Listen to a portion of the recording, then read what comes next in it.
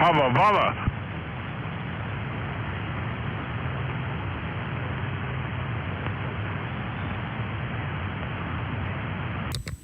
That would be some chewing gum there, 101.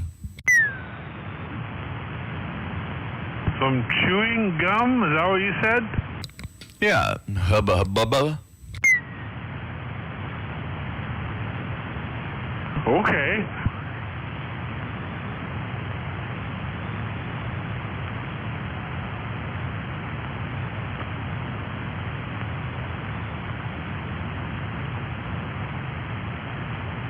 So, like I had a couple drinks. What are you doing over there, 45 Kilo? Well, I'm just playing with something on the computer here, making a new pick for the gate. And then I got to go clean all them doggone dishes. Your old lady's not going to clean the dishes? No, I told her to stay out of my kitchen. Damn.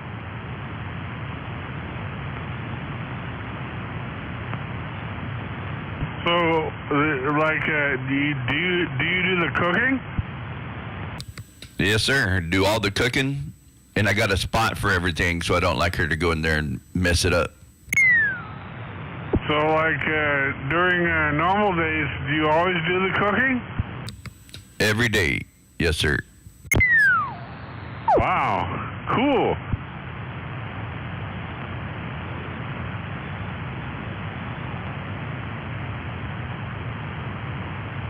I'm a weekend cooker. You're a barbecuer. No, I don't get outside for that much. Well, hello, Rubber Snake. Afternoon, there's turkey 45.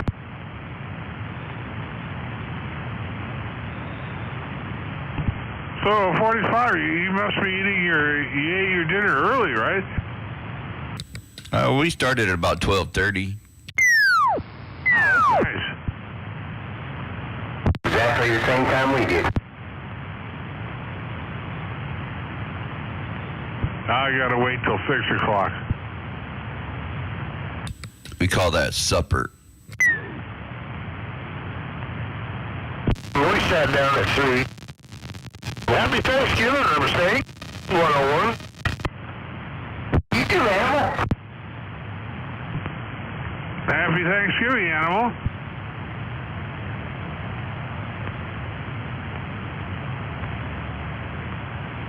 A lot to be thankful for. That's for goddamn sure.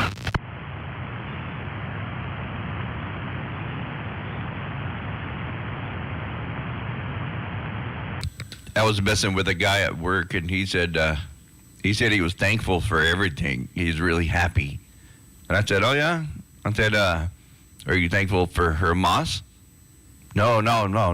I'm not thankful for them. I said, well, you're not an equal opportunity thankful person.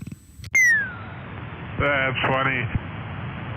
I'm thankful that my grandbaby's due date is 4/20.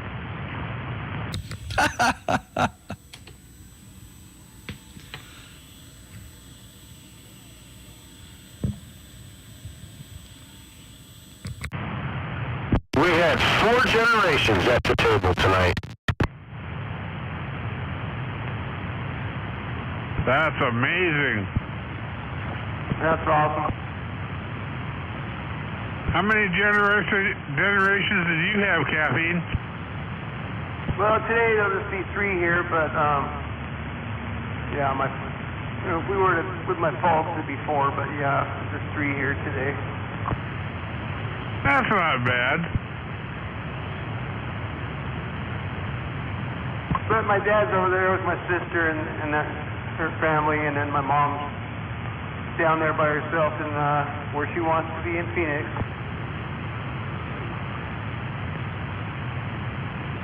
With her elderly neighbors. Yeah, it's nice to be with people you like.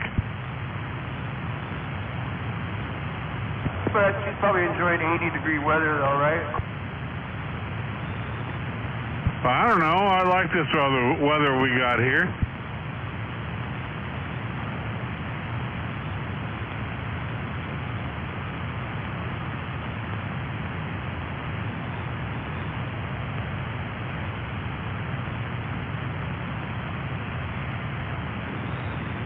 She's already got her Christmas decorations up down there. She sent me a picture. I was like, wow. Nothing else to do.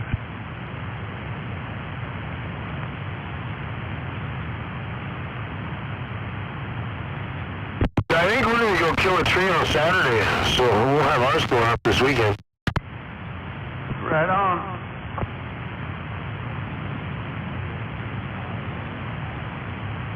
Yeah, after Thanksgiving, you know, normal. But yeah, my mom kind of jumped the gun this year. She was a week ahead.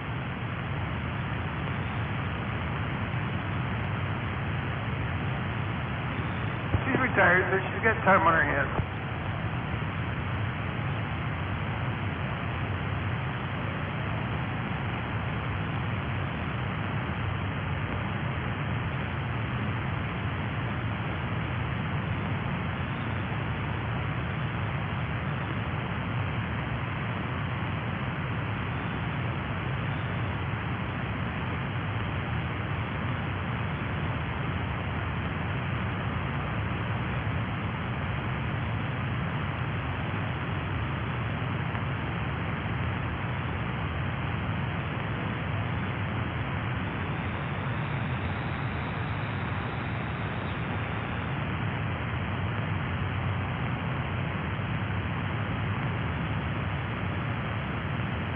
Yeah, I just went out and looked at my backyard, and there's holes all over.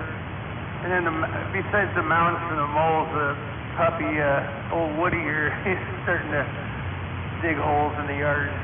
Fun, fun, fun. He's a good digger, though, that's for sure. Good little digger. Oh, did I say that out loud?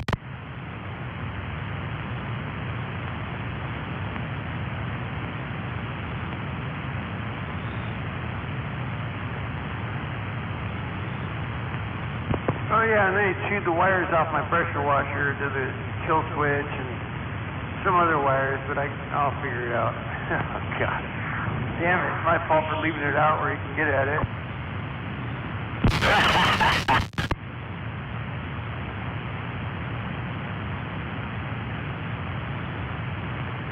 Got to toddler-proof the house.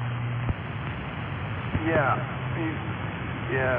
you gotta make sure. Like my grandson's dropped his food crumbs, so he just goes take him up there, and he takes care of that.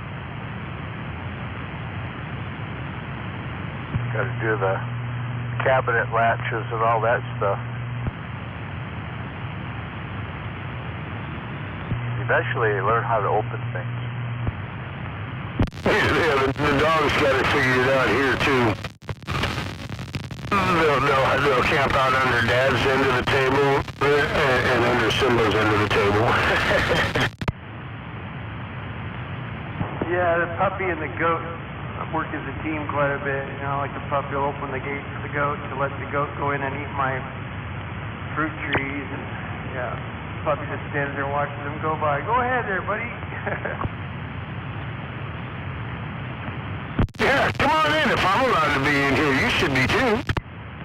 How does he let him out? What's that? How does he let the goat out?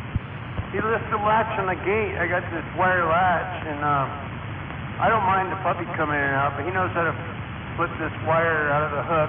You know, like those hook that goes in that little eye thing. He pops that out, and then he'll like. He's tall enough where he reaches over the top of the gate to pull it open. It's pretty smart dog. Yeah, the gate's on like a spring-loaded hinge, you know. So he holds it open for the goat.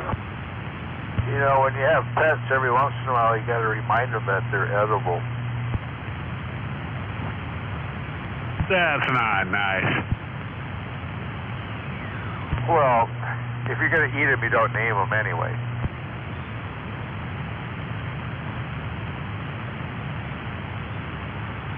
Why not?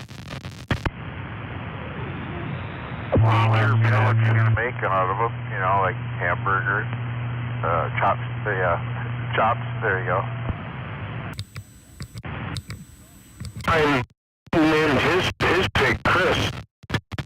Chris P. Bacon.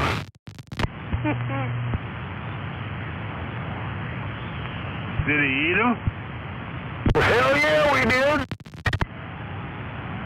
Yeah, we had a black Angus cow named Dilly, and she was definitely a Dilly. She knocked every door out of the downstairs of the barn except one. She would have done that. We had backed the car up against it.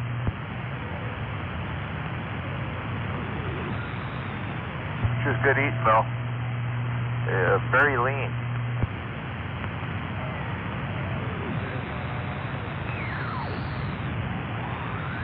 You hear about all those feral hogs up in Canada that are heading south?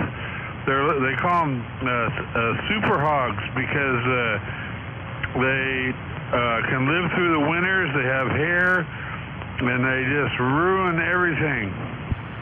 Yeah, European hog and American hog kind of got together at some point. Yeah, the Russian version is the toughest. And they're saying like they hired people to shoot them, but the shooters only have 2 to 3% effectiveness. So I don't know. They're considering poison and all kinds of other stuff.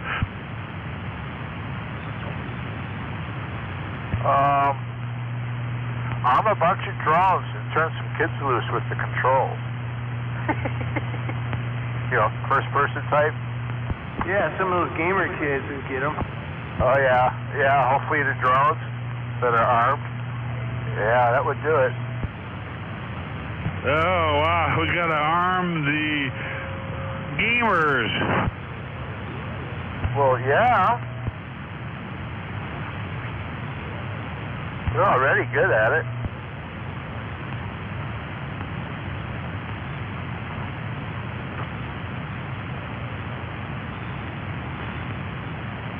I figured we should do that for the southern border.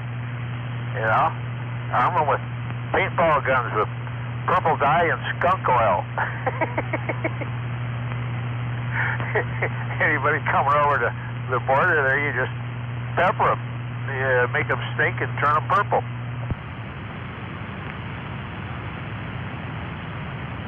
Yeah, might as well turn them into full-on liberal nut jobs right out the gate. There you go.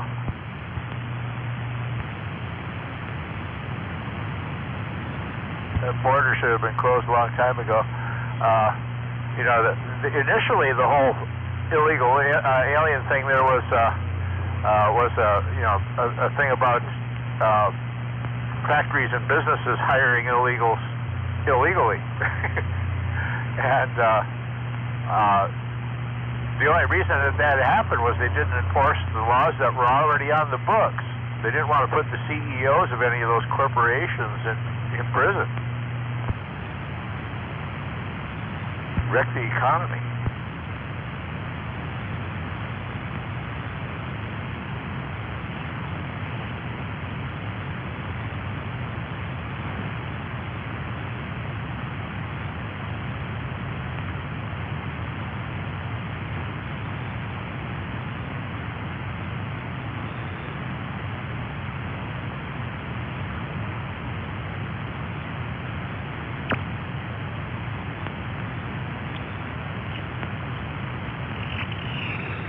I'm so full I can't breathe. I'm right there with you. Happy Thanksgiving, Sweet Pete. Hey, Animal, happy Thanksgiving.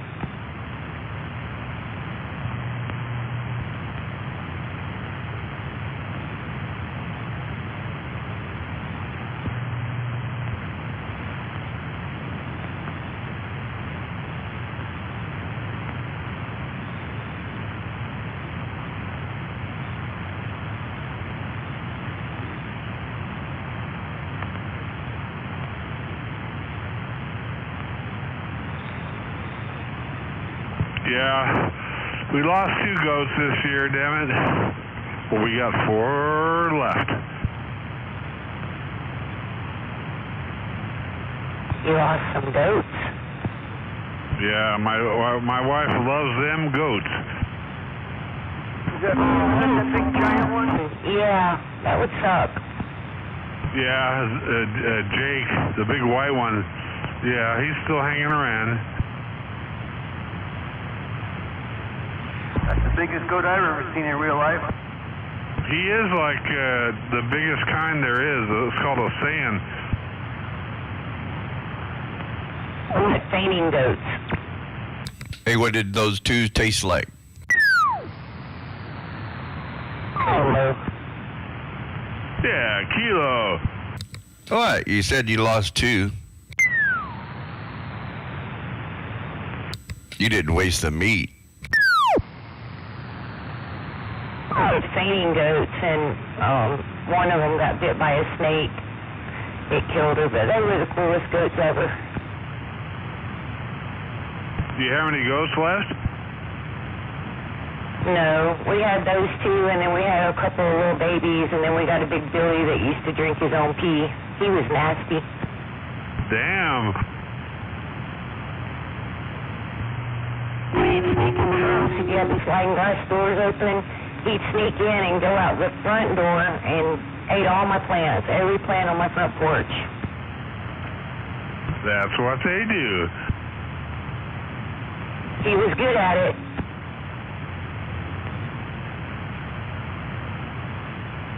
Yeah, we've got a few plants here that will kill the goats, and one day my wife was away and the goats got out, and there was no way I could get them back to where they were supposed to go. So, like, it was a mess. I had to sit out there with a stick trying to keep them away from the plants.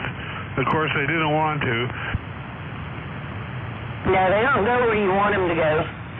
We had a big grow house down there, and he had everything just intricate in there, where the lights would go across the ceiling and shit. And the damn goat got in there one time, and it was funny seeing him trying to wrestle it out of there.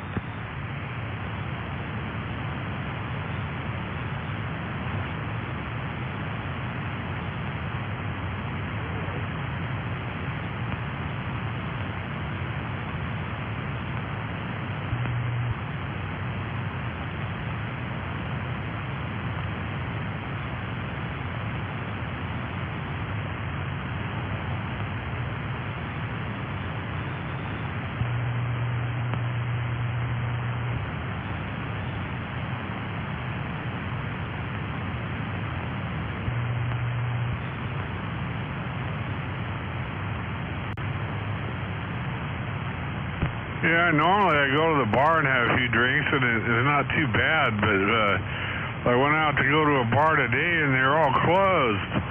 So, yeah, I went to Freddy's and got a bottle, and that was a big problem.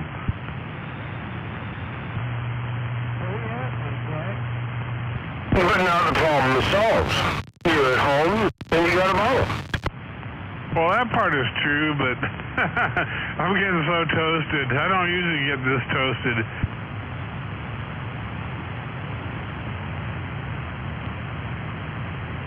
You're getting toasted. I'm ready to get fried.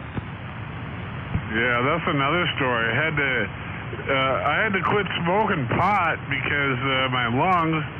So I went on THC liquid, and then I built up such a tolerance to that it wasn't working anymore. So I'm on a 2-week quit THC deal here. So I hope it works. Well, hopefully. Damn, if you do smoke,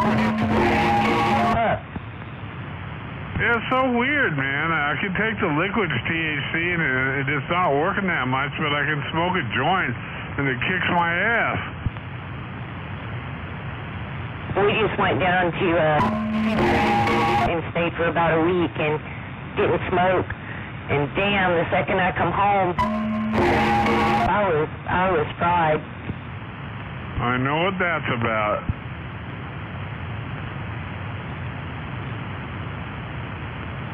Well, 101, if you stop doing the, the edible, or, like you're talking about, you built the tolerance to, you quit it for a couple weeks, and then be careful the next time you do it, because it'll hit you pretty good. It should, again, like the edibles, I'll like lay off them for 2-3 weeks, and then use my tolerance gets built up, and then.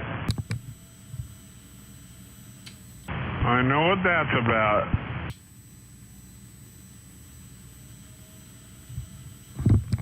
That's right. I know what that's about. I know what that's about. A month probably since I made any brownies. But you're smoking, right? Yeah, I don't really smoke that much anymore. Maybe a total of like 1 bowl a day. Just, 3 or 4 puffs here and there. Roger.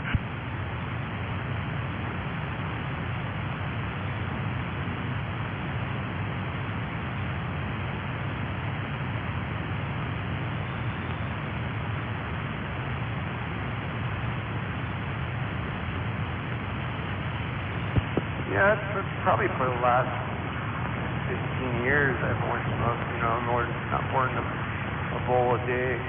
I used to smoke a hell of a lot more, back in the day, but not so much anymore. And part of it's because my lungs too, it tears my chest up, I get, too much.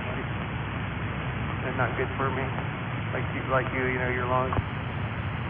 Yeah, man, I got this pain in my lung that I got a year or two ago, and then I would quit, it would kind of go away, but now I kept smoking, this 6 months ago, and the pain is back. Every time I turn over in the bed, I got a pain in my lungs, so I can't do that.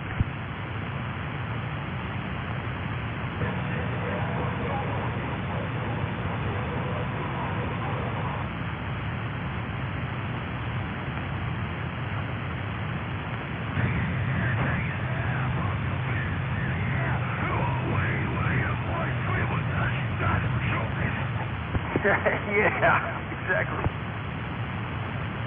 So, I know you smoke there, caffeine, a lot, and so are you saying that when you smoke pot, it overwhelms the smoking cigarettes? Well, yeah, the cigarettes don't help either, but yeah, both of them together, still too much. My chest hurts after a while. I gotta cut down on my cigarette smoking for sure. It's just so cheap, the way I buy the bulk tobacco and then the tubes, and I got the machine, and it comes out to about $1.50 a pack that way, so it doesn't keep me from. The cost of cigarettes, like for most people, it's pretty expensive, so they don't smoke as much, I guess. What's the machine? The cigarette machine. It's like it's electric, and you put the tobacco in the spot there and the tube on there, and I can make a pack in probably about 3 minutes. It injects it into the tube. It's already a pre-made tube with no tobacco in it, filter and everything, and it just injects the tobacco in.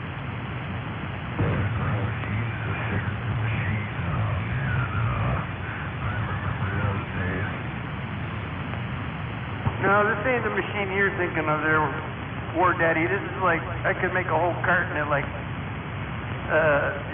minutes. 15 minutes probably.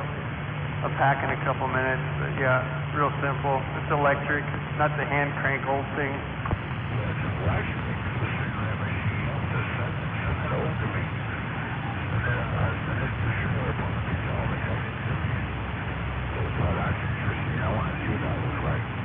There's like tons of different models, but I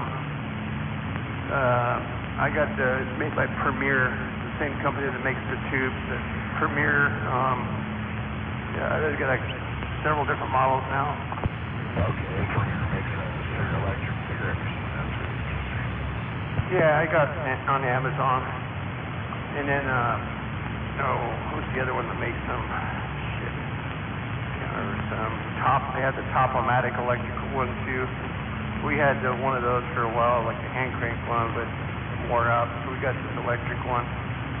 It's just a little unit. It even has a counter on there that counts how many cigarettes we've made, which is kind of depressing when I looked at how many we've made since we got the thing. Jesus.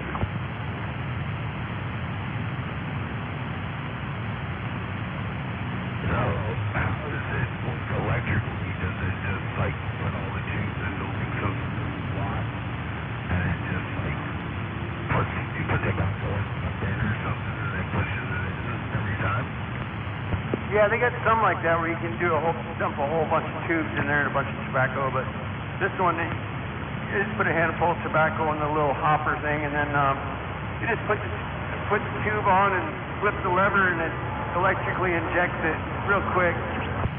But it's probably vegan, not just for, I'm sure it's just market, they want it for tobacco, but you need that much like weed and seed for all your weed.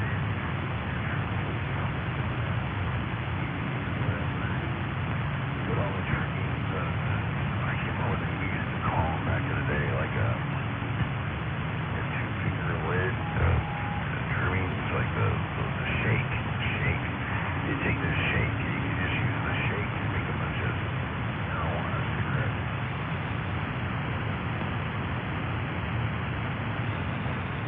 I should have done that when we went to Arizona. I should have just made a bunch of them and put them in my cigarette pack like that. You know, I used to take back when it was illegal.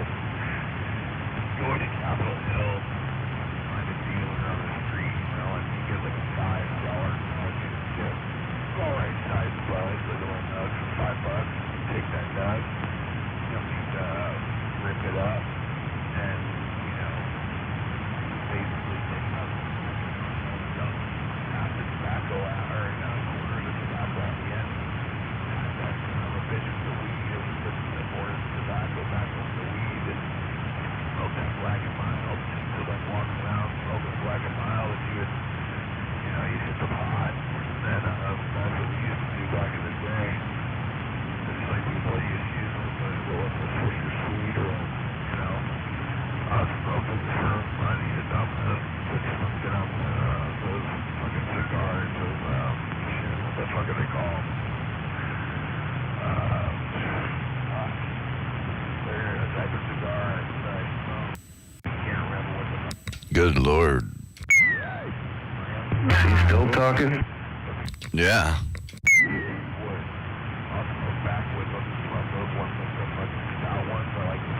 Well, I was the only one that thought that.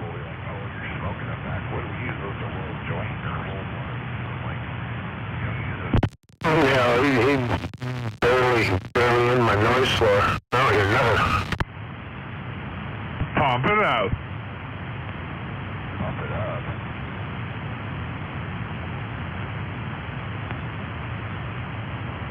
I'm already pumping up. Got my cigar bit. Lucky animal. Like I said, there's a lot to be thankful for this Thanksgiving.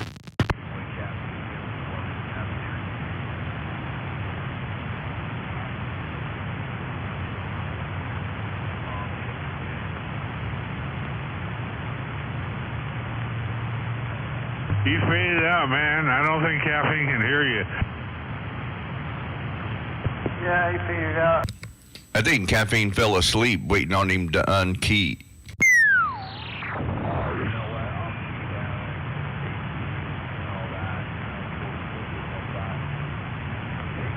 Wore out the battery in his power mic. Poor Daddy's a duck. Or Daddy's a mud duck. He's a deep fried duck.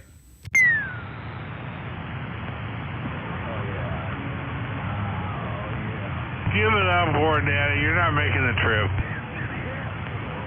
What's your point? He's not answering questions.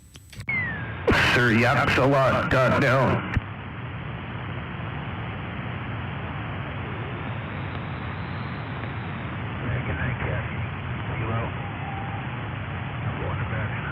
His fire stick is not working. Hammerhead says, don't let the door hit you in the ass. Happy Thanksgiving.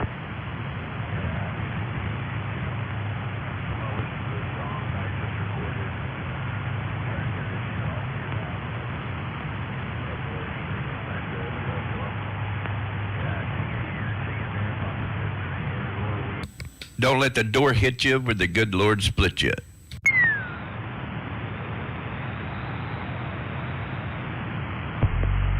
Wait a second. The good Lord split you.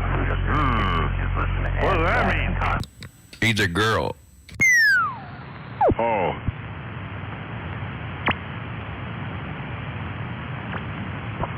Yeah, that's some good old music from back in the day. Old Dave Grohl from the Foo Fighters was seen some YouTube video of hanging out with the guys from the band Anthrax in their studio, or it might have been his studio, I can't remember. But anyways, they might be doing some music together, maybe. There's another video surfaced with Scotty and his 12-year-old son jamming out to some Foo Fighters tunes with Grohl there in the studio. Oh, right on. Yeah, when I watched the video, there it said hashtag FooThrax. Like Foo for the Foo Fighters and Thrax from Anthrax. It's kind of a funny hashtag. I don't get the hashtag shit. I guess it's just like a title of whatever their story is or something.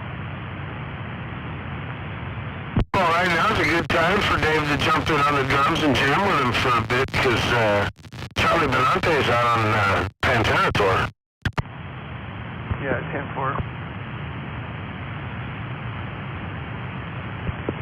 And then Duff McKagan's got a new album out, I think about a month ago. I just finally found the video of Jerry and him on that one video I sent you. That was on YouTube there. That's a pretty cool tune.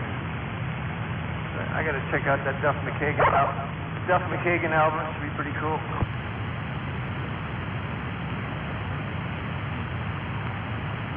He's got a pretty good voice. First time I've heard Duff singing. I think Jeff was on his Duff's last project, too.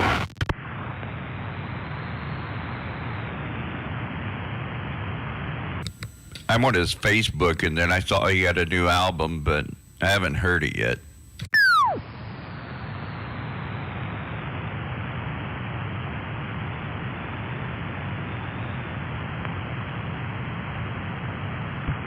So is it drink there 45 kilo? I'll say again. Is it too early for you to drink 45 kilo? Oh, no, I quit drinking there 101 a couple of weeks ago. Oh.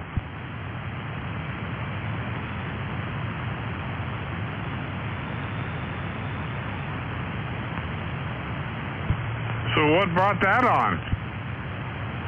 Need to quit smoking. Can't do it without quitting drinking, right?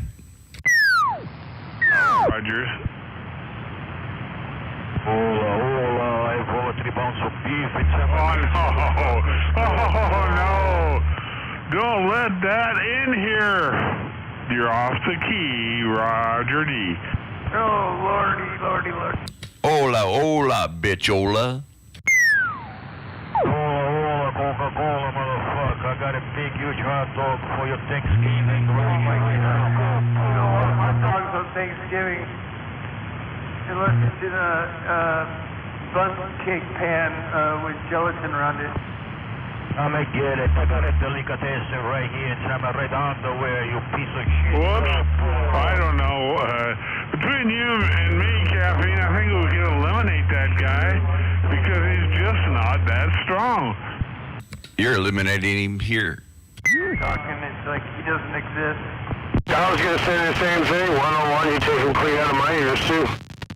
Nice. Well, there you have it.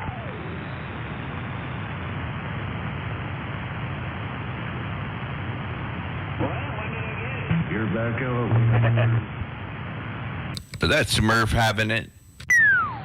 Sure, are you people not eating turkey? Oh, Zodi. Raven Zodi. Hey, Turkey. It's going to be chili and jalapeno cornbread. Roger on the chili and cornbread, and I'm having chicken. I'm having lemon pepper chicken. Raven Inspector. Man, Just leaving up for you guys. oh, those poor little birds. Did you have to chase them down, beat them up, and pluck them?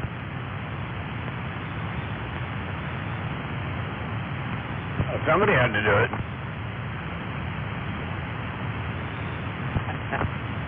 Number 10's not missing some chickens, is he? Or like, those would be like mini chickens.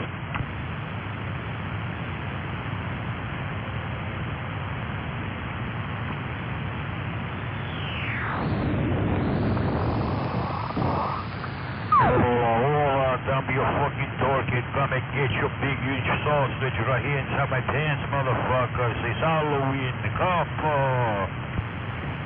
Oh, just about time. It's Halloween. Damn, Joe Biden. Yeah, he's trick-or-treating again. You know, the food. Come on, man. Sausage. I know you like sausage. Come on. See, I have more fun than a lot of people do because I like football, so it doesn't matter who wins. There, put Potato Head on the gate. Come on. I like football. There's a difference. He's got beef jerky. Appropriate picture, I must say. We're dedicated, die-hard number 2. Wiener Bender's got beef jerky because he won't leave it alone. Who's Yeah, I thought you might like that animal. Seahawks? Know what I mean? No, really.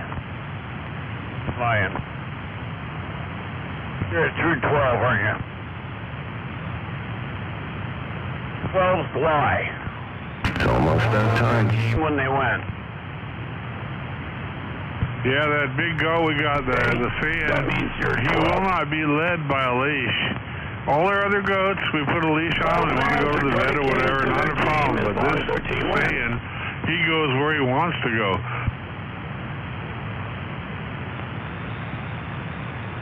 Hey, I'm not the coach. I'm just watching the game.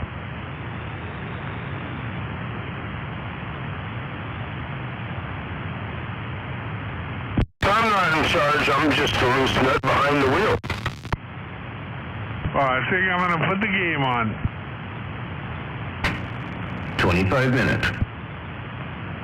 Oh, it's not now?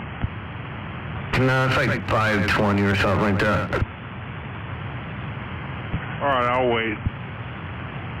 On Channel 5, on King 5, they got the, like the pregame thing. They're showing them like warming up on the field, doing all the interviews with people, coaches and stuff.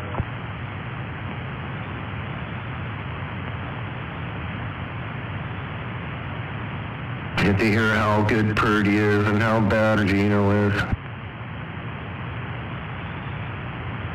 I'm watching the Cowboys. Why waste your time? You know what's going to happen. Yeah, they'll choke in the playoffs like usual. I don't get the Seahawks game here, but the Cowboys are playing on Amazon Prime, so.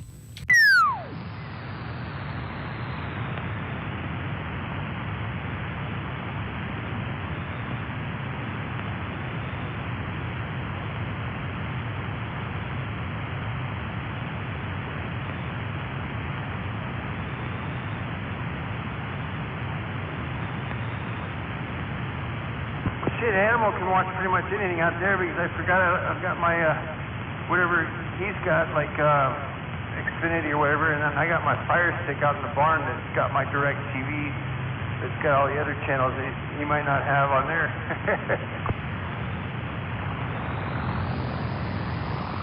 Oh, I forgot about that. I just got some tunes playing in the background. You got Xfinity, Animal? In the main house, yeah. Damn, they won't run here.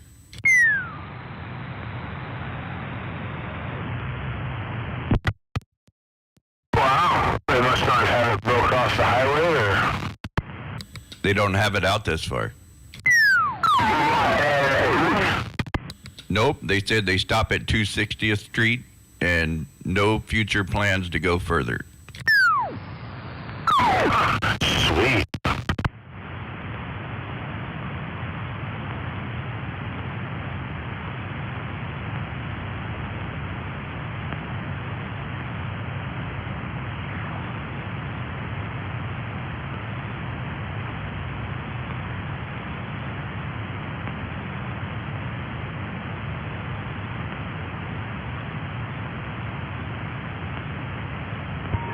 Starlink satellites, isn't that for something like worlds, like you cover everywhere on the planet with whatever? Oh, that's for like internet, probably not TV. Streaming service, though. Yeah, but their satellite, they break up. They don't have constant service, so I would never get a satellite. Yeah. About Starlink. Yeah, our DirecTV did pretty good over here, except for when they would get like 2 inches of ice on it, but it was a lot more reliable than the old Comcast, cable shit. Like every time we'd have even when it was sunny out, the cable would go out, and we had this old Comcast. Yeah, I got Comcast. They suck, man. My internet is just, oh my God. I only pay for 100 megabits per second, but man, between 2 and 5 o'clock, man, the services sucks.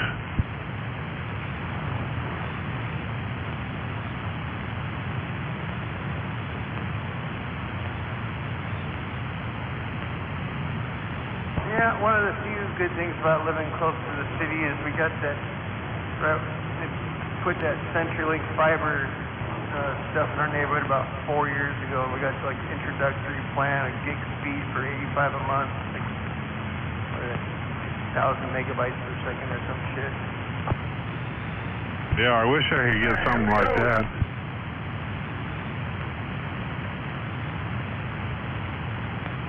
Out here in Port Orchard, I don't know of any fiber optics that are happening. What's fire? I think Xfinity finally has it out here now. I mean, that's in our neighborhood, but yeah, it's been taking a while for it to get spread out.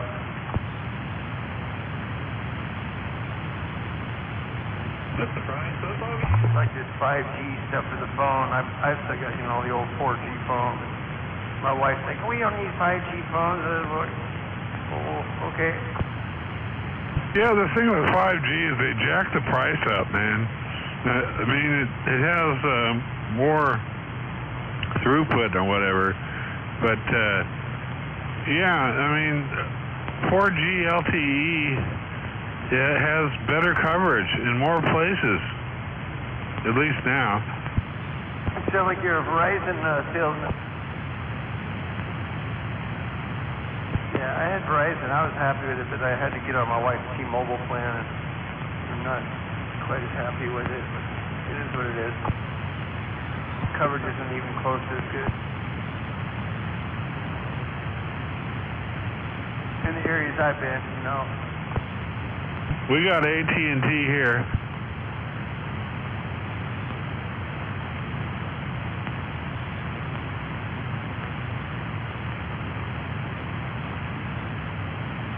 This puppy's climbing all over me. He's too big. He's still a little puppy. My God. He's taking over. He's starting to jump up on my lap. So? Well, he's huge, and I'm just in this little chair here. Yeah. It'd be different if I was on the couch. You could sit next to me, but there ain't enough room for both of us in this little chair. What was the breed? Yellow lab. His dad was over 100 pounds. Roger. He's getting close to 60 pounds, and he's not quite 6 months old yet. Well, you want a big dog. Oh, yeah, we're a big dog family. We've always had big dogs. Our old dog, Hooch, was probably 120 pounds.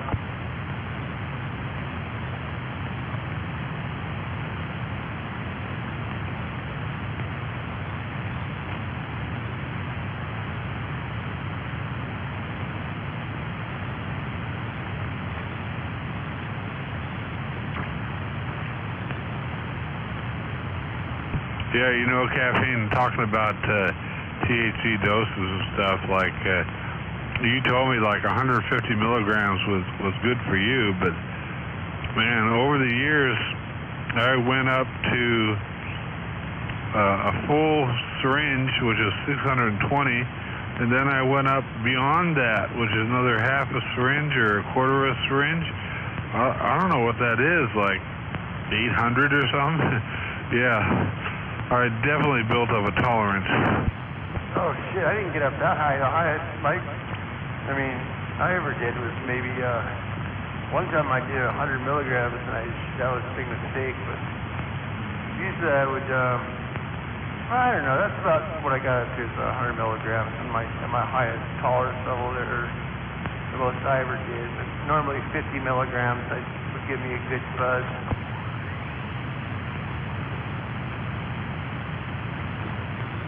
Holy crap, I can't imagine that much. Yeah, maybe you do need a break. Yeah, I was overdosing, man. And it didn't do anything, damn it.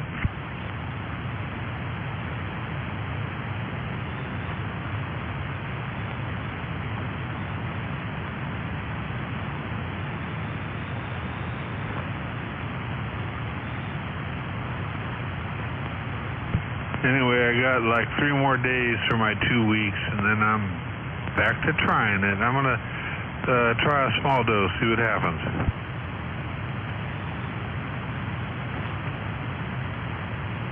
Yeah, be careful too, because sometimes, I don't know, some people, if they quit for a while, but I think it's like over if they quit for like a year or 2 or longer, you know, like my wife had a really bad reaction. She used to be a big pothead, like smoked way more than me, and then didn't do it for a number of years, and then she did it again, and of course she had drank a little before, but she did it again, and she had a real bad freak out experience. You know, like not a good trip, just from the weed and a little drinking. Oh, you'll be fine though, yeah. Maybe 50 or 100 milligrams, you should be fine. That's what I'm hoping.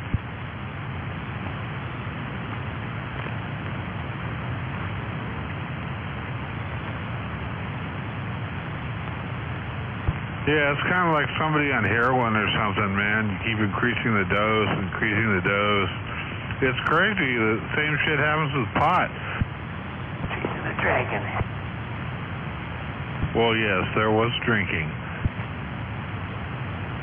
Oh, I said chasing the dragon. Oh, okay. Yeah, that's the term they use, you know. Try to get back to that same high that you had the first time deal. Then you never get it again.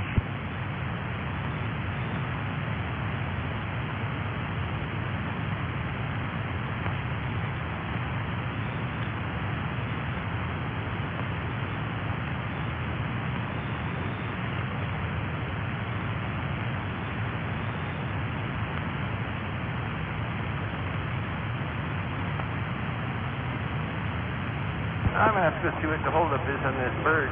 Or birds, I should say. There's 2 14-pounders. Oh, you're still waiting?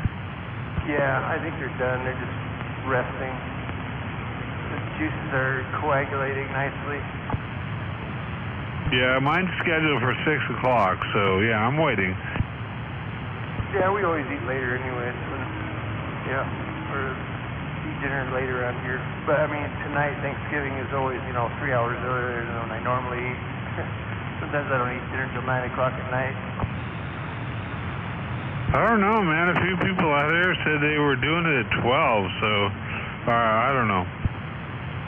Yeah, a lot of people, because of the games, football and stuff, they want it to be done before the football game, which we'll be eating during it. But yeah, no big deal. We'll be sitting out there in front of that 85-inch flat screen, so we'll be good. Eating our turkey, watching the Hawks. Eating bird, watching bird. Oh, the dogs are barking. You got an 85-inch, or is that just your imagination? Yeah, trailer park just got, we got it probably about 4 years ago. Back then it was, it's a Samsung QLED, like top of the line. It was like $6,000, but we got it open box at Best Buy for I think it was like 3,200 maybe, or 3,400. They're cheaper now, but yeah, it was the top of the line. Trailer Park just got one a couple weeks ago, it's an 85-inch.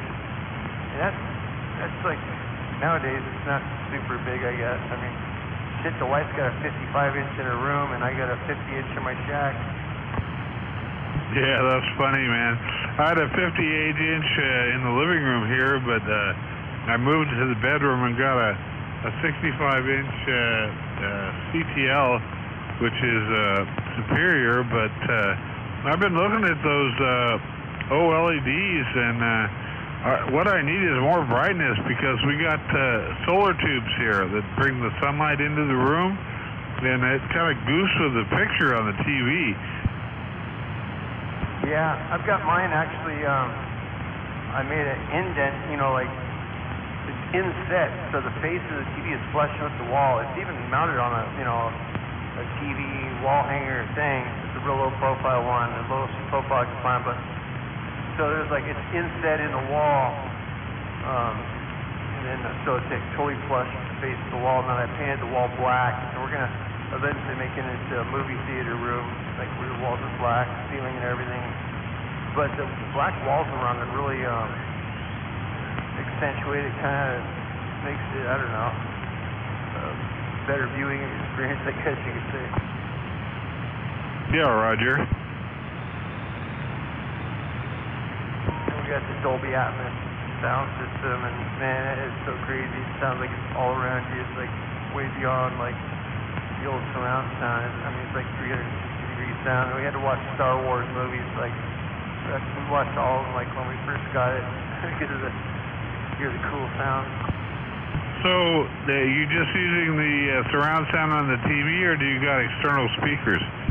It's got a sound bar. It's a special Dolby Atmos sound bar that's got speakers that point like at about a 45-degree angle, bounce off the ceiling, and it's got all these different direction speakers. And then it's got the subwoofer, and then these speakers behind us that go different directions. So it sounds like it's coming from all around you. It's really cool when you can watch a concert that's in Dolby Atmos.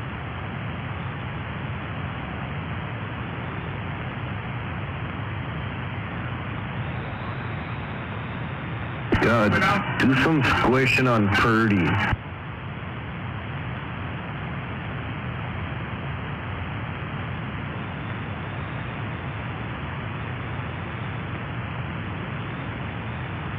They're playing it like, sometimes I like to play the Xbox driving game, you know, like racing and stuff. Oh, that's fun. It's like the steering wheel there and sitting there at the couch driving that cool sound and shit. Game time. 4 minutes. It's always fun on the big 85-inch.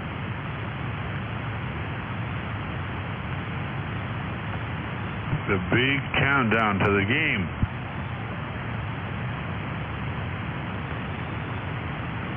I'm tired of hearing about Brock Purdy.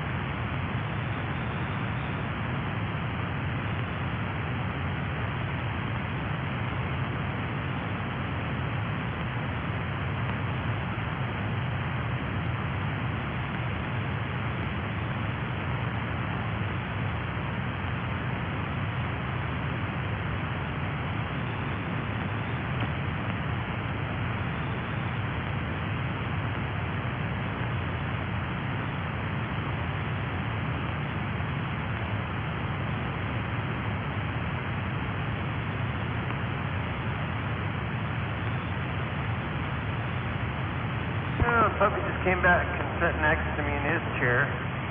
He's almost too big for her, but his snout is covered with dirt, so he must have been digging again. Gosh darn it. You find a lot of holes in your garden? Yeah. You know, you got his holes, they go downward, and then we got the mounds from the mole, so we got the upward holes. So, yeah, looks like you got a bunch of gophers living around here. Yeah, we got a whole slew of raccoons around here, and there was this underground wasp nest, and they decided they want to have some honey or something, and they dug it up, and it was deep. I couldn't believe how deep it was. And those raccoons got it out of there.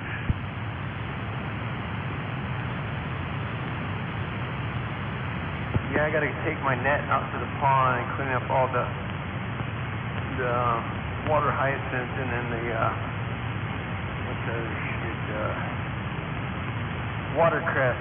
A couple different plants. The raccoons go in there and they eat it and they just shred it all up. But I don't want it sinking down on the bottom, so I gotta clean all that shit up from the damn raccoons. I forgot to turn on my motion sprinkler, and it's like, I don't know, it's like, of course, every time I don't turn it on, they come and thrash the pond. How do you stop from getting it to squirt on you? I can come up behind it and turn it off. Oh, okay. Yeah, I got it sitting right on the corner of the pond, like out when they come out the door of my shack. Yeah. And I try to remember not to walk in front of it. I've gotten pretty good at that. At first I almost fell in the pond when I got squirted.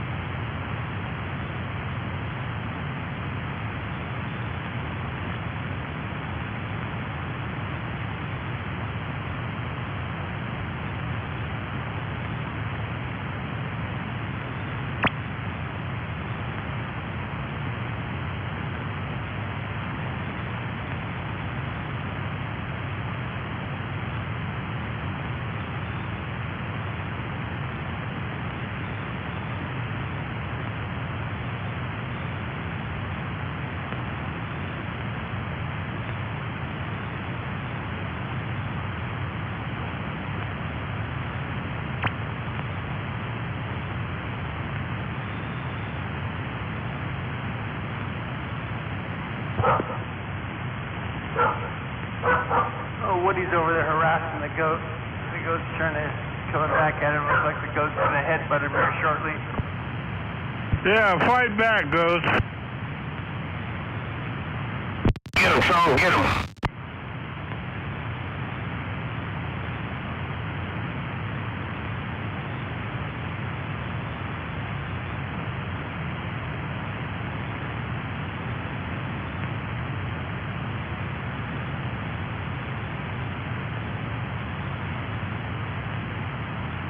Sean's just looking at him like, I can kick your ass. Don't waste my time.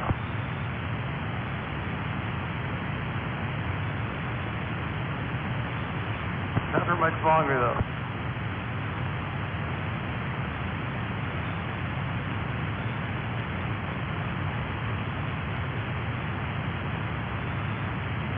Yeah, I definitely wouldn't mess with Chong. I wouldn't want to piss him off.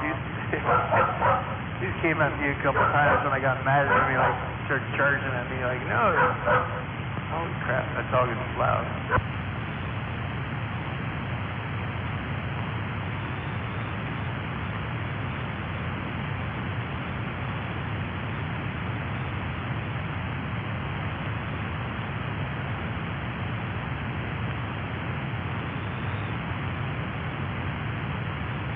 Here we go.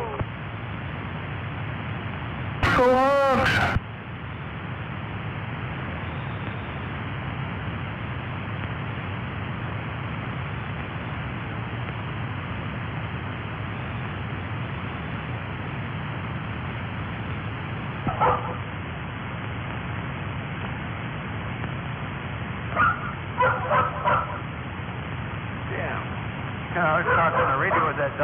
dog barking. Captain Caffeine, you got a copy? I got a copy. I can tell the difference in that dog's voice that he's grown up quite a bit. He's starting to get a dog voice instead of that puppy voice.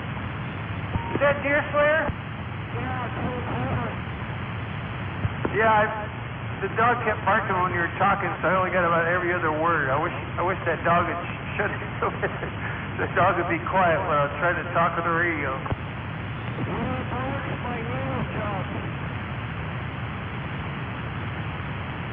What was that? When your dog barks, my nail jumps. Yeah, Tim. Oh, you have a good Thanksgiving there, Deer Slayer? Captain Caffeine said it. Right back at you. So far, so good.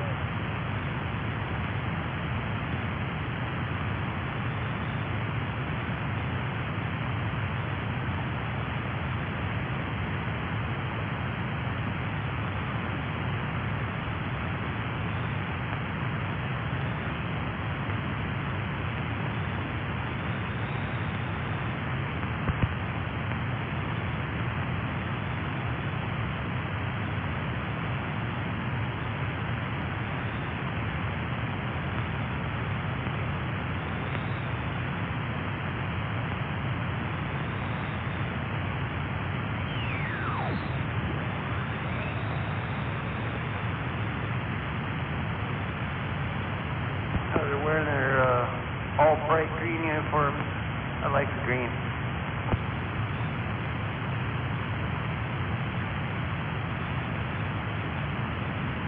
I like that uniform that they're using. Oh yeah. Especially good for us guys us old guys that can't see as good. That's the thing about hockey, man. When I first started trying to watch the Kraken, I was getting a headache trying to like follow the action and stuff and follow the puck. I remember they used to highlight the puck yellow, but I guess like the real hardcore hockey fans didn't like it or something. But I finally got used to it after watching, when the Kraken was in the playoffs last year. I said I kind of like it, but I don't know if it's not much of a regular. I'm kind of one of those fair-weathered fans of the hockey.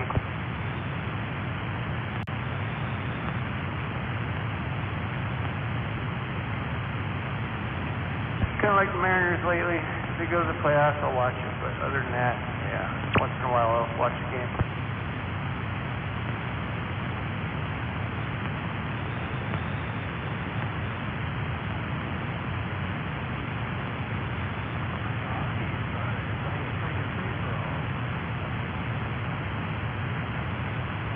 Let them go down the field. They better stop them.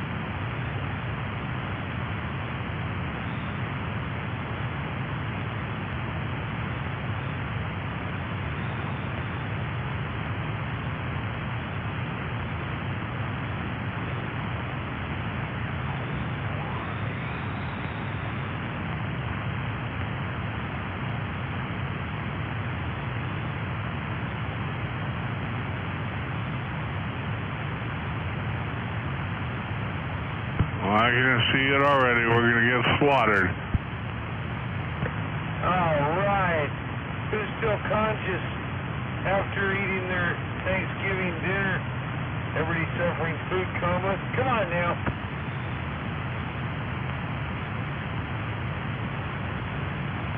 Not really looking like shit right out the gate. I'm by no means a Seahawk fan, but I was going to call my buddy up and bet his wife because she's a 49ers freak. But if they're starting out shitty, I ain't going to make that bet. They're gonna win. Seahawks are gonna win. I hope, but I don't know, man. The 49ers are too good. Yeah, but the Seahawks getting a groove in those fans, man. The fans, that could help make a difference.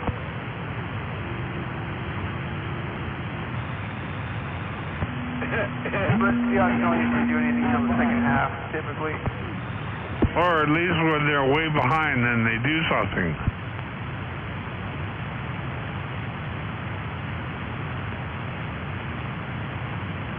Yeah, I don't know if I bet for the Seahawks, even though I'm a diehard fan. I hate to say it. Don't let my wife hear me say that, but yeah, I don't know. Like you said, one-on-one, San Francisco's pretty good lately.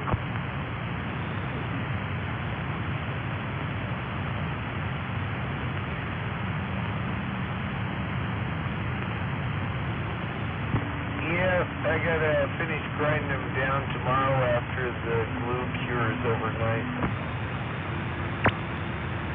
Still at 521 here, me say that either. It's like a slider window. Instead of aluminum frame, I built a wooden frame for it, and a wooden slider, and instead of glass, I got chicken wire in it.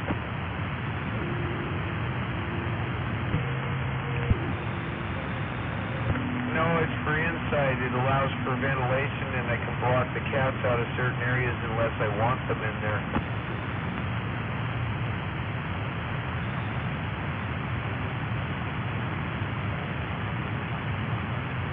That way it doesn't interfere with the ventilation, which is the main reason I cut those holes there. They're showing that was a pretty cool shot they just showed of the Space Needle on those arch things in front of it. Colored lights. Really cool shot. I was watching it. But I'm down here in my swamp shack for a little while. I think the TV's up there watching the Oh, that was a nice run. Yeah. movie things.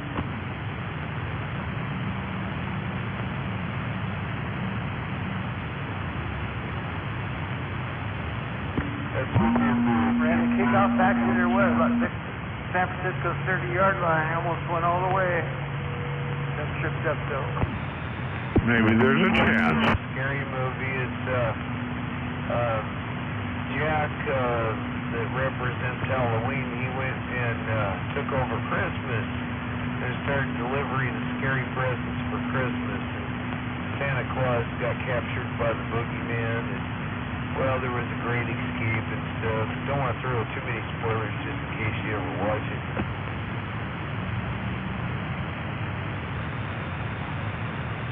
It's a kid's movie. It's not real scary.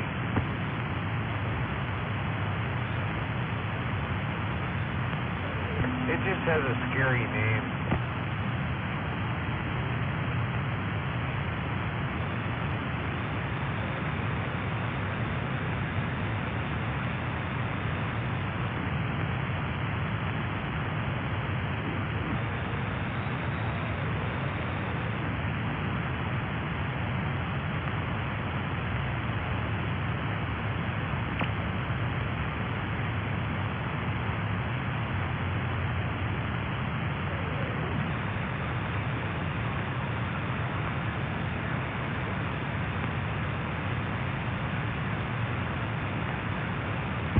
He should have caught that. I think I seen that cat drop one like that last week. He should have caught it. Same guy? Yeah. But me and the wife both have his jersey, so the same color jersey too that they're wearing tonight. But yeah, he's like one of the best receivers, of course. But yeah. He's had a few drop ones lately.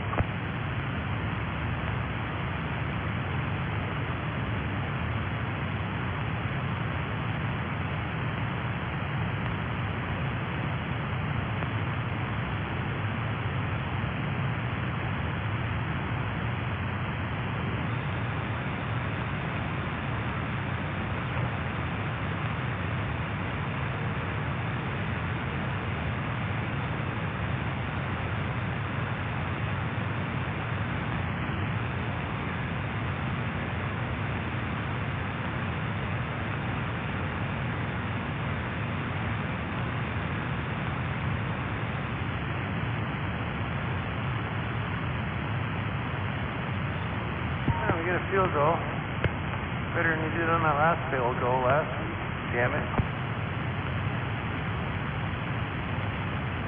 At least it's something.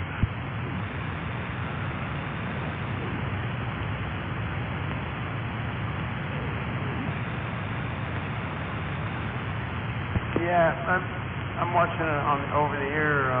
My antenna, you know. So my wife is upstairs. They're all watching it. They got a delay because they're watching it on the DirecTV stream. I gotta be careful not to scream like and give it away to the wife. She gets mad when I come in here and tell her we got interception before she sees it happen. You say it's delayed? Yeah. You know, I'm watching over the air on the antenna, so that's about as fast as you can get it, and then they're watching on DirecTV stream, which is through the internet and shit, slower. Yeah, I'm over the air here, but it just fades.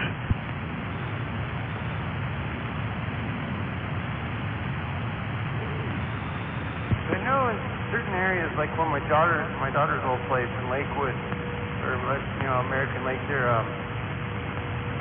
some of the channels that I couldn't get pointing towards Seattle, I could get from pointing towards Olympia. You got a directional antenna? Yeah, I actually put two of them up at her place, so I could point one towards Olympia and one towards Seattle. Nice. And I put that up on the 30-foot tower that the Stereo Gainmaster CB antenna is on down there. I gotta go grab that tower and antenna one of these days.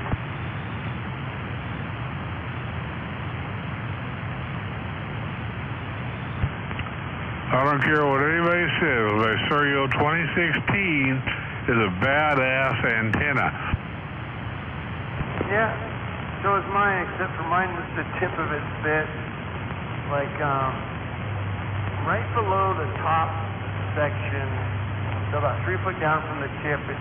I'm sure a bird hit it, this owl or something. This is my neighborhood.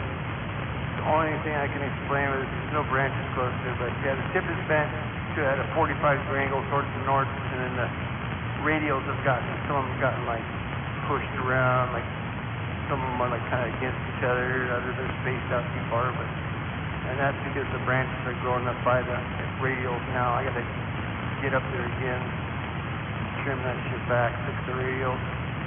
I'll leave the tip the way it is. My match is fine, it gets out the way it normally did, so whatever, match is fine. Yeah, those radios, I don't think they need to all be there. I think it works just fine like that.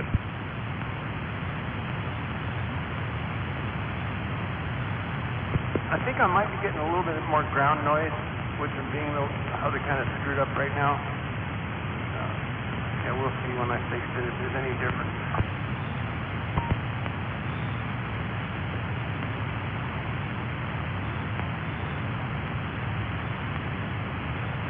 Sure, when I put it up years ago, up higher up in the tree, I got a lot less noise because I was up above a lot of the local, neighborhood noise or whatever was causing the noise I had before.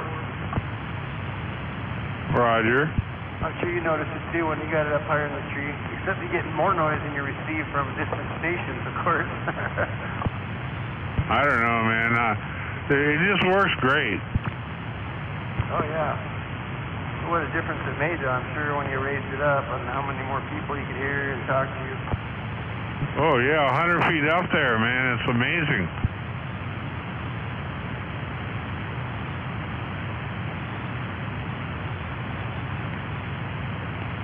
Yeah, we're right up there, about the same height, you know, where your elevation, mine, and then our antenna height.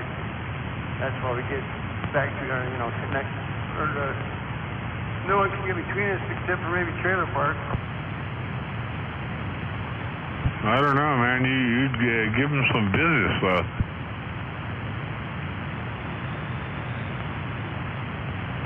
He's got a little more elevation than me, and then he's closer to the Puget Sound, you know, it's a little closer to the bluff there.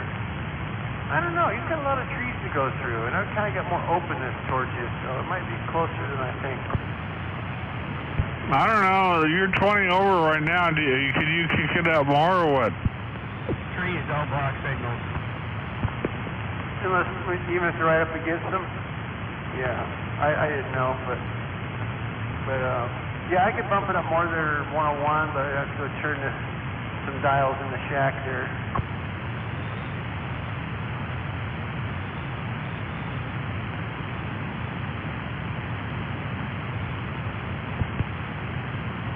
Yeah, he's in the top of his tree, so and it's one of the taller trees.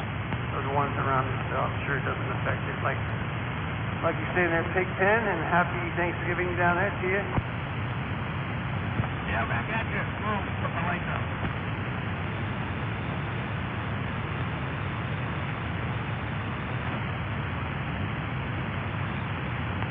That's caffeine, correct? Correct.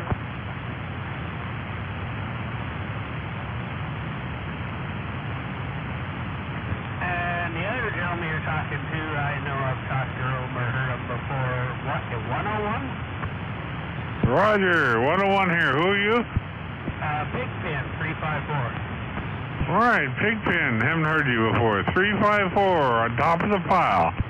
Oh, we've spoke on 38 lower a few times when Skip was rolling. Oh, Rogers. I don't remember anybody up there.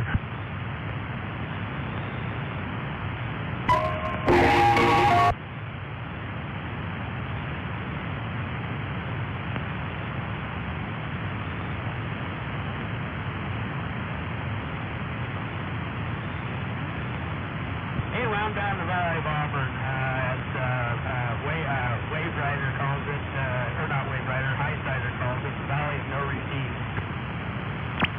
Oh, Rogers.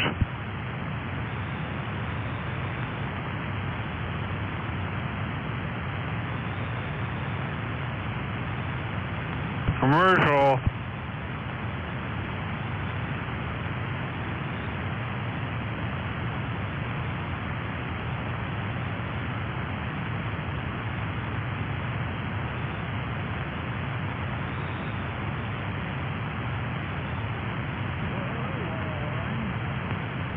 Who we got out there?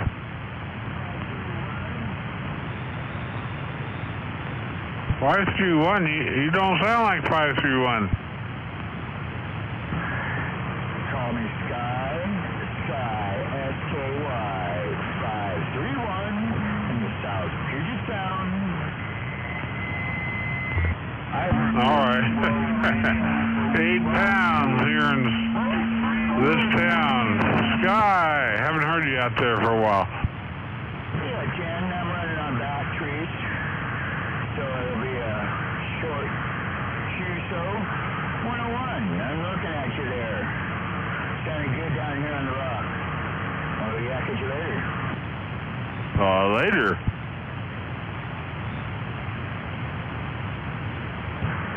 I'm also known as Clam Chowder.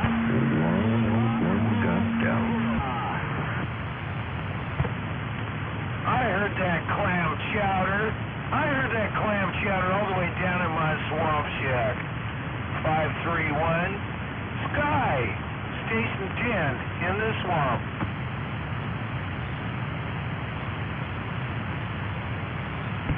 He can't hear you. That's right. Pump it up.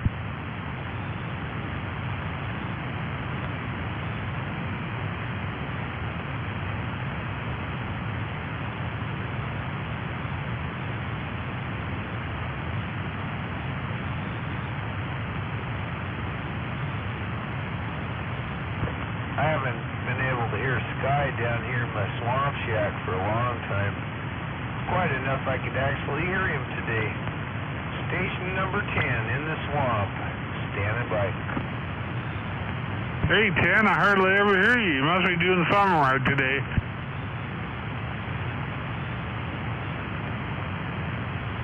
I'll just blame it on weather conditions. 101's got it going on.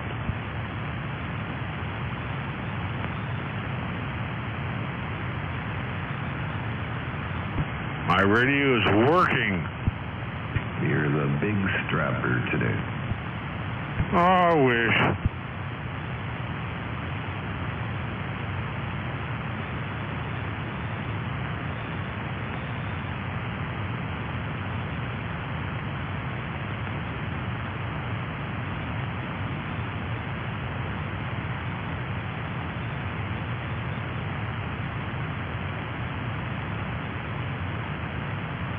Fucking McCaffrey.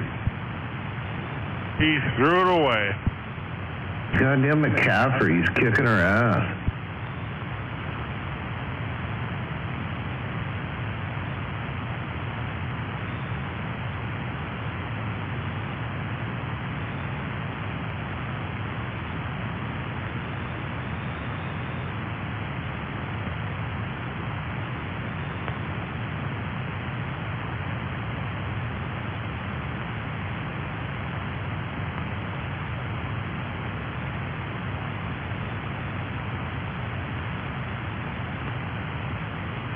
I'll take my banjo over to Trailer Park tomorrow, plug it into his new sound system on his radio. Play some banjo songs on the CB. What, he's got an interface? Like UFO. Yeah, like old UFO down there. Old Hillbilly Harry. He hates that. Did you come up with that, MAD? Yes, I did. I thought you did. MAD, the world's biggest big strapper. He always squishes me. Who does? You! How can I? You're 101 superior radio operator. Ha ha ha! With all that audio. This thing doesn't have any audio, man.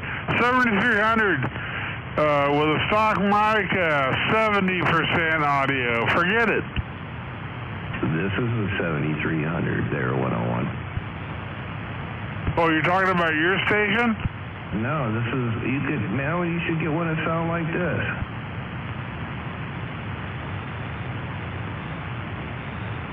Anyway, but yeah, darn it. You watching the game, Caffeine?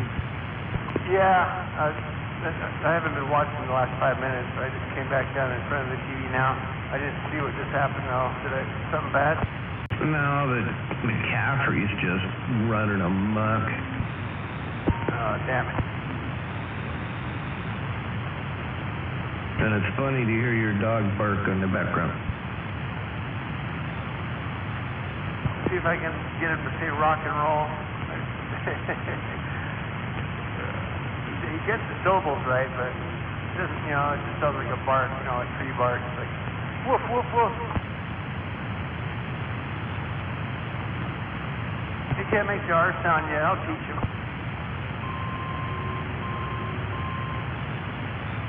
I'll tell you though, my husky, she could really talk. She got the I love you one down pretty good. Wow, that's badass. Get your dog to talk to you, or at least accompany you.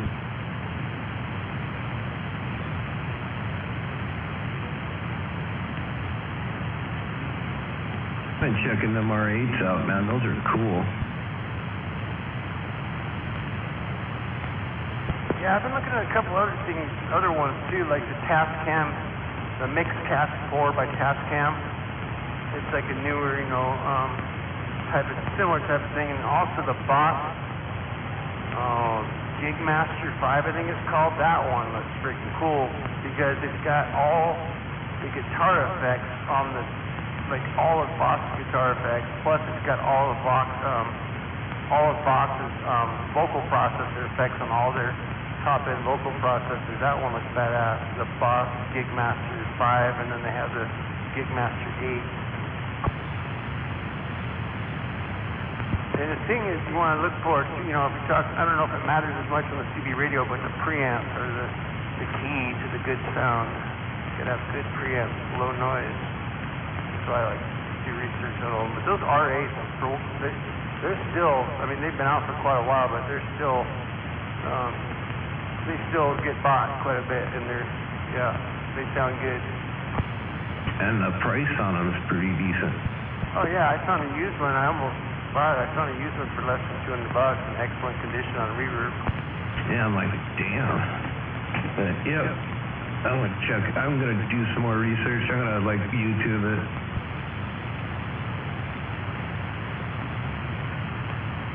Back to the game. Hey, MAD, where you pointing at? MAD, where you pointing at?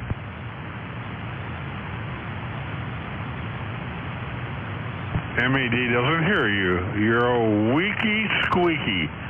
Hey, what's going on there, Mr. Bister, or see you waving? Depends which way the beam's pointing. We'll come around towards 101. As I'm getting on down, break on. I'm in the 101 building.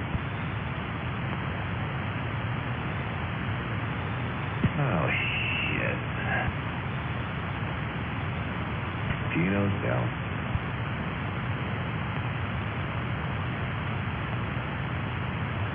Hey, MAD, how many watts are you running over there? About 200. Is that what you run all the time? Yeah. Damn it. I was talking to somebody and you were talking to them at the same time and you won the race.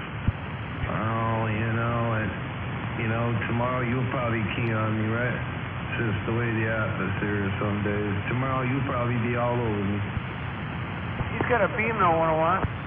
Yeah, that's the deal there. I thought I was cool with my 1200 watts, but maybe not. No, I got about 200 watts average there. 10-port. Roger that. Unless I run the N6, and that does about 700.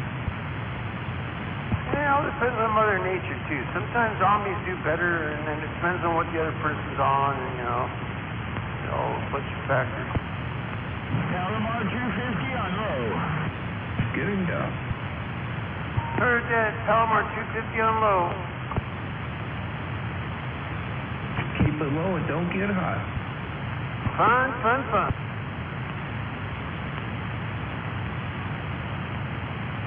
Now I got a beam 101. I got a 2-element delta loop. Delta loop. I don't know what that antenna is.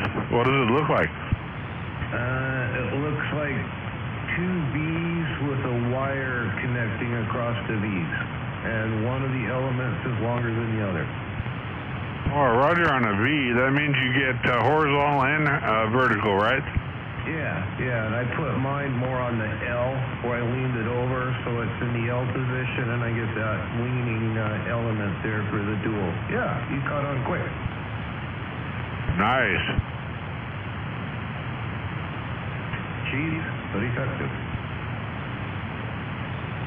Yeah, I noticed that a few other brands have got that V situation, and they seem to work pretty good. You ever hear RC out there? Yeah? RC runs a 5-element delta loop. I only got 2, but he runs 5 elements. He calls it the Duck Buster 5. Yeah, I would say that'd probably do it.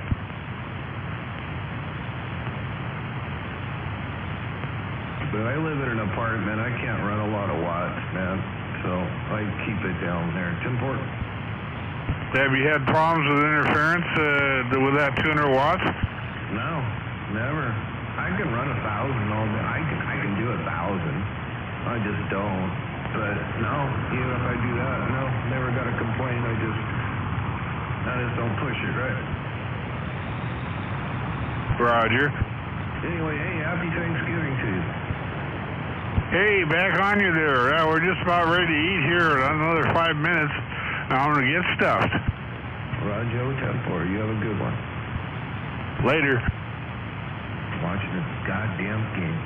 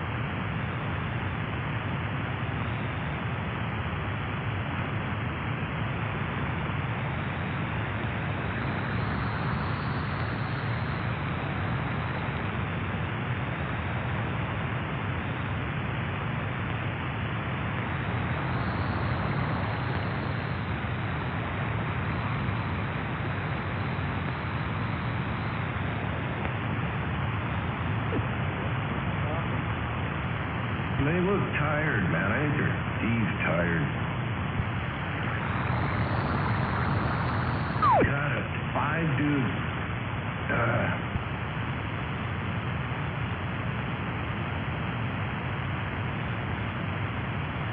5 dudes.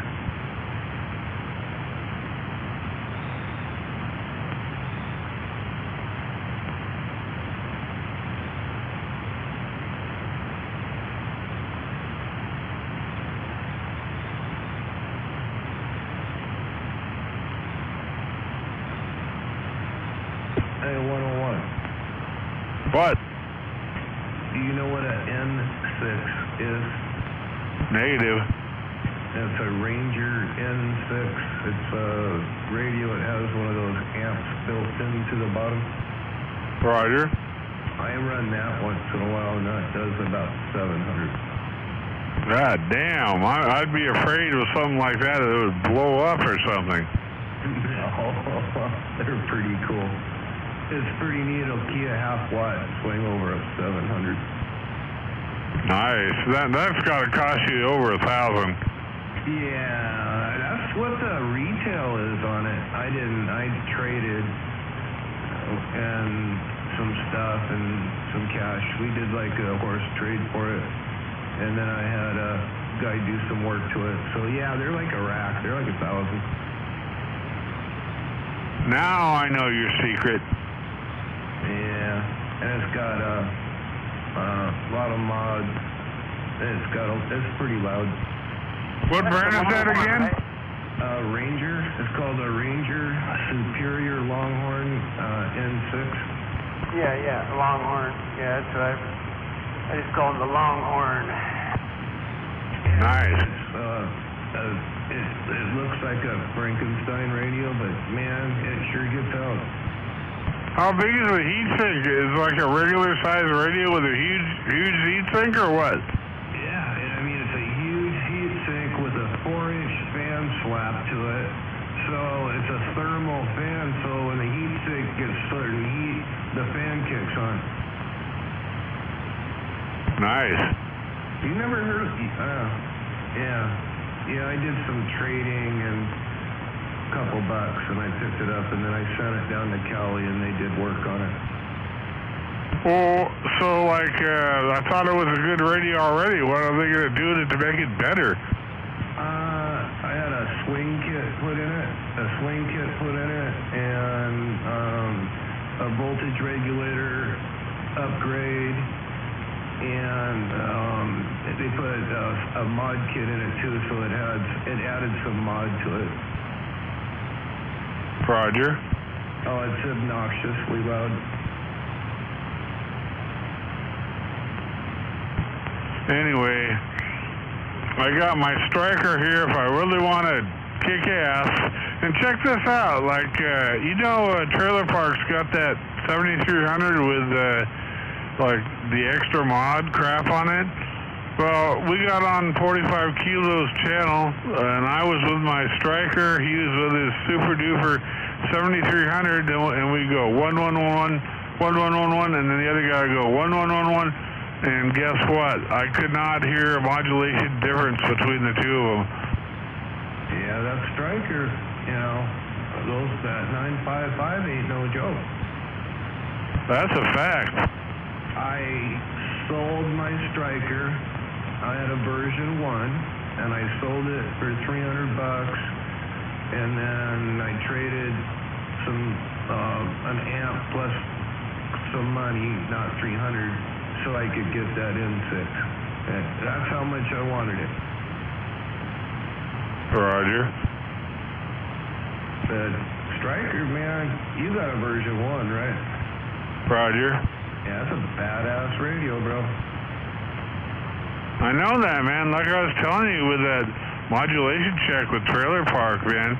I listened to that 7300 and it really sounded intense, but when it's actually down to the proof of pudding, I didn't hear a difference. Yeah, like I said, this is my 7300. It's weird, everybody runs theirs differently here, right? Well, I don't know how to run it to have more audio because it only has 70%. Yeah, it's easy to figure out. You got one of those equalizers? What do you mean?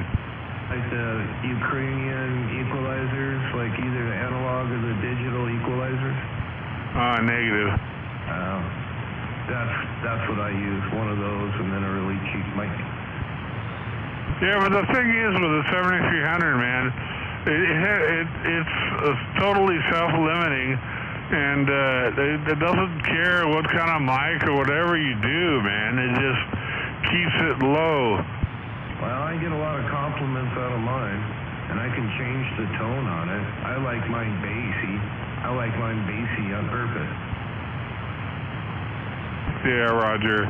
Anyway, yeah, I totally checked out the modulation on the 7300, and I know what it is, but I like this little tiny microphone, man, and it's got such clear audio that people hear me. Yeah, it's a Heil mic, right? Yeah, I heard that. Yeah, Heil makes the mics for the 7300. I don't know, they probably do some other ones too, so they're good mics, bro. I know that. Now, if we can only get that modulation up to 100%. Did you go internally and turn your tone up and all that? I'm not sure. What do you mean, turn the tone up? Like where you can turn your bass and your treble up on your AM transmit? Yeah. I turned it all the way up for treble and all the way up for bass. That's the way I run it. Yeah, so that's the only kind of settings you got with yours. They're not like a Yaesu, man, where they got a really cool EQ built into them there, 10-port. Roger. What just happened? Somebody got a touchdown. And this is a $35 Amazon mic, but I got one of those. They're from the Ukraine. They're like a little equalizer, digital equalizer, where you can, shape your sound. Yeah, I've seen them out there. But the bottom line is, man, the modulation limiter on the 7300, you cannot defeat it. Yeah, probably not. Unless you got into the engineering menu. Yeah, a lot of people got those 101, those Ukrainian EQ interface things for the radio, and you get them to work for most radios now. I use it for all my radios, and I mean every one. Then you can put in any kind of XLR mic you want, or whatever mic you want to use with it. It's pretty cool. Here, I'm going to hook up this.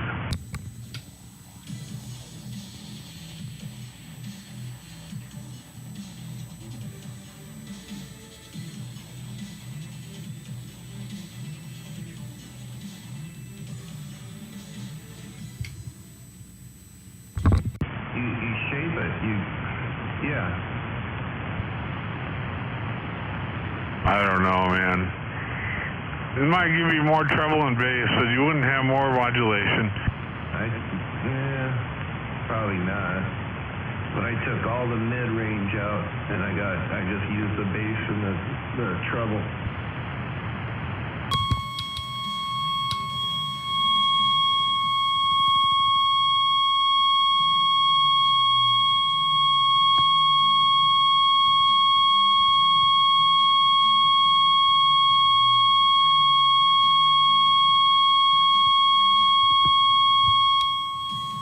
Blitzing and all kinds of processors. I gotta go over there and check out what he's got going on one of these days.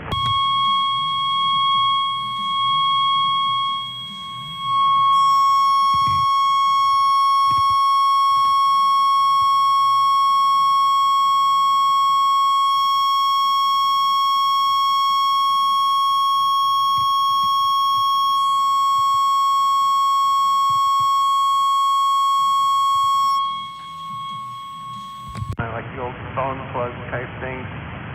It's weird how they have that. I think it's an RJ45, like an Ethernet cable plug. But I got it so I can plug my CD mics into my Yaesu if I want. But I like one that goes the opposite way because I have an MFJ desk mic that's got EQ and all the cool battery meter, and it's that really deluxe MFJ desk mic. I want to get an adapter that goes from that RJ45 to a 4-pin. I bet you they have them. Yeah, I got that desk mic, and I just gave it to 369, and he was using it with Ken when he got. Yeah, I never really liked that mic, but they do work.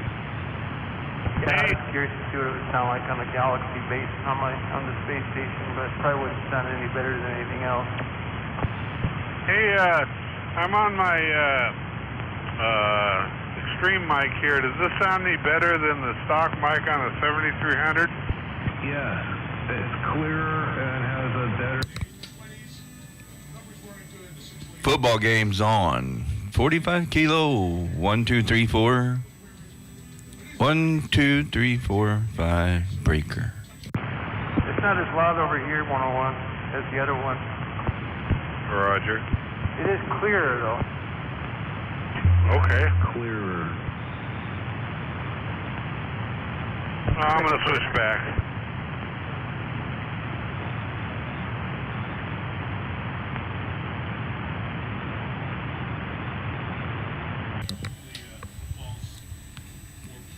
Check. 1, 2, 3. 1, 2, 3, 4. 1, 2, 3, 4, 5.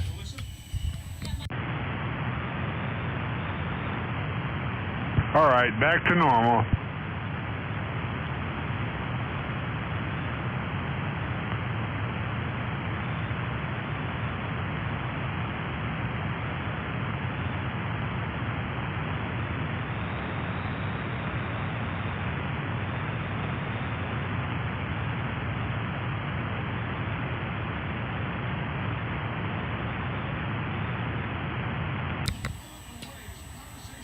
Okay, we turn the TV up.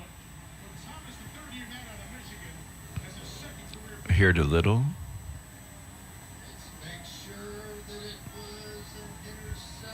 Not too bad, that's acceptable. On the air adjustment. It's all good, I had to listen to the TV. Yeah, I got my volume turned off, so I'll listen when you key up.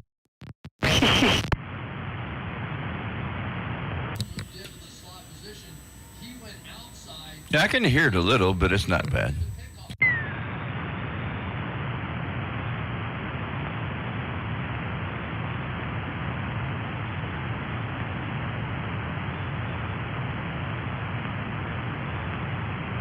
You know, 45, you and me are in the same boat, man. We just can't smoke. But how are we going to continue that? One day at a time, 101. That's right. I'm gonna do that. Oh, dinner bell rang. I'm out. I'm gonna go get stuff, like you said, 101. Yeah, I'm just about ready. I'm just gonna go ahead and smoke anyways. Hey, tell Malibu we said happy Thanksgiving.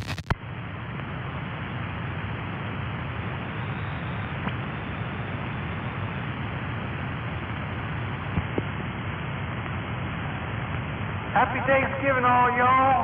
I'm gonna go eat. Woody says Happy Thanksgiving. Thanksgiving, Caffeine. All y'all too. Hey, give the dog some turkey. A little audio on you there, 101. What was that?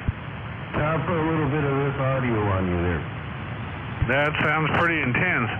Sounds like just a little bit of audio. A little bit different there. This is a TX radio. If we're talking TX here. 10-4. Yeah, you got a lot of bass there, but it works. Definitely not a 7300.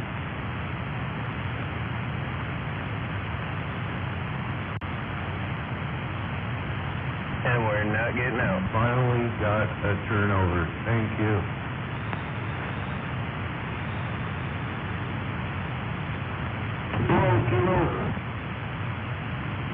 Hello, 727. Been yelling at TV. Hey, happy Turkey Day to that wild eye.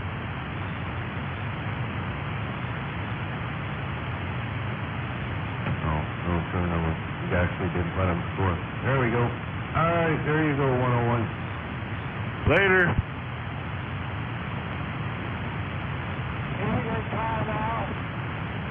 Yeah, good evening, dear sir. Empty town. 727 with all this audio. I like that swing, too. Yeah, that's little key like Turkey Day wave down there now. getting Yeah, we're waving back, animal. 7 or something. About 3.5 there. Average. Carries down. Yeah, it does. Got a little bit of swing. That's what I said by putting money into it there, right? Yeah, that's how to do it. Actually, your other radio sounds better. This one's got too much bass, I think. I don't know. I don't know what I know. Oh, it's, I can change all that. I can change all that by just changing the EQ out. But I just thought I'd show you what N6 sounds like. Roger. Yeah. Uh-oh. I think he's playing with stuff, dear Slayer. Not playing with stuff. He's playing with everything. Including himself. I can't hear Deer Slayer. Where's he at? He was waving to you. Killer of deer. I can hear you, bro. Are you up there on the Gully Mountain? Oh, 10-4. Hey, happy Thanksgiving to you, sir. I sure did. I hope you did.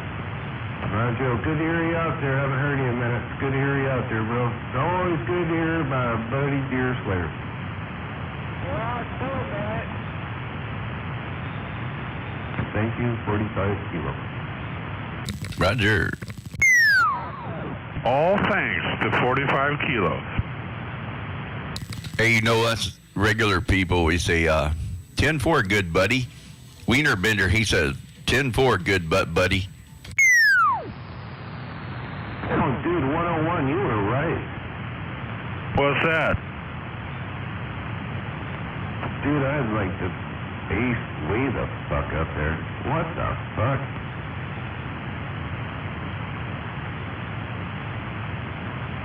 Damn.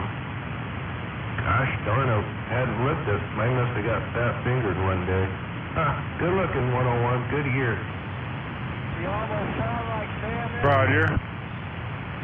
Sound like what? Sam Elliott.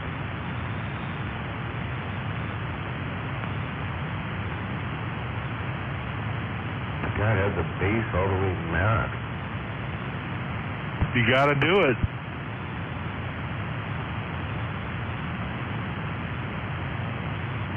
I'm going to say goodbye out there to Port Orchard. We're way out here in the boondocks. I don't know why you can hear me. 101 in my boondock radio. Getting on down. Roger, 1. Good evening, Doug.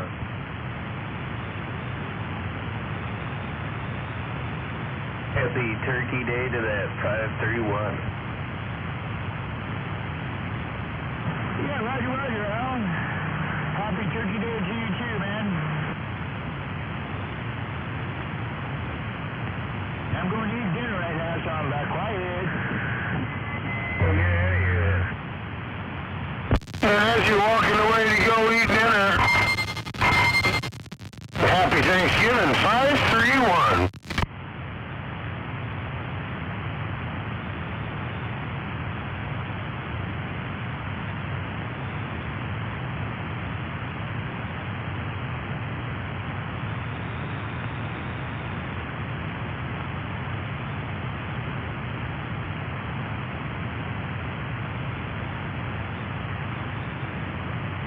Well, 45 kilo, have you had your first turkey sandwich yet?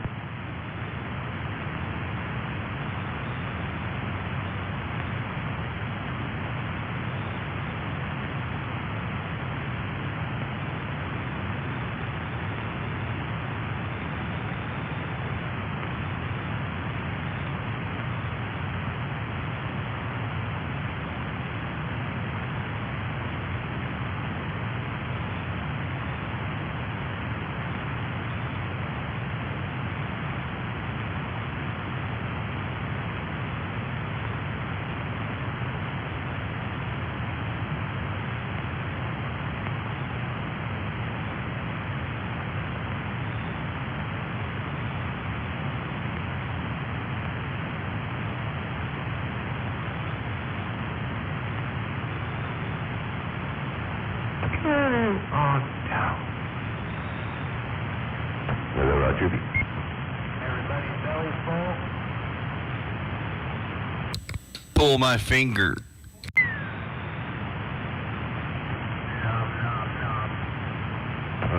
Already turkey parts, huh?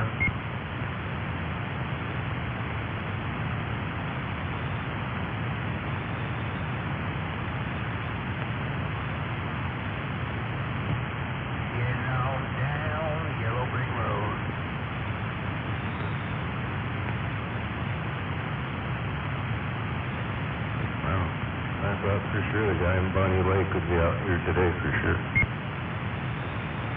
It's still early. Yeah, 10-4.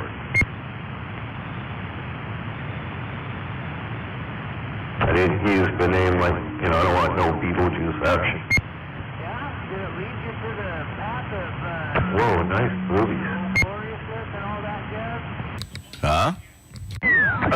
The seagull chickie was shaking the pom-poms. Oh, yeah, I see it now. Mine's about 8 seconds behind you. Yeah, Prime, man, they're kind of glitchy and they're behind, I noticed, with Prime football.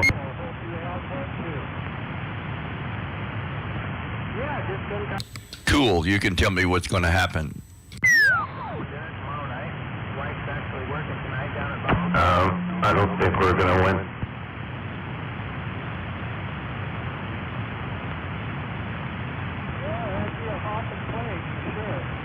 I would have went to the game, but they didn't have a sounder train today. Working and all, make it worth it, We'll see, though.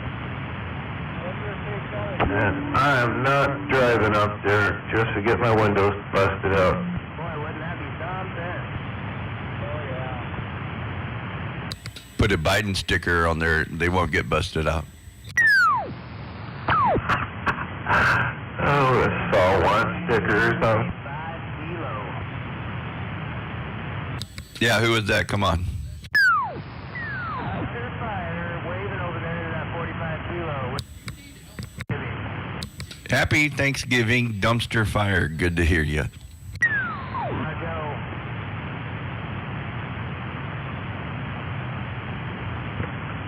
Dumpster fire, 45 kilo.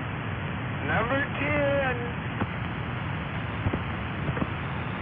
Hey, 10, did you get a linear or something, man? I can never hear you before. Baby number 10. Hey, Sparky,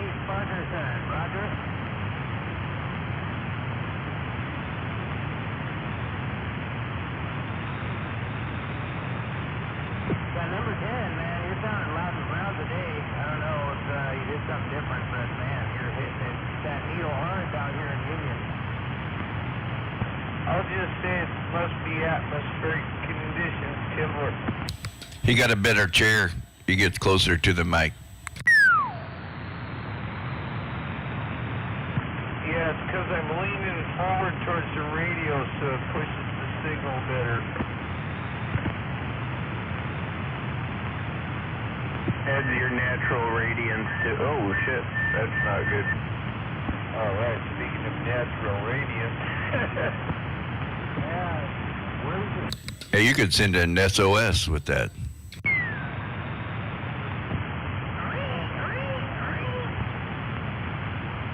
Shame on it.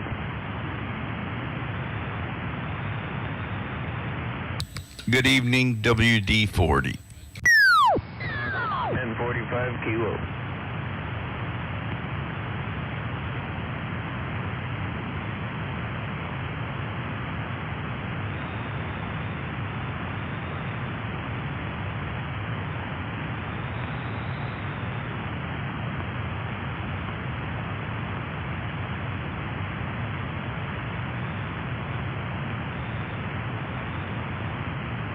Gotta go check the temp of the port, but I'll be right back.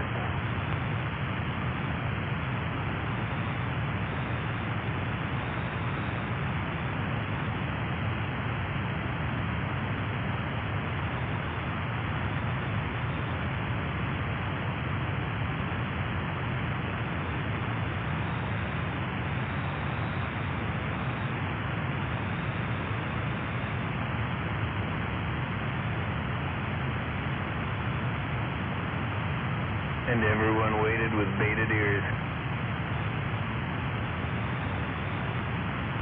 Do something, Seattle. They're waiting to see if they stop him on third down. Oh, the 49ers, yeah, I'm sure they'll stop them. I don't think I'd like bait in my ears.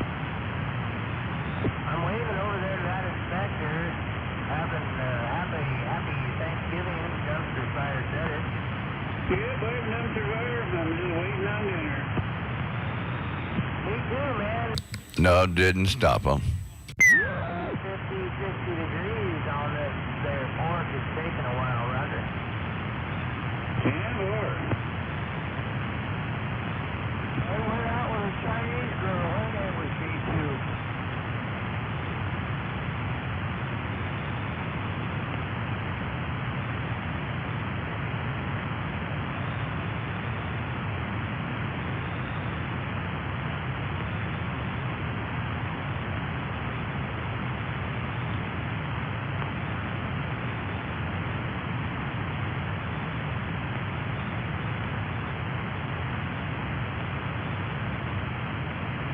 And in this corner, in the loser lime green jersey, we have...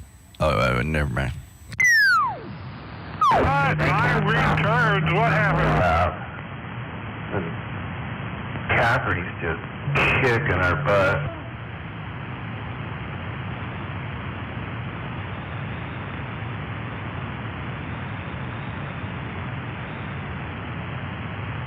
What in the wide world of sports is going on? 45 kilo is the enemy of the Seahawks. I'd say 21-3 is going on. 10-4 on the 49ers. They're going to stop them.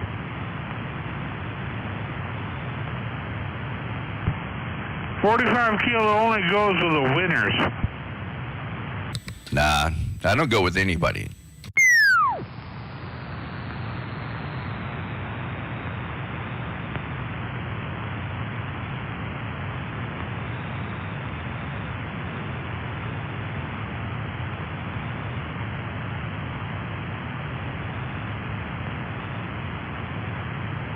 I mean, I just think, that loss, losing on that dang missed field goal and then playing on 3 days of rest, I think the defense just looks tired.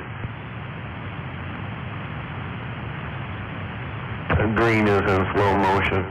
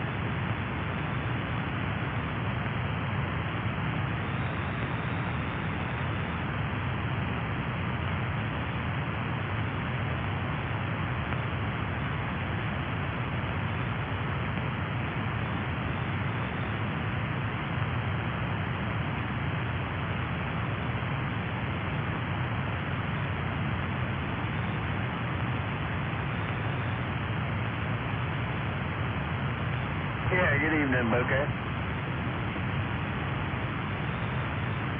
Just sitting here being lazy.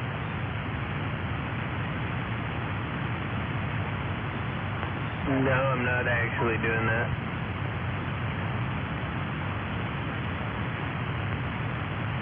Yeah, I saw that was going on when I walked through the house last.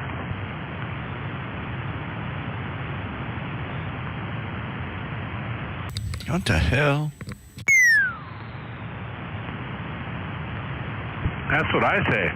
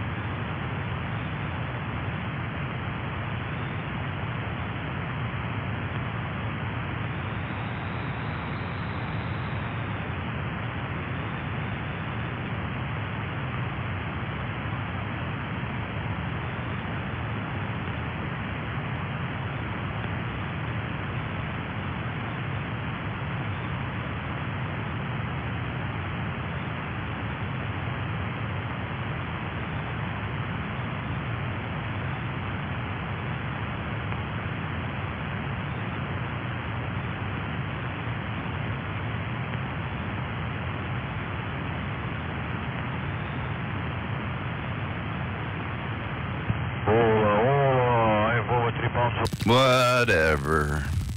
Oh, what are you doing? Are you crazy? Boy, I'm glad I didn't call Dan and Heather and place that bet. Holy shit. Sir. Yeah, good on you.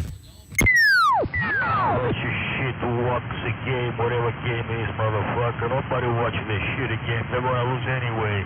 This fucking piece of shit team.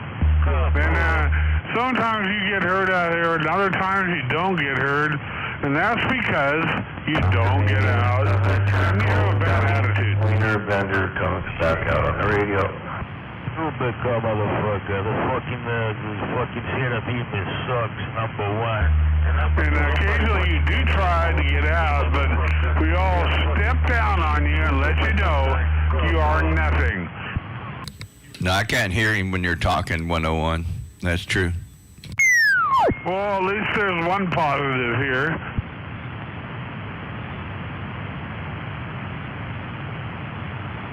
You wanna watch something interesting? Watch. Whoops. Occasionally not heard on this channel. What's his name? I can't remember because he doesn't matter. That's real sport, Formula One. Whoops. I hit the pedal. Yeah. He keeps trying, but he keeps losing, so I don't know. I don't think he'll ever learn. Watch some European competition. Whoops. There you won again. What happened to you? You thought maybe you could? Well, no, you can't. Kappa.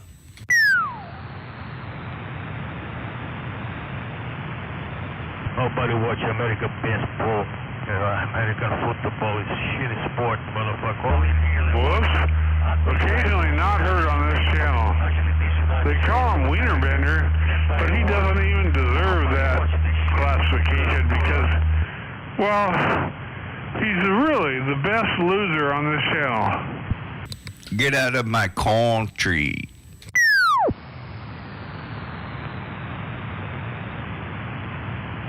That's right, 45 kilo shit. They tell them, get out of my country, get out of my soil. Good. He just begs to get out.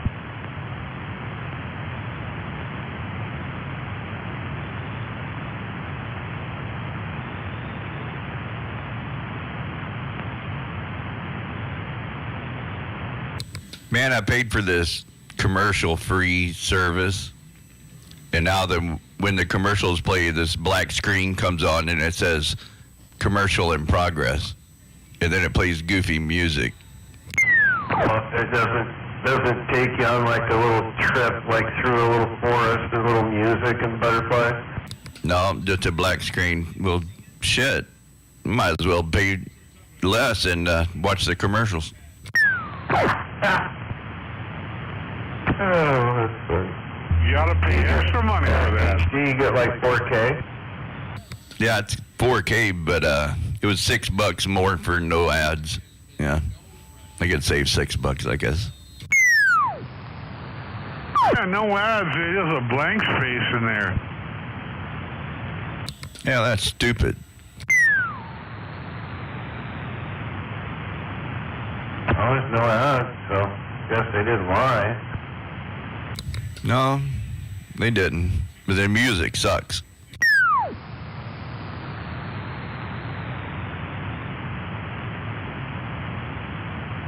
If I have ads, at least maybe they'll have AT&T commercials that I can see that chick with big titties. Really? Yeah, the hostess with the, you know. Yeah, I've seen those YouTube videos.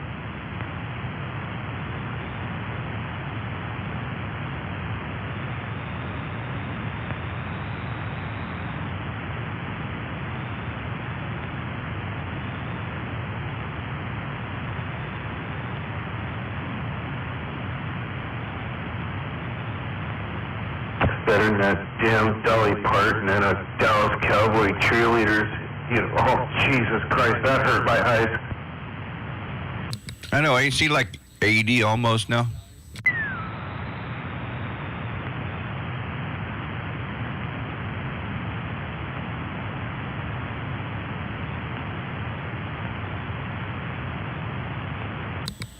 Let me grab the microphone. Yes, that radio is working.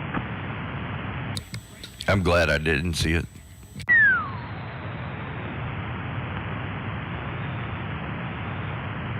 Oh, it's working. I just got a handful of wood project and another handful of sandpaper. I'm still buffing out the corners, making it all look good. You know, I like the lady and all that. I think she's like 77, I don't know. But no, not in a Dallas Cowboys cheerleader uniform. She has these little chicken legs.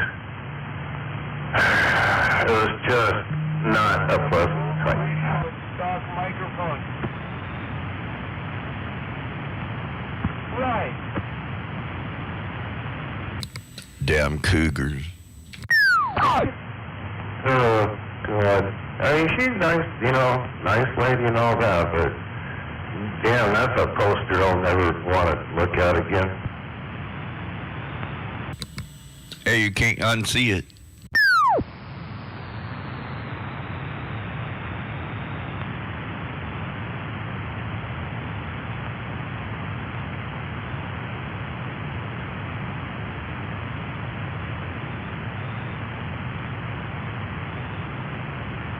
Of course, you saw it watching the Dallas game, huh? No, I didn't get to see it. It was taken over by Cairo 7. Oh. Well, don't YouTube it. Don't. I'm not. Especially now. Yeah, that's got a lot more tone to the modulation. I ruined it. Thank you. It doesn't quite sound like your head's in a bucket anymore. You can't unfuck it. Come on.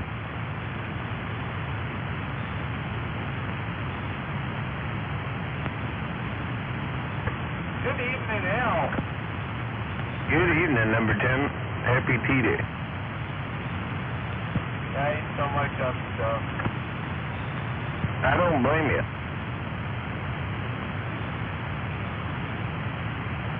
I keep seeing this YouTube thing where it's like a 40-second snip, and it's like this guy, and he's like standing there and kind of naked, and everybody busts in there like, did you just husband your sister? You know she's not on the pill. Wiener Bender, you have a breaker.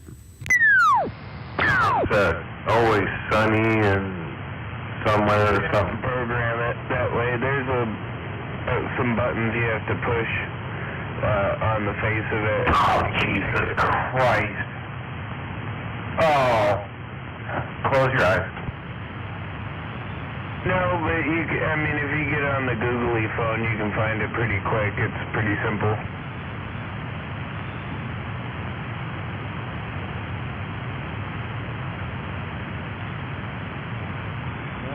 I think there's like a YouTube video how to do it too.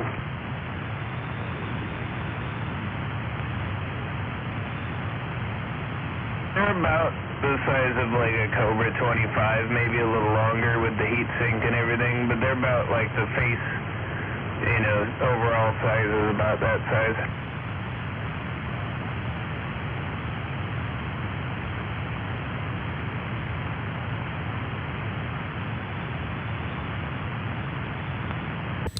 Damn, can't even catch the ball. Frequency coverage, so you just have to unlock that. Now once you unlock that, the face of it, you're good to go, and you can go from like 24 megahertz to 30 megahertz.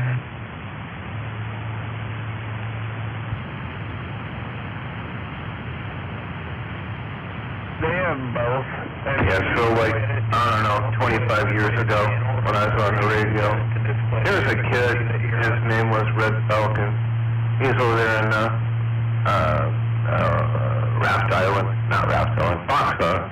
Good kid, he's like 12, 13, 14. And now it's like 25 years later, and he's down in Alabama. He keeps, this time I meet, I'm talking to him down there in Alabama, and he's like always calling for me and stuff. It's kind of cool. Closer to a full-size chassis. Yeah, I heard all that. Yeah, he was a neat little kid. I used to mess with him.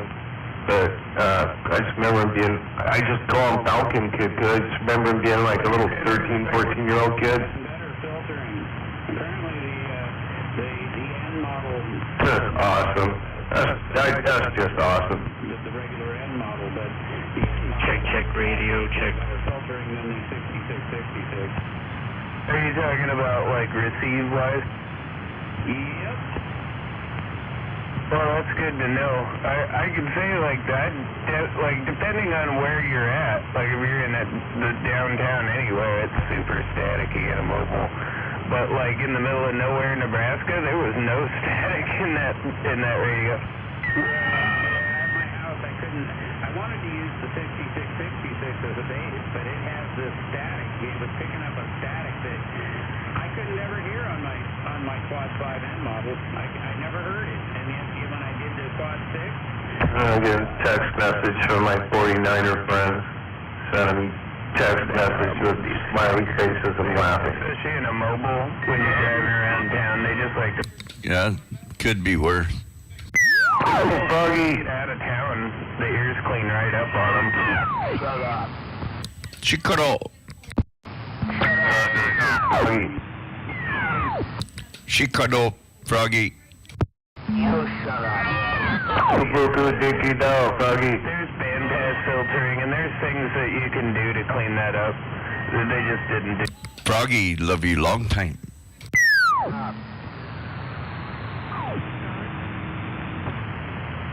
Froggy. Hey, what do I get for $10? Froggy. You say shut up, you're gay.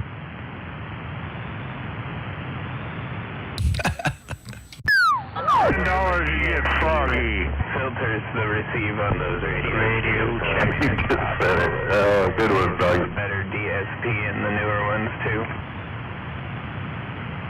No, you shut up. Which one? Yeah, they both are. The 5555 and the 6666 have AM, FM, upper and lower sideband. Stupid bitch. Can you pump up to 6666? I don't have a 6666 in line right now. I have a Striker 655 in line.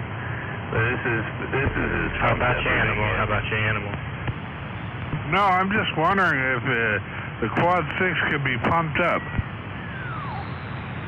No, probably not, really. I mean, they seem to do enough power as it is. I don't know why you'd need to really pump it up. I'd just put a big 4-pill behind it or something. A big amplifier. Do you realize that's 101? Who cares? He wants to pump everything up. That's right. 101 is. But he wants to pump everything up. So why would you ask him, why do you want to pump it up? I can guarantee you it's probably not the kind of radio you want to be running with those MOSFET linears. It's got an attenuator. Better be a good one. Radio check, 478. Hello, Sour Patch. Happy Thanksgiving. I had a 10-hider.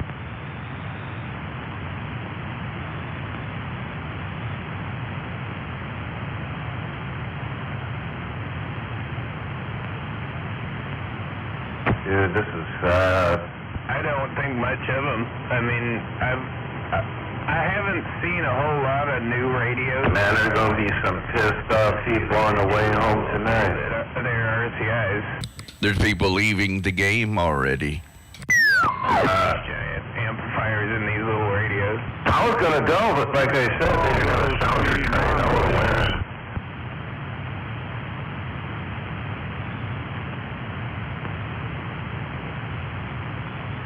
Well, the one that's better on your And then, you know who we play next, right, Kilo? probably better. November 30th, Thursday night. Of course, it's on Prime. We play Dallas. Big radios. Personal pick. Well, if they play it on Prime, they didn't play it this time.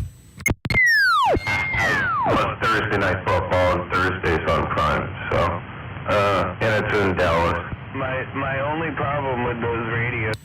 Well, tonight mine said the Dallas game is on local channel 7, so we're switching you to that. And then it switches to 7, and the news was on. Locally by law, they were supposed to show it. Huh. They did not. Oh, well. If you add them to, some of them do. And some of them have, like the new N6 boards have, like, big fucking fans. Well, I don't want to watch this one anymore. I'm going to go wash dishes and put stuff away, and I'll be back later. Later. Later, bro. It's sad. Oh, wow. Not only you got to cook, you got to put it all away. Damn. I do. I think for the price, they're really hard to beat. That President that you got is a pretty hard one to beat, too. The Lincoln 2 Plus. For the price, I mean, there aren't too many like radios out there that I think that are that good that are around that price.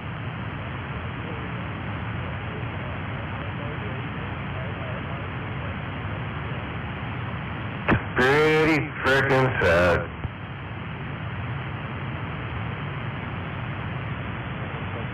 I mean, there's no real use for them. Like, What's going on up there, bro? I've argued this with audiophile guys forever, but you can mimic too. That is... Oh, I bet you have. I mean, you just haven't heard one of these new digital amps that do that. If you don't think that you can. Shut up, Gino. I ain't here for You put that next to a phase linear tube amp from the 70s, it sounds exactly the same. It's just... Well, I hear somebody calling me, but you're way down the bottom, and the guys down south are taking you out. Go up to 20. Hello, animal. Hello, M80. It takes a good... Don't watch the game, it sucks. The right kind of digital processor on there, or the right kind of digital amplifier on there now. You can't tell the difference anymore. And it's doing it. It's making that sound the same way. Oftentimes, some of those, they actually have little baby cheap audio tubes in them to help, just so that it kind of gets that resonance. Hello, MAD.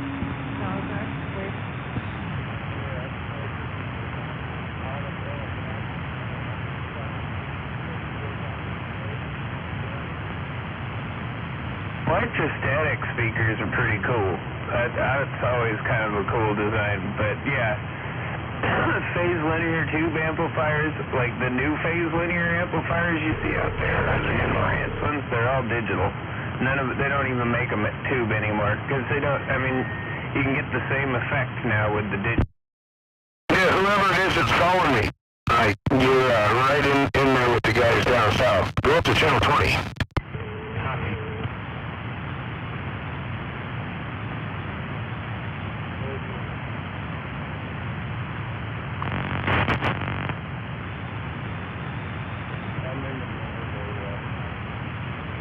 Yeah, 10.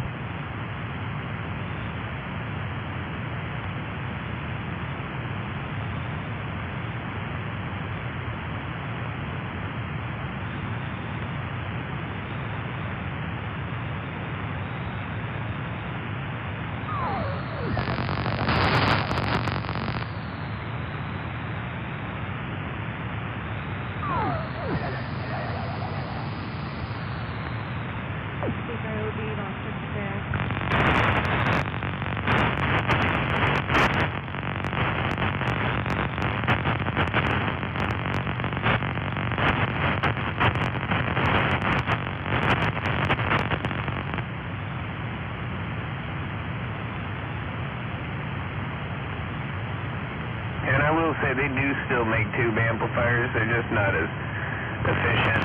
They typically just make them for like the audio files or like when it comes to like musicians, you can still obviously buy like Mesa and, you know, Marshall tube amps, and they're still popular.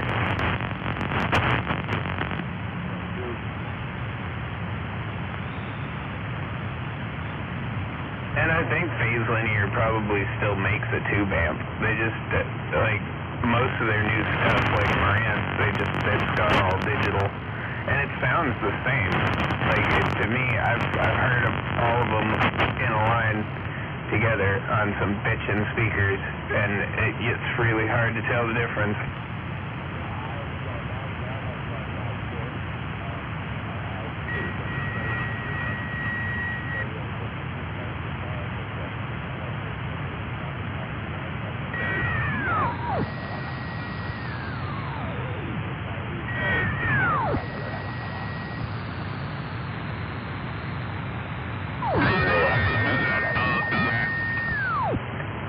And Marantz isn't made by the same people anymore. I think they're made. I'm trying to think of like.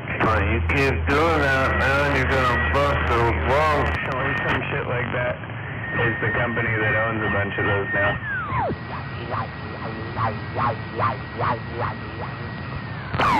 Steve Dave's on the loose.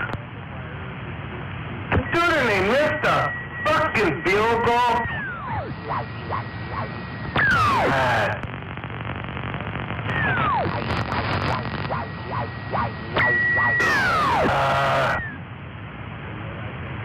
This is absolutely horrible.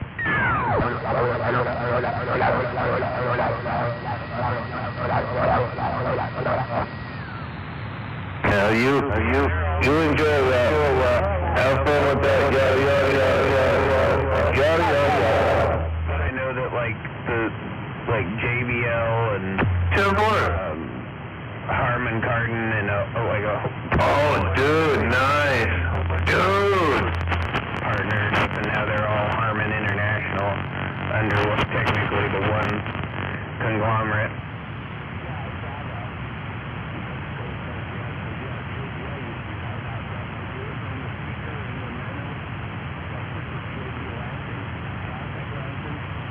Yep, they're a part of the Harman Group now.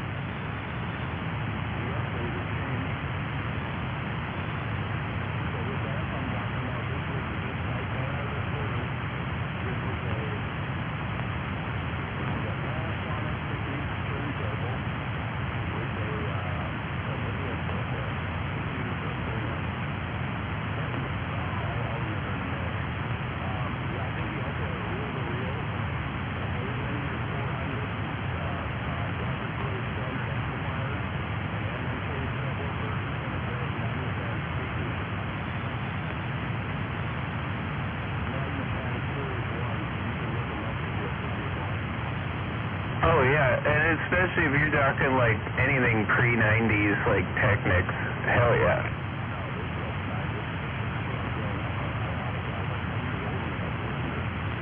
So yeah, then that's the original Panasonic shit made in Japan.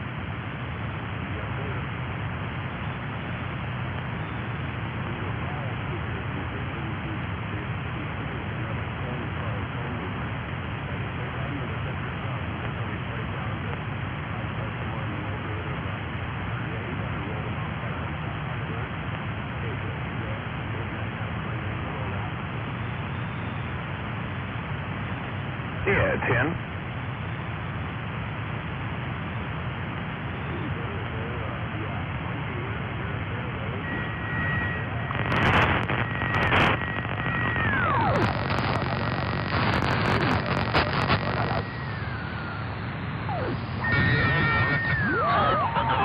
Magnolia Hi-Fi, or if they have them at Desco, listen to a pair of Clips the 9s.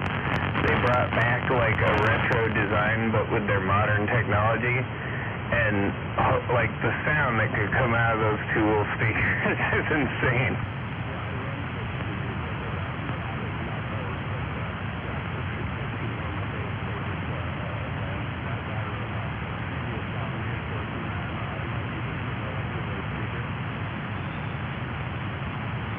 I've always been more partial to Kess and Paradigm for like home audio, but yeah, Clips is I mean, especially their older stuff is hard to beat.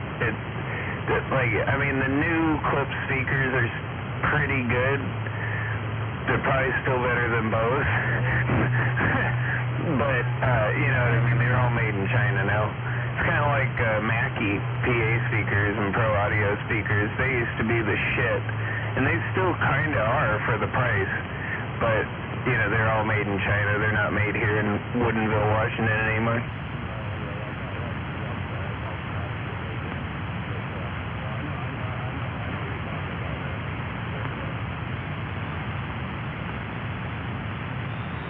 Even most of, like, Yamaha's stuff now is in China.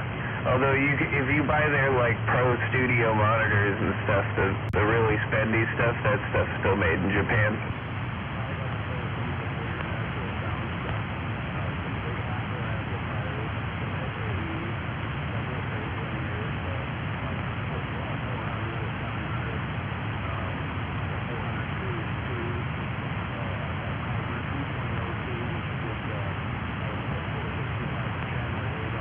Wow, that's pretty sad.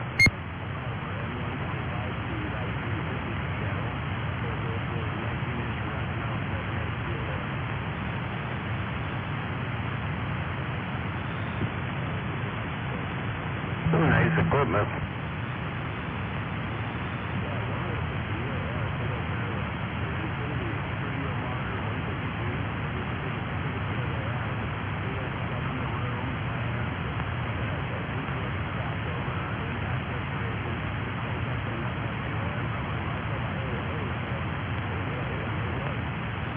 Those old Infinity monitors are really hard to come by now too.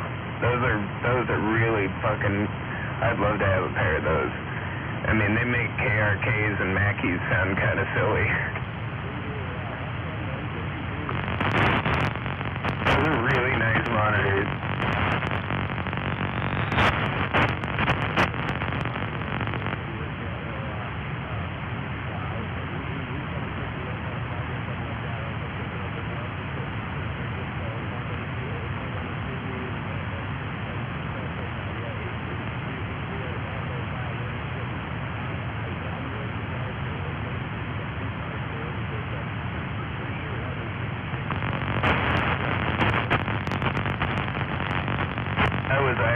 myself some, they have the KRK Classic 8-inch monitors for like $150 a piece right now on the Black Friday sales on Amazon. That's getting really tempting.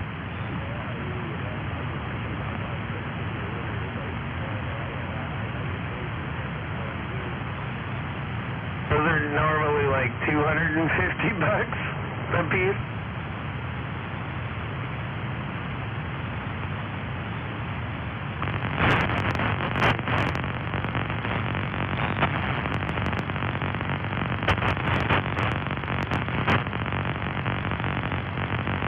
Did see for, I want to say it was about $400.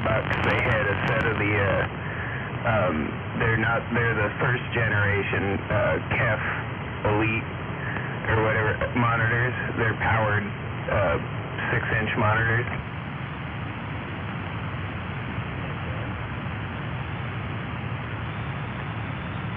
The Series 2 are about $900 a set right now.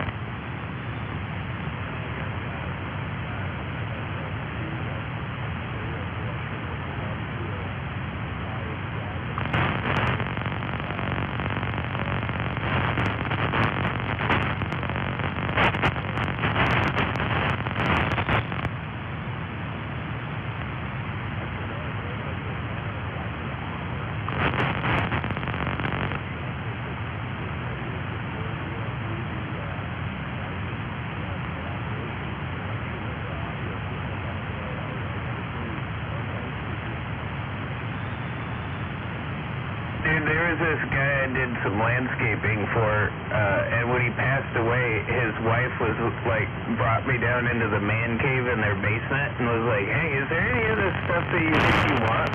And I wish I had room for some of it, because he had 4 end tables around the couches, and they were those fucking Zenith sound circles, those badass, like hi-fi speakers that were meant, they're basically a table and a speaker.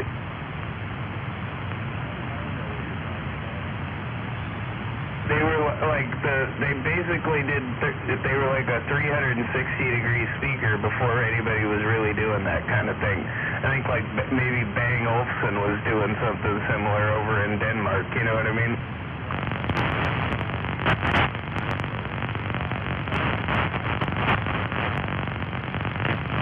But yeah, it was like a speaker that just had that 3D cone shape driver, and it was built into a table. So you had like an end table that your speakers sat in.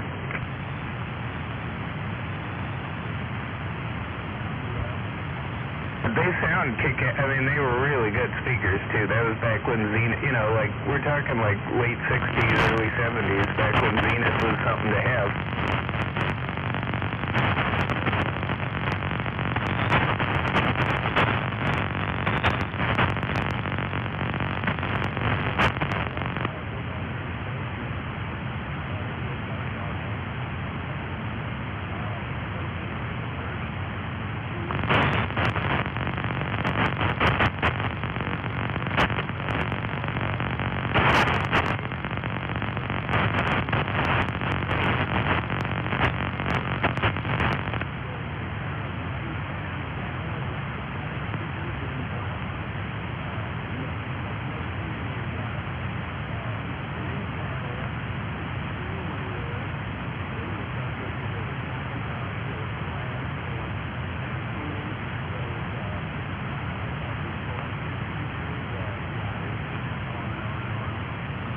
Yeah, that old Celestion stuff goes for a high dollar, right? That's up there with the Macintosh stuff nowadays for price. You know, if you're trying to pick something up.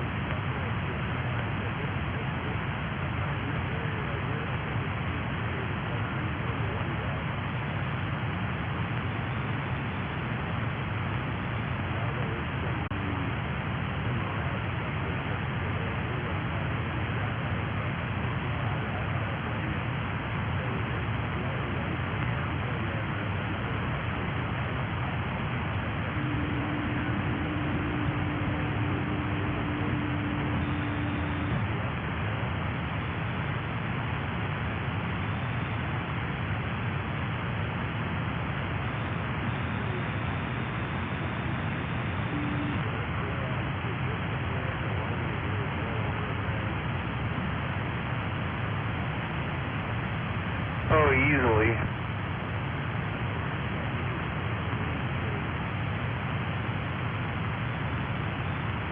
I have an old Model 9 that I've been toying with the idea of putting it on eBay. Because, I mean, like, I've seen a couple of other ones that are not, I mean, they're in slightly better condition, go for more than $5,000.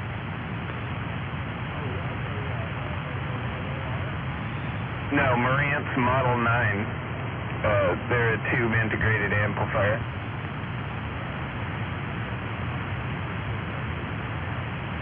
Yeah, 10. They had like a kind of a thing that went, a case that went around them, and then they have like just like that one meter. It was like a round meter in the middle of it.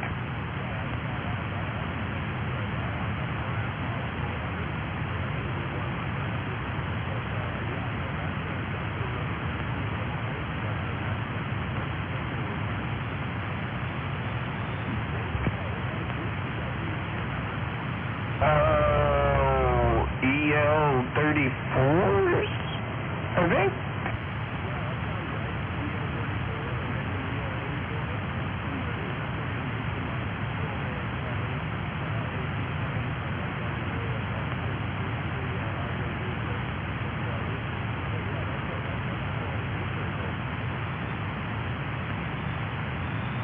I'm pretty sure they were EL34s in it, but I'm not. I'd have to go. I mean, it's in my dry storage.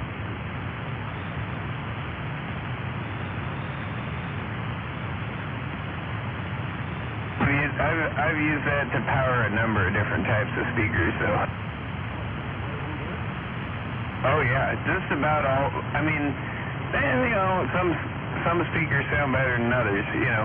But I mean, I had some. I would say probably the speakers that match that thing the best, just in output and everything. It just would cruise, but they, you know, it just blast. Was probably the old what were those? They were MCS, but I'm trying to remember what the fuck model they were. They had the big 50. They had a 15 in the side and a 15 in the front.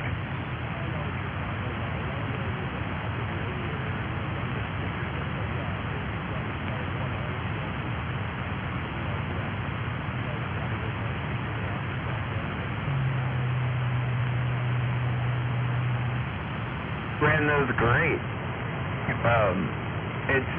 It just matched the wattage a little bit better. I think output of the amp. Whenever I'd run higher wattage speakers on it, I noticed I just didn't get quite as much sound out of them. But you know, those MCSs were like, I don't know, only like 300 watt speakers.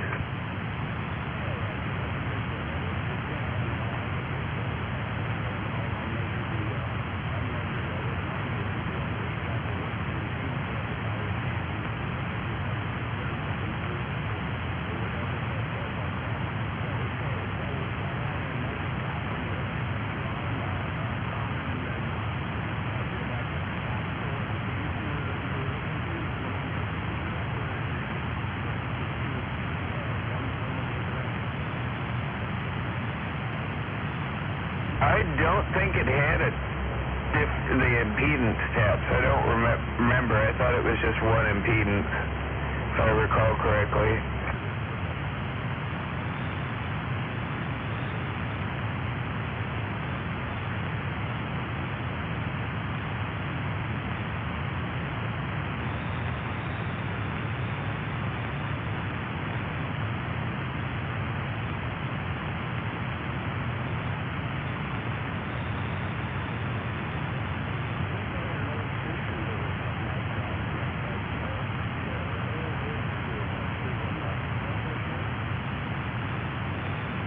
Oh, Fisher was, yeah, they're very similar.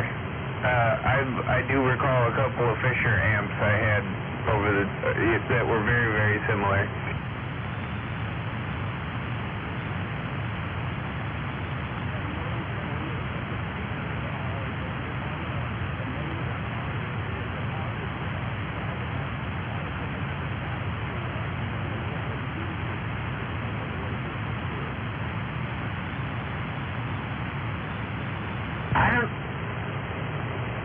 I don't remember that. I think it had a common ground, but it had just the other. It was just a single impedance, like 8 ohms or something like that. Or maybe it was variable. I don't remember. But it said it on the back, like what impedance, and I was mostly running like 8 ohm speakers through it, so I'd assume I think it was like a 4 to 8 ohm setup.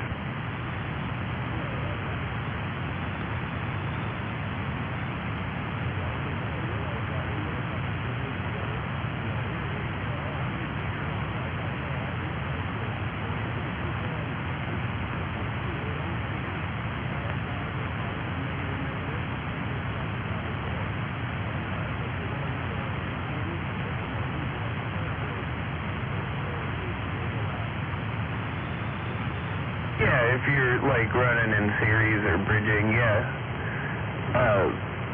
But I believe these had just a single impedance, as far as like the speaker output. I don't remember them having the multiple. I know what you're talking about, but I don't remember this amp having that. I'd have to go look at it though. I don't have it here at the house.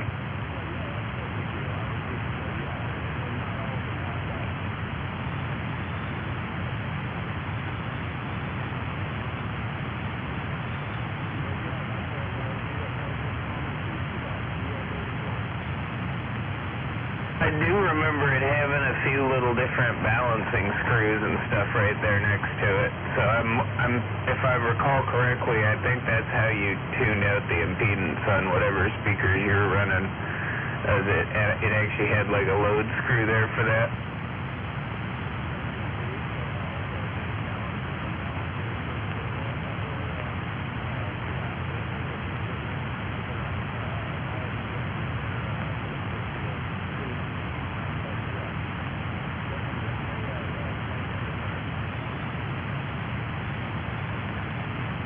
I'm probably not going to use it anymore. I mean it, and I don't need the big ass speakers anymore.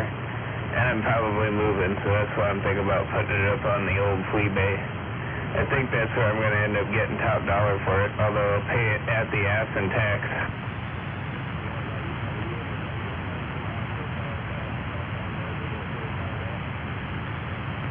Yeah, for way too much, and then I'll go do what I want to do with the money.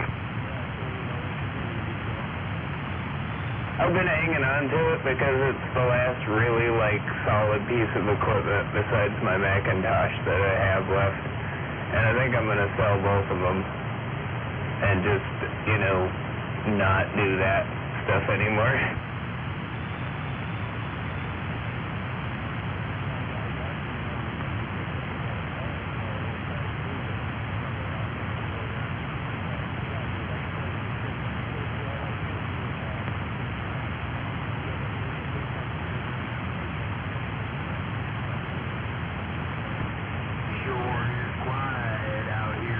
Phoenix Gold, as far as I know, there's only 4 of those left. So I'll definitely get some money for that.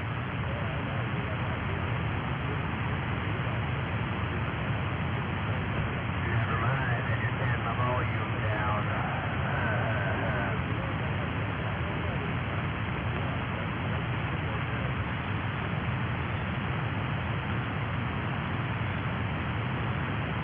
The only problem I have with that amp is I don't have the subwoofer I want to drive with it anymore. I don't have that big ass fucking subwoofer. But if I did, I don't have a vehicle big enough to put it in, because that thing would take up pretty much the entire cargo bay of my Escape.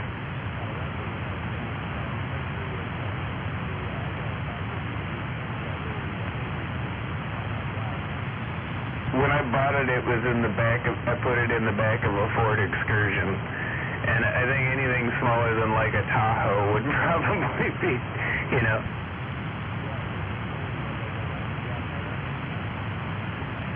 Yeah, an 18 jackhammer.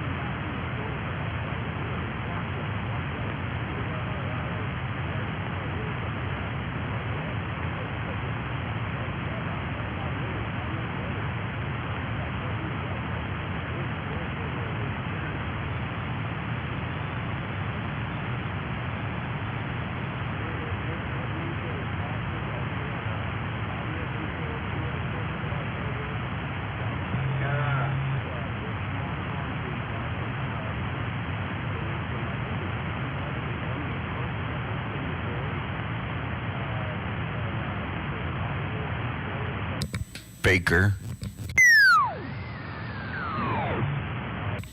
Big Froggy.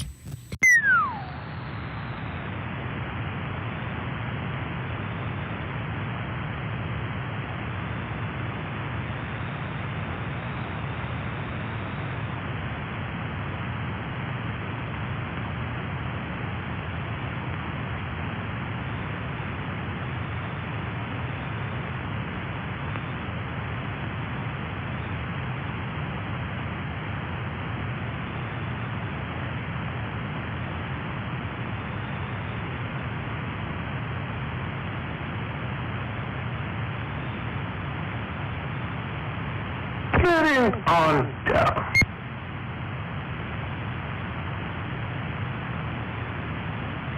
Getting on up.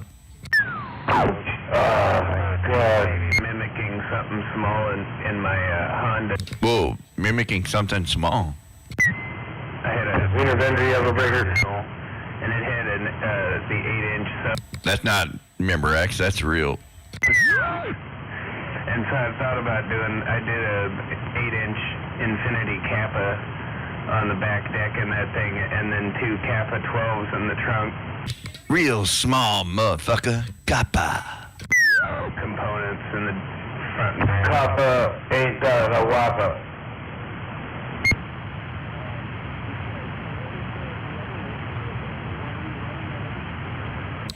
If he'd spit one out, he would have one.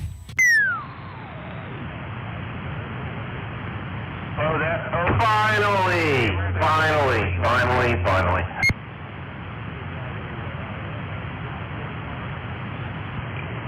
That'd be the only other way I could describe it. It's a tune port box, but yeah, it's tuned port. It's a tuned port, and it's kind of like the Bose waveguide, as they call it. That's basically Cream pie is banging. the low frequencies you want out of the subwoofer, and because I was Wow. 9 points. tuning where I was getting Yeah, you gotta actually make the extra point. that way you get that maximum sound pressure.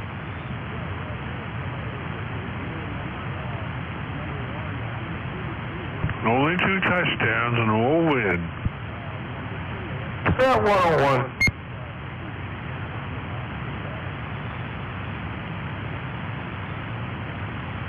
It was He had to turn around and see if somebody's gonna trip him. and then I don't remember the exact cube. I mean, a small chest freezer, about that big.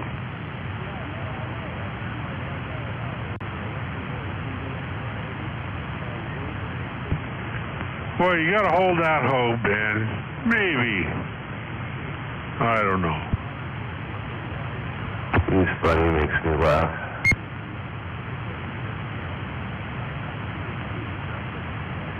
Commercial break in progress. Black screen for you. A lot of power and just not a lot of volume, because you blow out the windows with a lot of volume. I don't know, this could be a start, 101. Well, I've seen the Seahawks come from way behind, so maybe.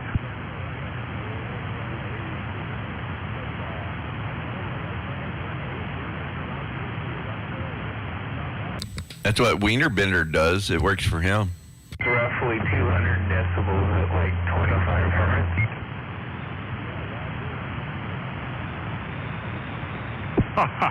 Took me a minute to get that. Oh!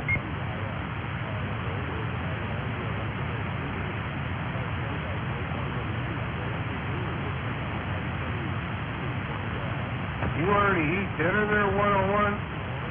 Yeah, I just finished, man. I'm full. You're a fast eater.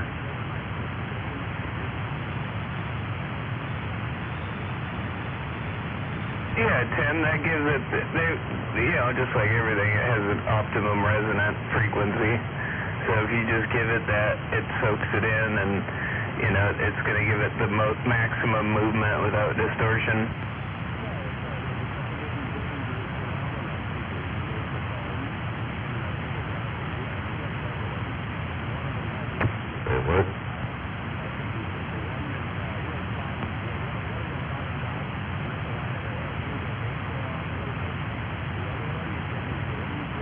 If I see one more video of a guy throwing a salmon, I'm gonna get puked. With normal subs, I've never bothered doing that. I want to see one of them miss and he catches it with his mouth. Jackhammer, if you know what I mean. Like it had to be. God. Like, oh, we're in Seattle. You gotta show them throwing a fish. All we do is throw fish and drink coffee and smoke Usually when it. you get into guys that are actually doing competition. And break out car windows. You know, they'll do a whole bunch of tests before they even think. And walk around with magnetic readers and steal people's debit cards.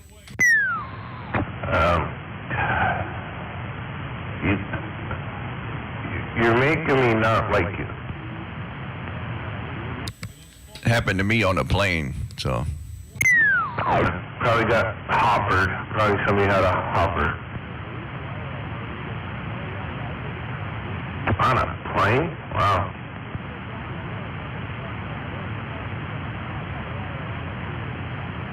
Yeah. Dude, I've noticed that. That's okay. Just people suck. Landsar made some decent stuff, you know, that sounded decent, and I've noticed that Scar is kind of that way. Like you pay way less for halfway decent. I'd still rather go with like Serwin Vega or Polk or Infinity, but. Well, that's my mark so far. This is I called it 42 to 10. We'll see if it sticks.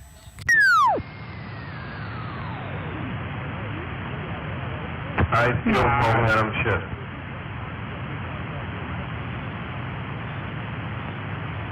With this momentum shift coming, I feel it. It may have already started.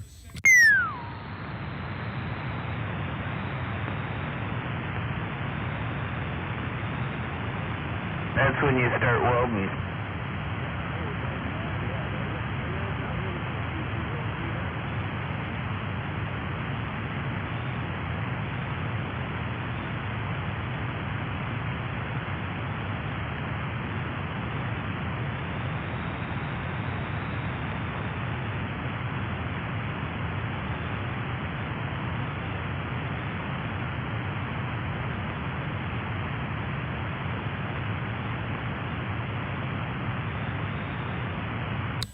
Four o'clock's gonna come early. Damn it.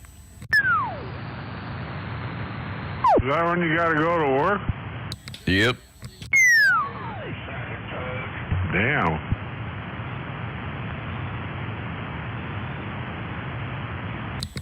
Fake froggies don't count.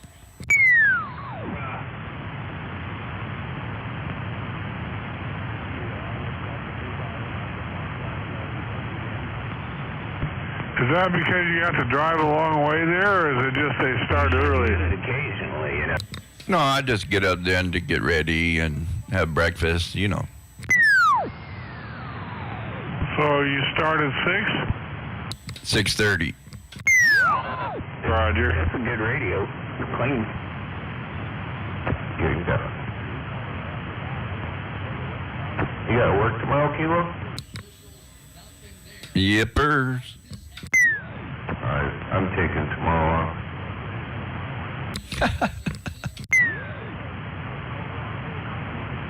I'm taking a vacation. Over a coffin, Mike's. Well, hell, go ahead and take Saturday off too then. Can't get away from it. With I have to take a personal day for vacation. on the right radio, but you know what I mean? You get that boxy stock sound to it. You put a real microphone on those things, and that's when they come alive.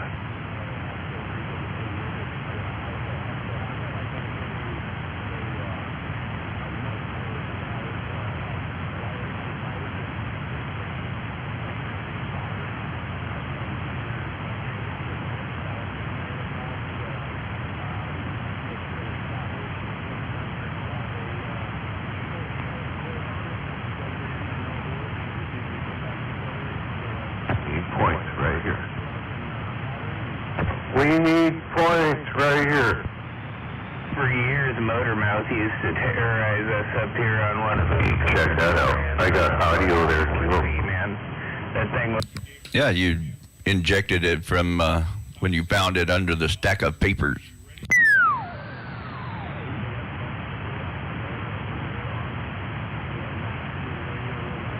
I ordered some from Amazon. I use Mr. Nobody's account. CA static. But he had that, what was it, the Kenrich Eagle 500, the big sweet tube amplifier. That behind one of those Cobras, man.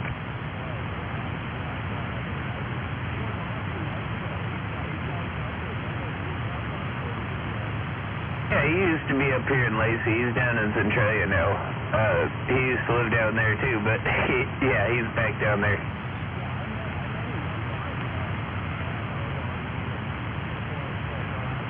Average is about 550.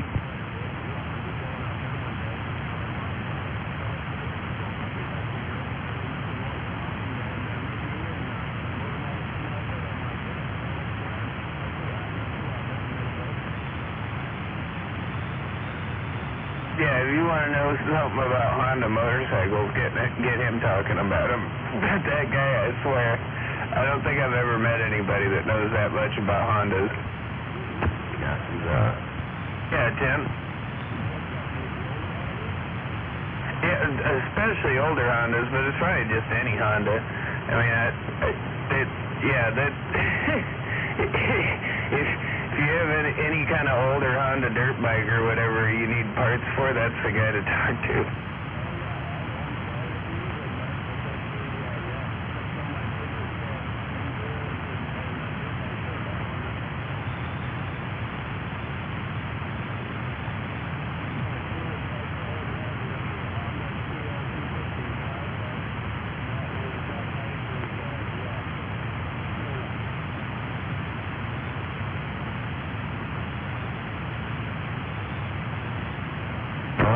We pay them millions of dollars and they drop the ball.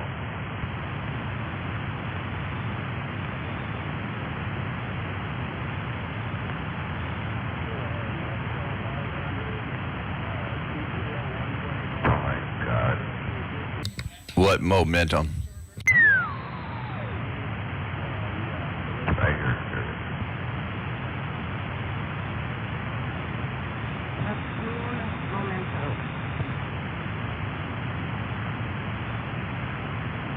The thing I liked about Hondas is they take it. Whoa. You know, That's your take a stuff. 70cc engine and just put it on everything. Because why build a different engine for the same? You know, you need the same thing basically. That's a 45 kilo couch if I ever saw one.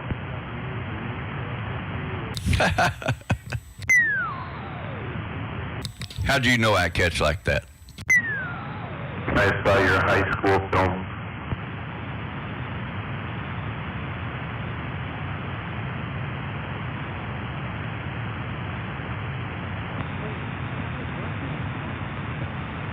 I don't know, you look kind of small for Texas football.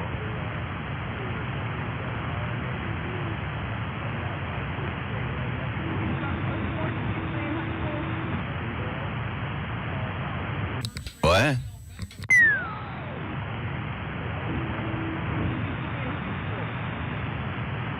Is that Sour Patch?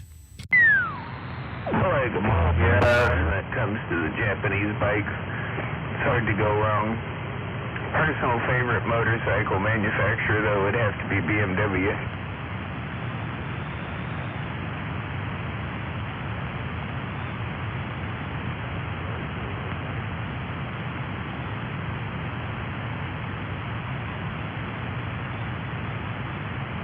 Dirt bikes, I'd have to go for probably KTM or Husqvarna.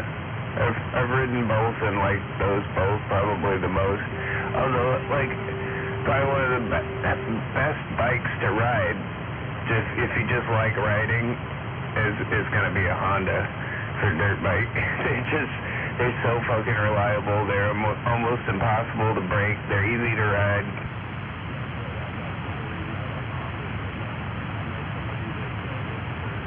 Still forward momentum.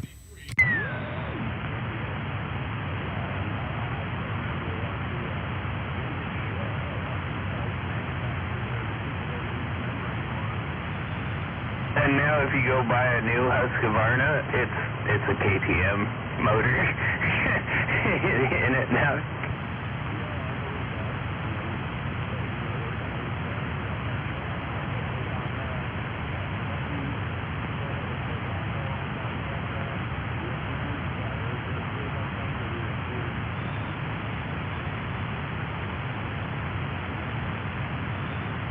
The Europeans make good bikes, but I mean, again, it's hard to beat like a Yamaha or a Honda when it comes to like reliability and just overall like fun factor. You know, I mean, you probably have more fun on a Honda than you would on a KTM, just because you know, KTMs are pretty reliable, but they're not a Honda.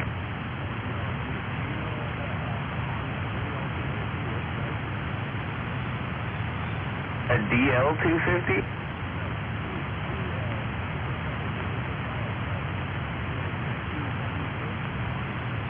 I have an idea. If now that you've told me it's a trial bike, I'd have to look it up. But yeah, that sounds fun.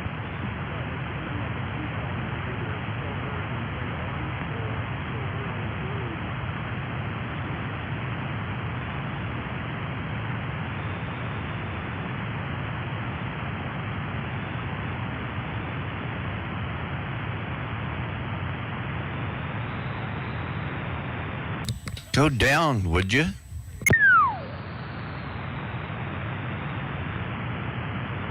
Damn, those things do look slick.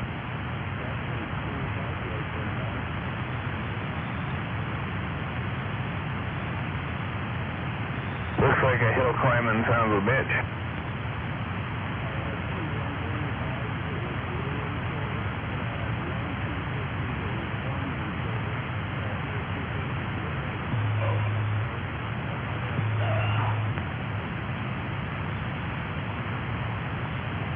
I can imagine that. That's a nice looking bike.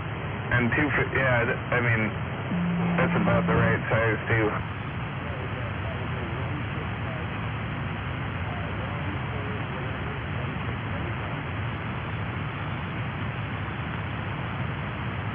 Two-stroke, right?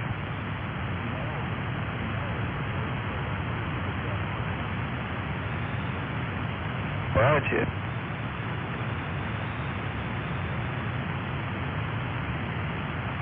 Okay, now I zoomed in on the picture. I see the valves up there. Boy, you wish you had television right now. Good Lord, it's smelling good at my house.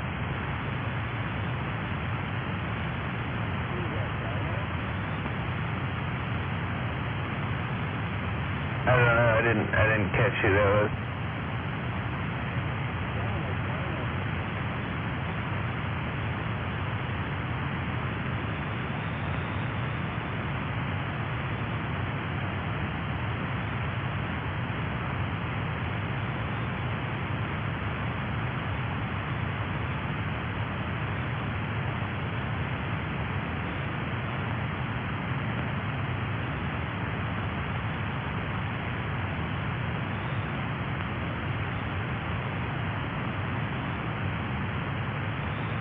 Well, I gotta say, my all-time favorite bike, I had a 91 CR500R, and that thing was an animal.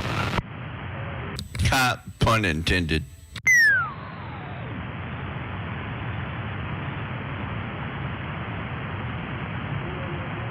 Was that a Honda? Yep. Yeah, two-stroke, 500cc, just insane. Oh yeah, those two-strokes should do it. I used to could do it in 2 strokes. Not.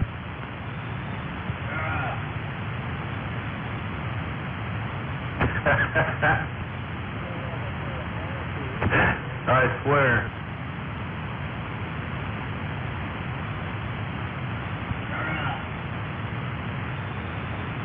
I swear. Hey, that's a song.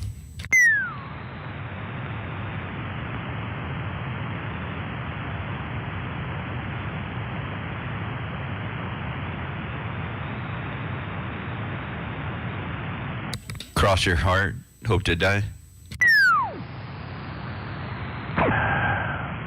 Let sweet bee stick me in my eye.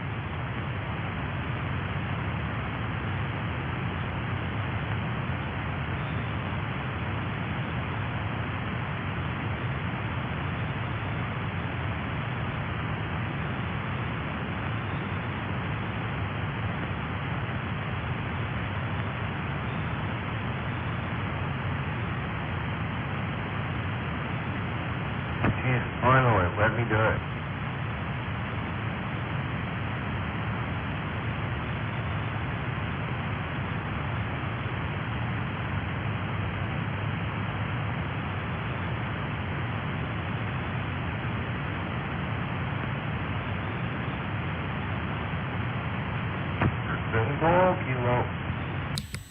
Quid quo pro.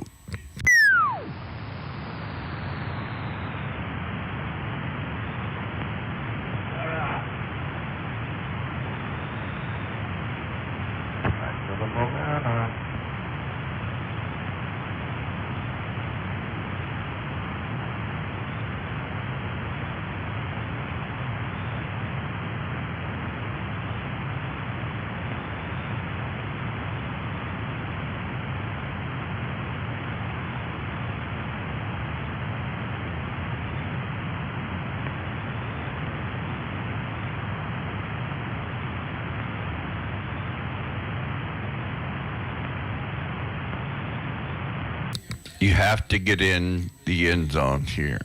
Yeah, definitely.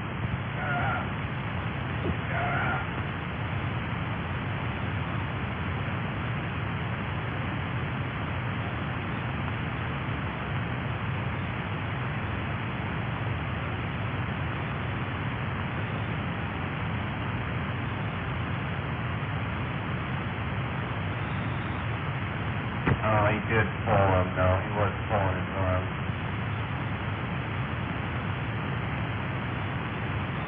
One more shot. Should have been a fire.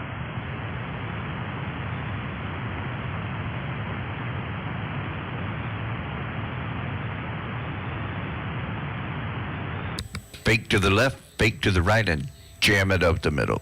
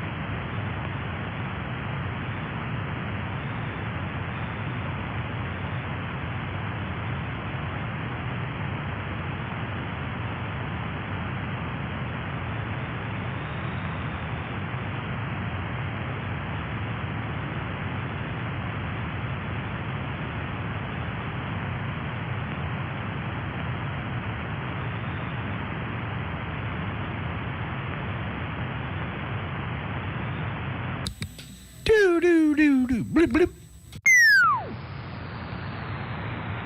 Oh, you're looking at a black screen, huh? Yeah.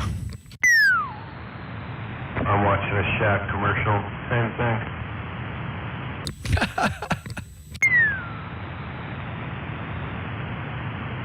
The Shaq Pepsi commercial.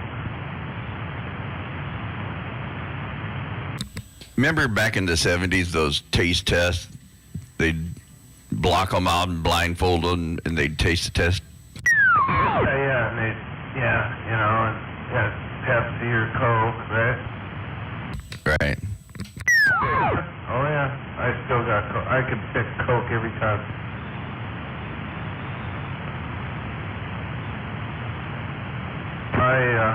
I buy what's called Mexican Coke. I get that at Costco by the case, and I prefer that. Is that like the Costco brand? No, it's made with real sugar. It's not made with fructose and all. It's made hecho en Mexico. Oh, so it's like the original Coke. And it is dang good. Mix that with some Bacardi soda and a lime, and oh yeah. Damn it.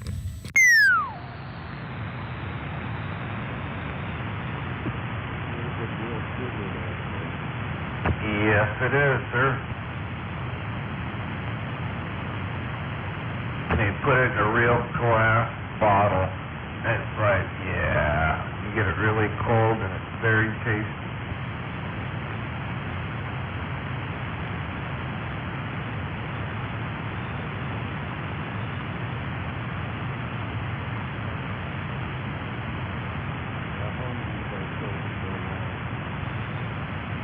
Home Depot?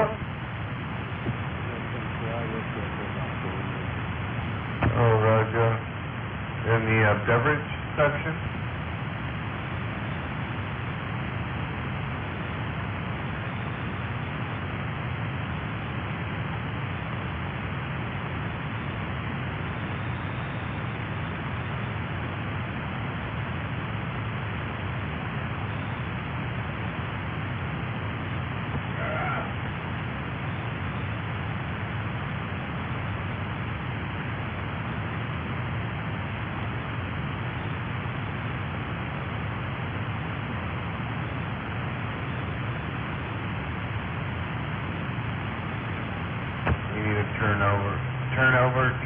Turnover.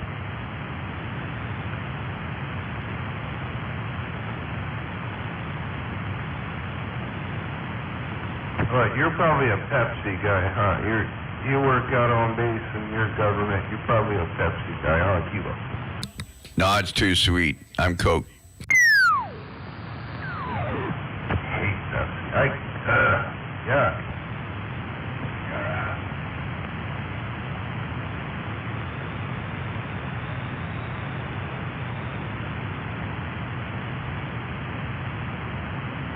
Back in the, 80s, they had something called Jolt Cola. Jolt Cola, twice the caffeine and twice the sugar, man. That was some stuff. Yeah, I remember Jolt. I never drank it, though. Wow. Yeah, man. Mix that with a little bit of alcohol. You was a wide-awake drunk.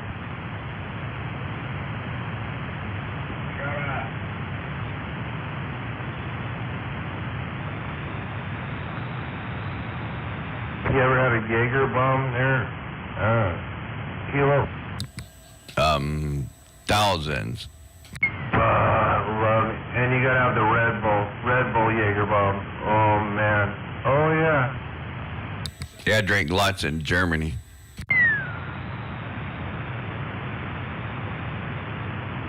I think we should have it. Sure, you think a girlfriend will Call it 45 tequila. And your girlfriend's friends? Well, never mind. Y'all doubled. What'd you say? It's very tasty stuff. We should name a drink 45 tequila.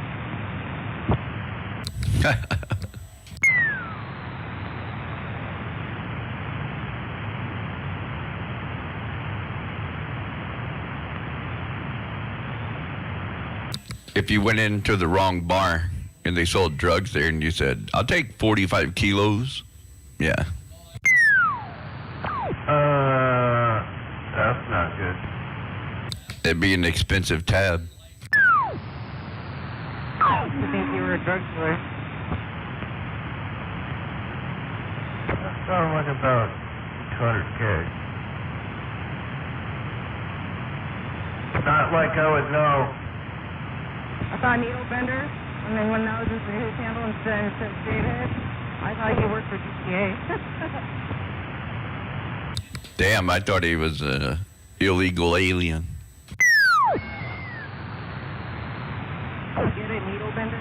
My brain is like 50 different books.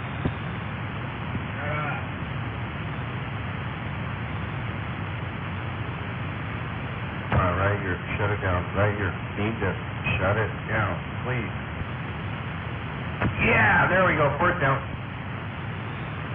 And then MAD, Mothers Against Drunk Driving. Yeah, I thought, you guys were all... I'm gonna get you them green jerseys for Christmas.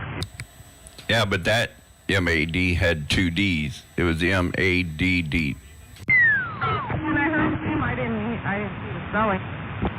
I'm gonna get you one of them jerseys with a 45, a kilo on the back in green.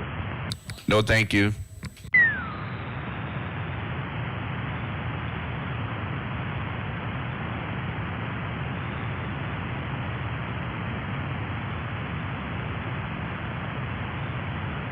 Then Yellow Jacket, I thought he was like one of the guys that drives. I think we can get a score here, get a touchdown. I think we got a chance. I'm optimistic.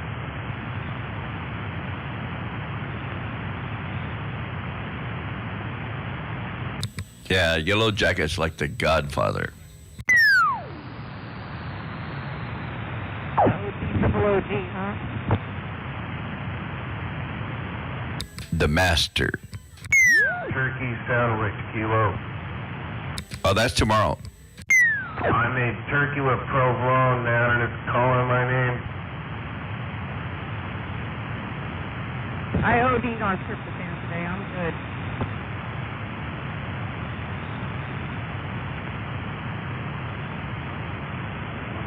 Hey, damn it, they're showing commercials.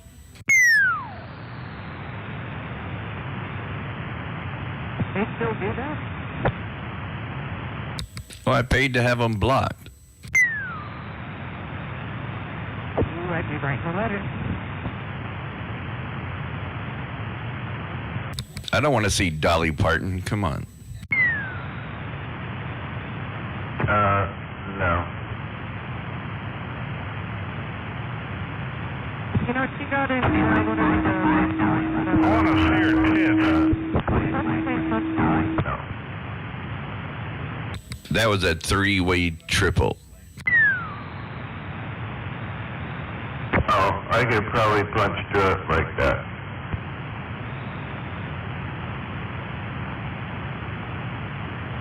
I think 101 said he'd like to see her tits. Yeah, I think we all would. I mean, she had all that work. I want to see what it is. Yeah, it's like a science project, right? You went there like gonna stand up, or what the hell will happen? Be like all wobbly or something, like all cockeyed? He wants to see her tits for educational value.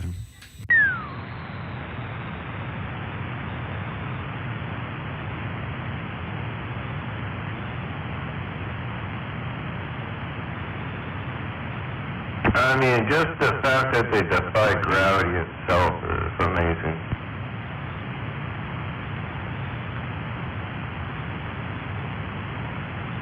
You could probably use that 101 just, if you meet her and say, I'm thinking about getting my wife these tits. Can I see yours and, see what I'm buying? Dolly Parton has worn a wig her whole life.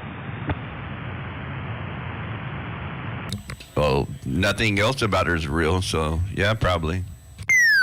She'd probably come up to about halfway on one. If 101's probably like 6'6", she'd probably come up to like his belly button. But then you'd hope she has a flat head. I won't say it. It's more or less like a cup holder.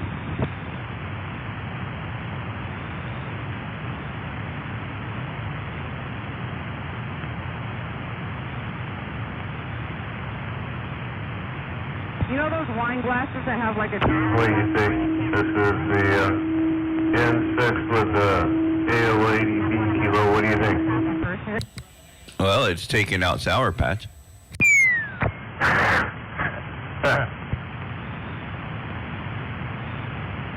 I know you probably can't hear her, but she was talking and then bloop, she went away. Like, whoop. Like, hooty hoo.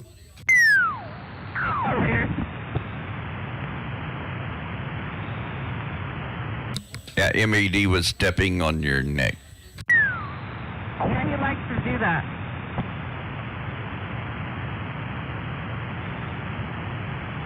I feel momentum. I feel momentum. If he would have just caught that one.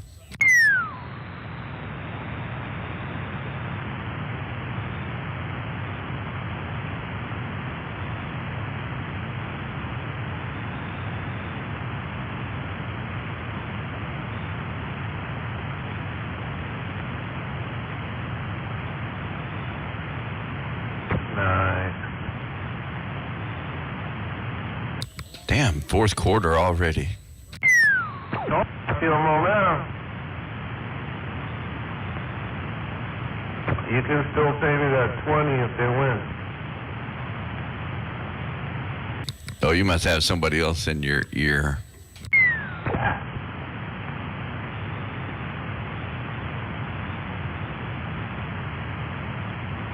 How was your Thanksgiving, Kilo? It was good. Bunch of people came over. Yeah. Yeah, Thanksgiving without egg rolls. No egg rolls.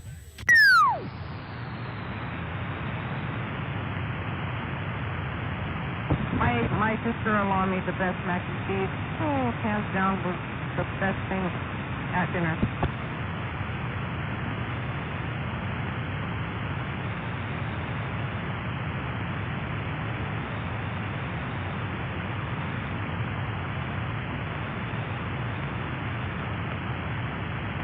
Illegal shit. And watch this.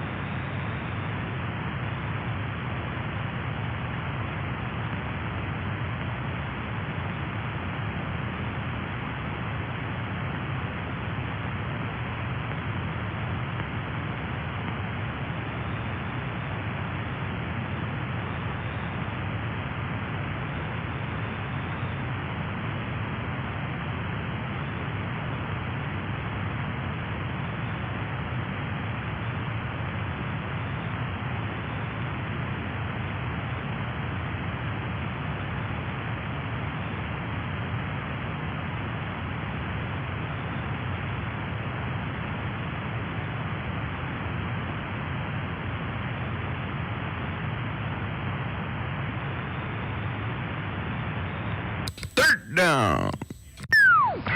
Buddies, my San Francisco buddies are sending me texts. Oh, you getting nervous? Oh, shit. Oh, no.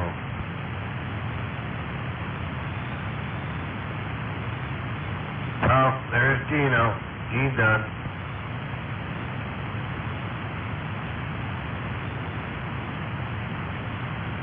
He limping like catfish on a Friday night beating.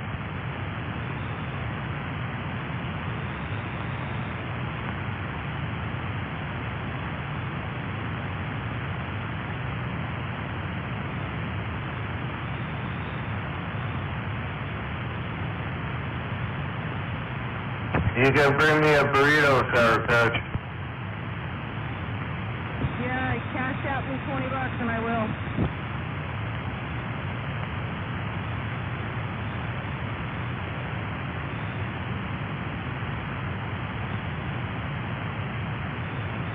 Whoa, fall.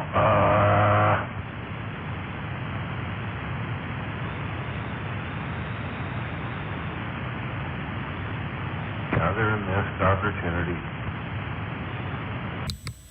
Rack 'em up. God, no shit, man. Just a comedy to errors, but man, they only had 3 days of rest, so man, that's gotta be hard. 3 days, that should be enough. Like when you used to play, Kilo, back when you used to play Texas football. Right. Army football. Oh, no shit.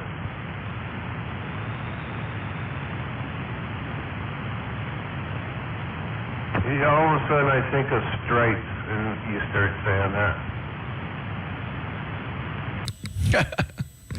Yeah, a little more intense, though.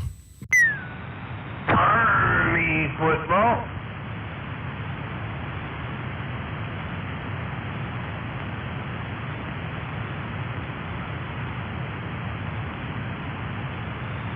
They told me like 25 years ago, I used to play 9-man football. Their little divisions, I don't know what groups or whatever those dudes would have out there on base, but they used to play 9-man against each other. Yeah, you said that before, but I never heard of that. That was in the 80s when I worked at the that's when I worked at the Class 6 store at McCourt. It was still McCourt. Oh, yeah, nah. I got here in 97.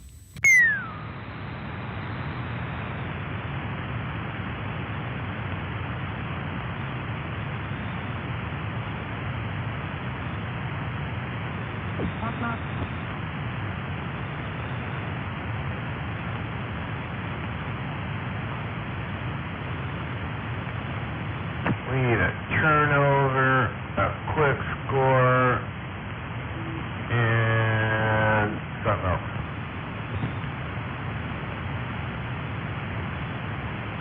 Pick six. Pretty good one of them.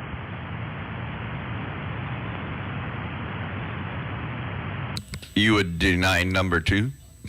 Hey, Sour Patch, are you out there for a pick 6? Say again? Yeah.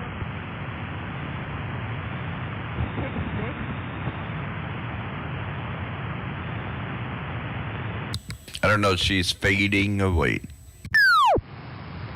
Would only be a pick 5. Yes, he said pick 6.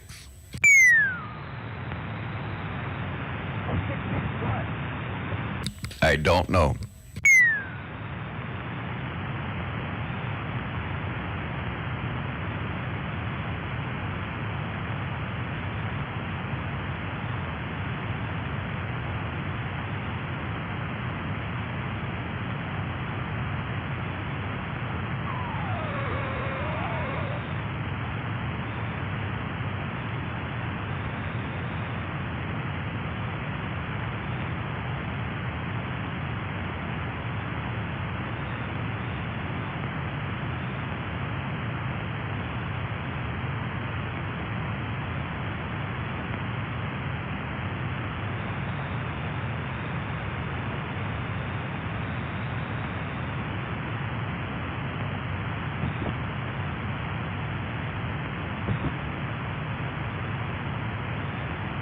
MAD, what's this about a pick 6?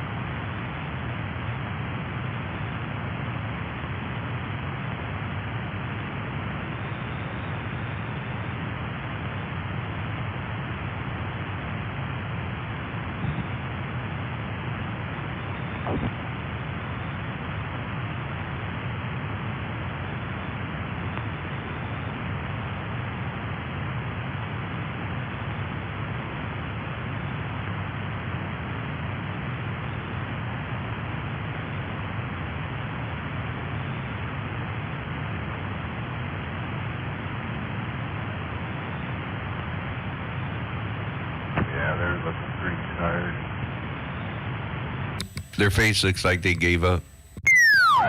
Bobby Wagner even. Like, yeah. Yep. Coach over there not chewing his gum no more.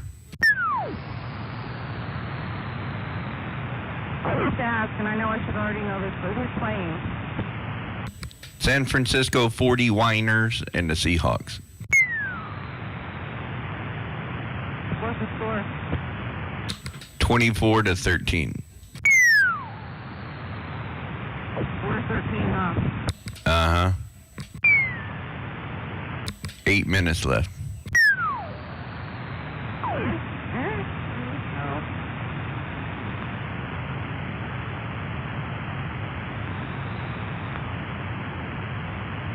That guy looks pissed off. It's all about the attitude.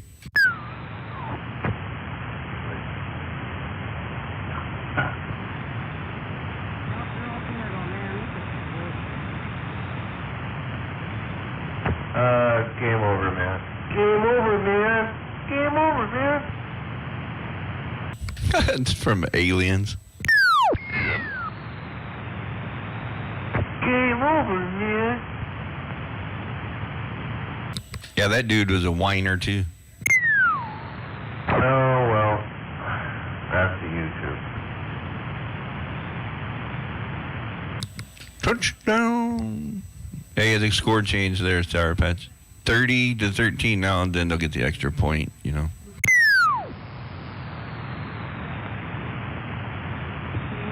Yeah, it ain't gonna happen.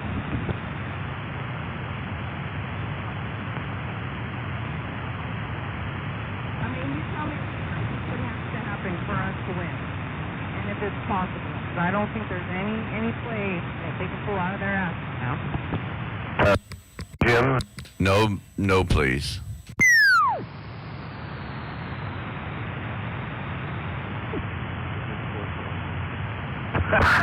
Cortez Kennedy. Oh, that was funny, bro. That was a good one.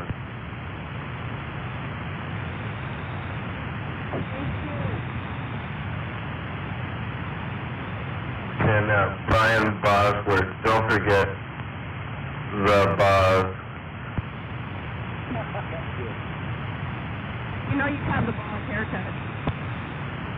Oh, you saw my Facebook, huh? How did you see that? You look like Pete Carroll's brother. Oh. No, I get that quite a bit, actually. I get the Pete Carroll thing quite a bit.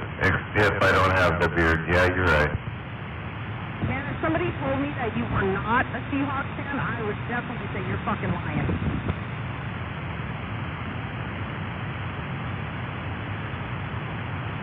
Now, when I played softball back a few years back, that's what I put on the back of my jersey was Pete.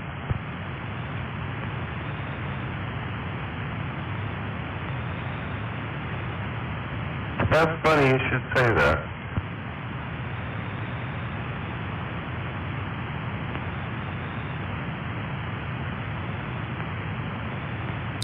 She is known to be funny sometimes.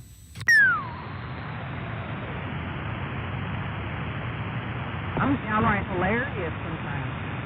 I make myself. I make myself sometimes what I can pull out of my ass. Ask my kid, man. Now you're full of yucks. Full of yucks.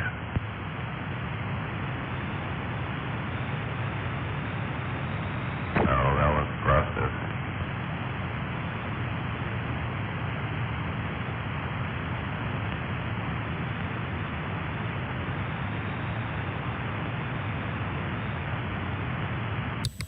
Don't process too much. You're going to start a fire.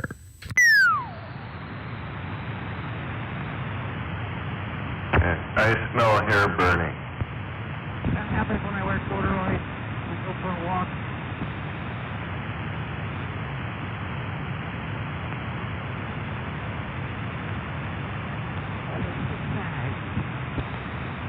Or at least chafy skin.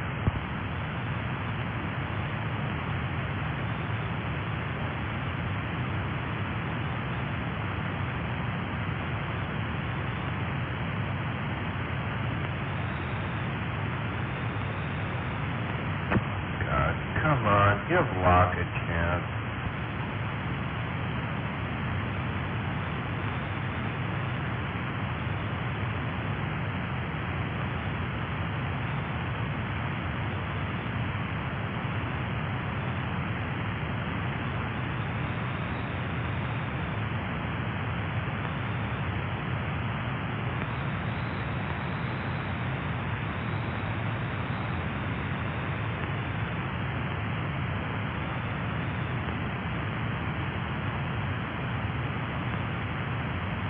I think I'll go watch some MSNBC or something.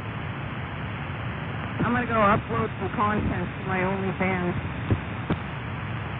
God damn, this sucks.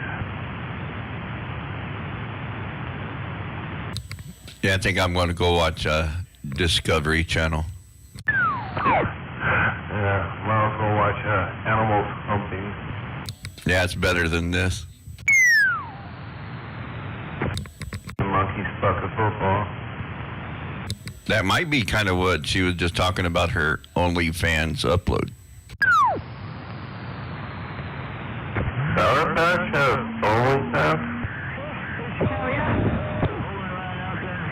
Yeah, she said she's going to go upload something to her OnlyFans. I was thinking maybe it was kind of like Discovery Channel.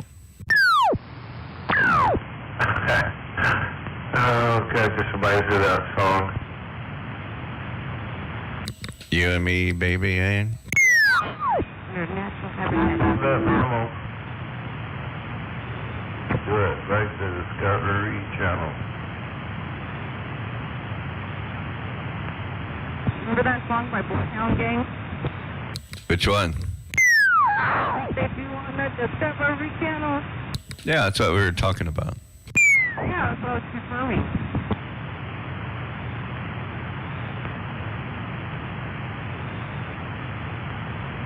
Do you remember the one by Bloodhound Gang? The lap dance is so much better when the stripper is crying.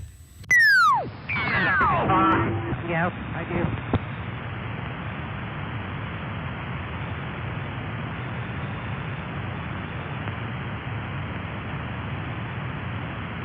Oh, shit, that's hilarious.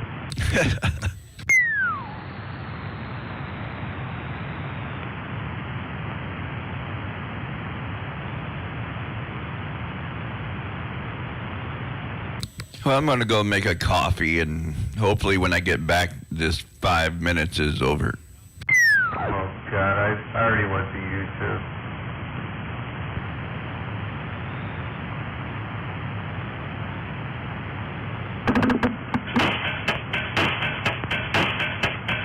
Yeah, oh, yeah, pretty good.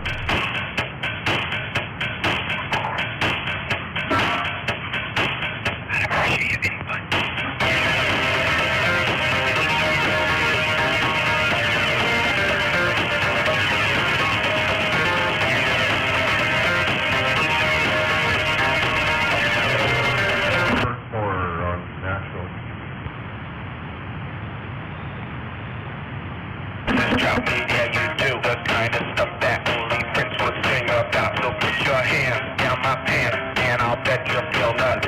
Yes, I'm Cisco, yes, I'm Ebert, and you're getting 2 thumbs up. You've had enough of 2-hand touch, you want it rough, you're out of bounds. I want you smothered, want you...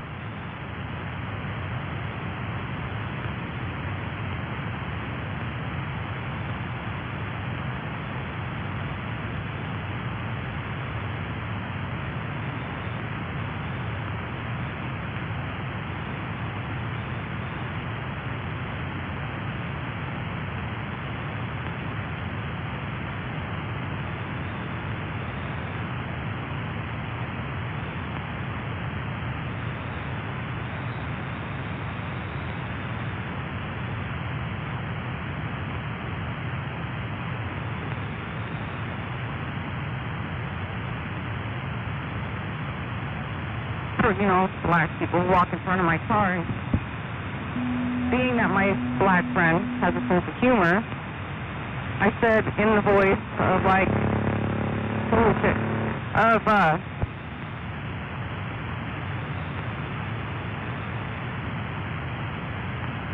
don't do that.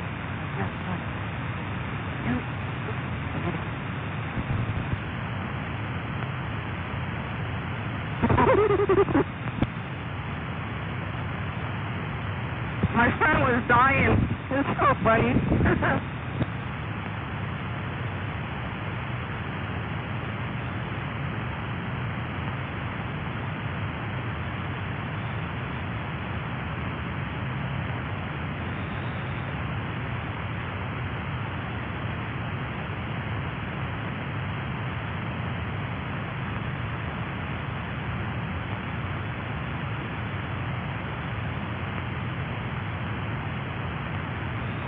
I'm not racist at all, but I do like telling racist jokes, especially in front of said race.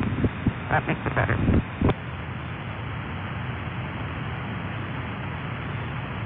But I absolutely do not like Jewish jokes, because my grandfather, he died in the Jewish concentration camp. He got drunk and fell off the guard tower. Tragic.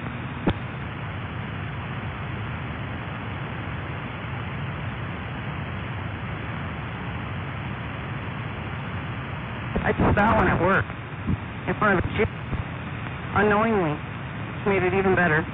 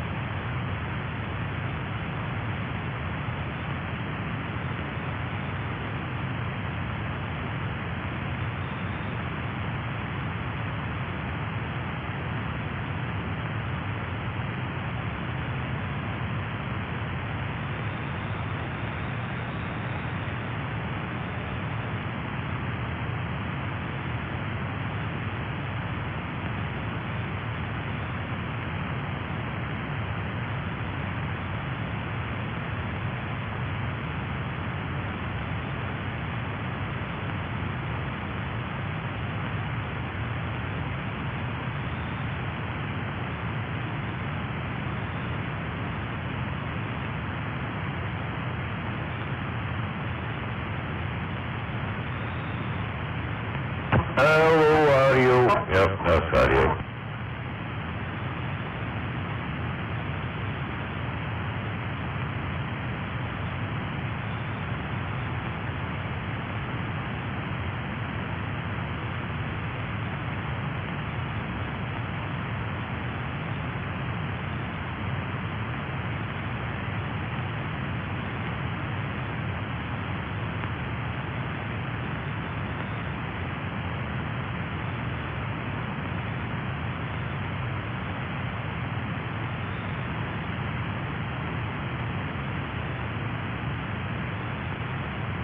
Turn it on down.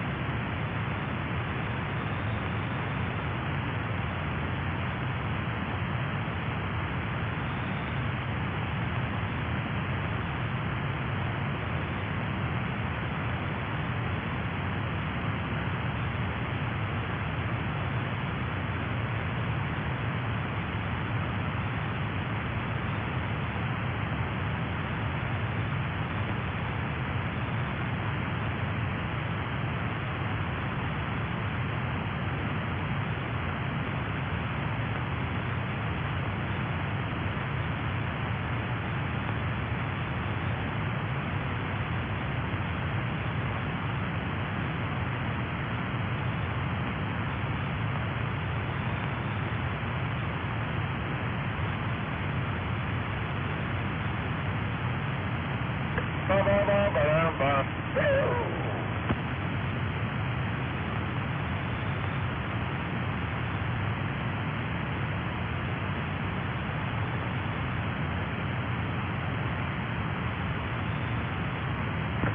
bet your sweet Bippy.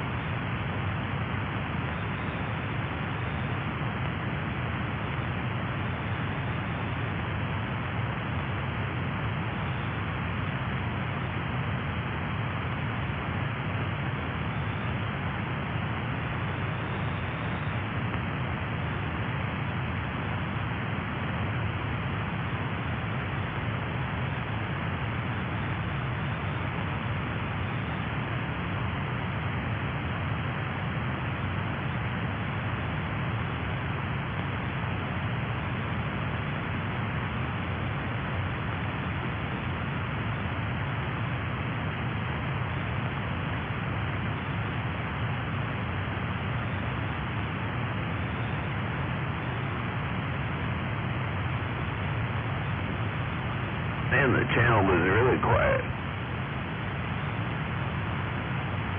It's very, very quiet.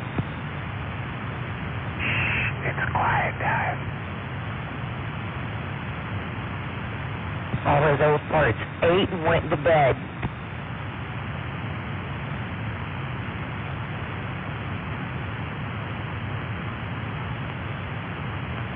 I had to wake myself up.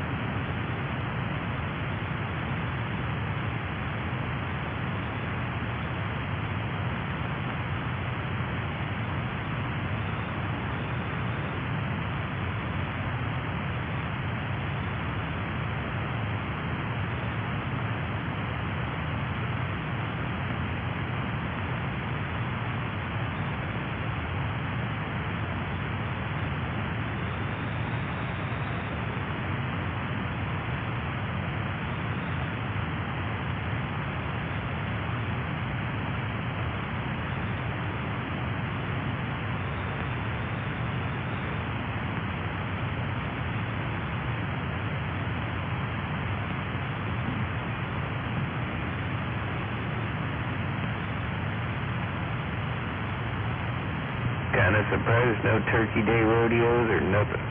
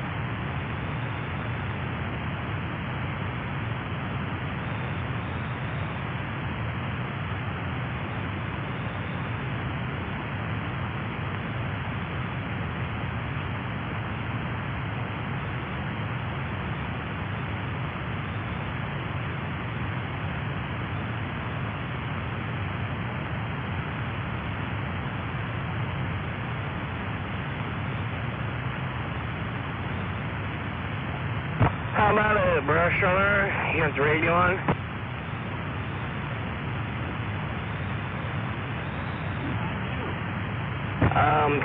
Did you hear that address about this call?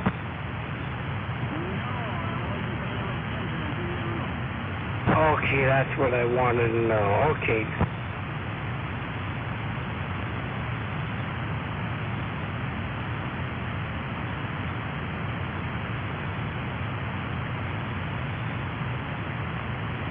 I'm just kind of worried about a mutual friend we have at that area, that's all.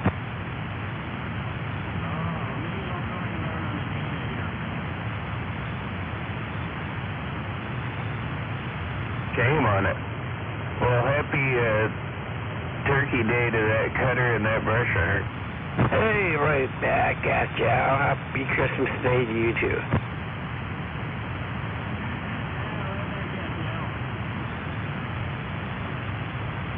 I heard them say were general areas, but they didn't really give an address that I could hear.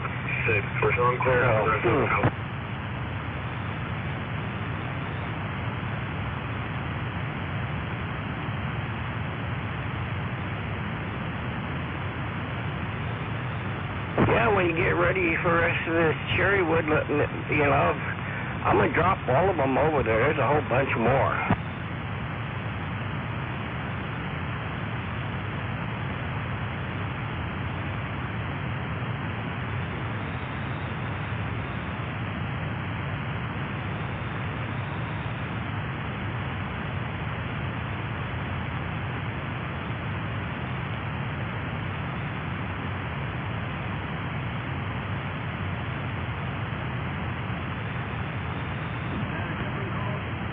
Yeah, this person, they say it was a natural, let's put it that way.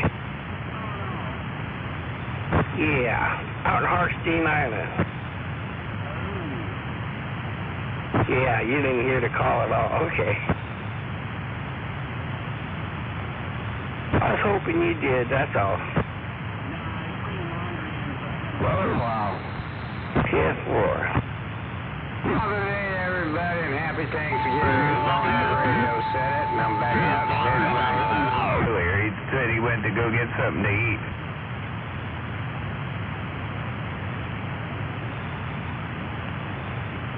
Boy, that was a frickin' mess, wasn't it?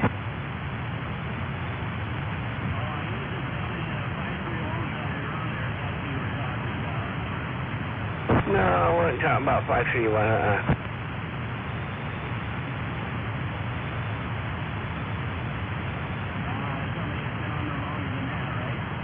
Yeah. At 10-4 on your other favorite Hartstein Islander. Well, I hope he's alright.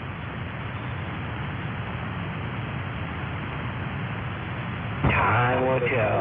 I guess I just should go yell, huh?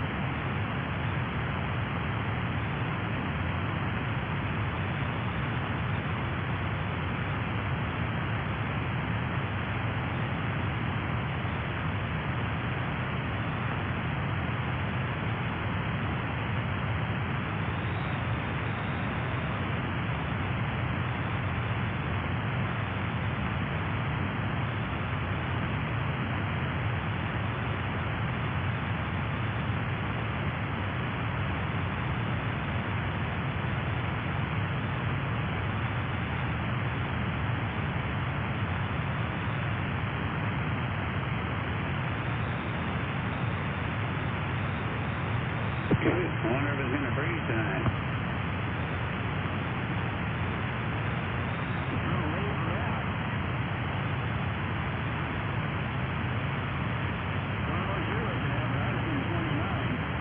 I got 40, what, 39 and a half. I got 35 over here. You got 29 brush on it? I know it's below freezing. Okay, I haven't looked at that in a minute. Let me check that again. I've had frost almost every night. Not last night, but the night before when it rained, was the only night I didn't have frost.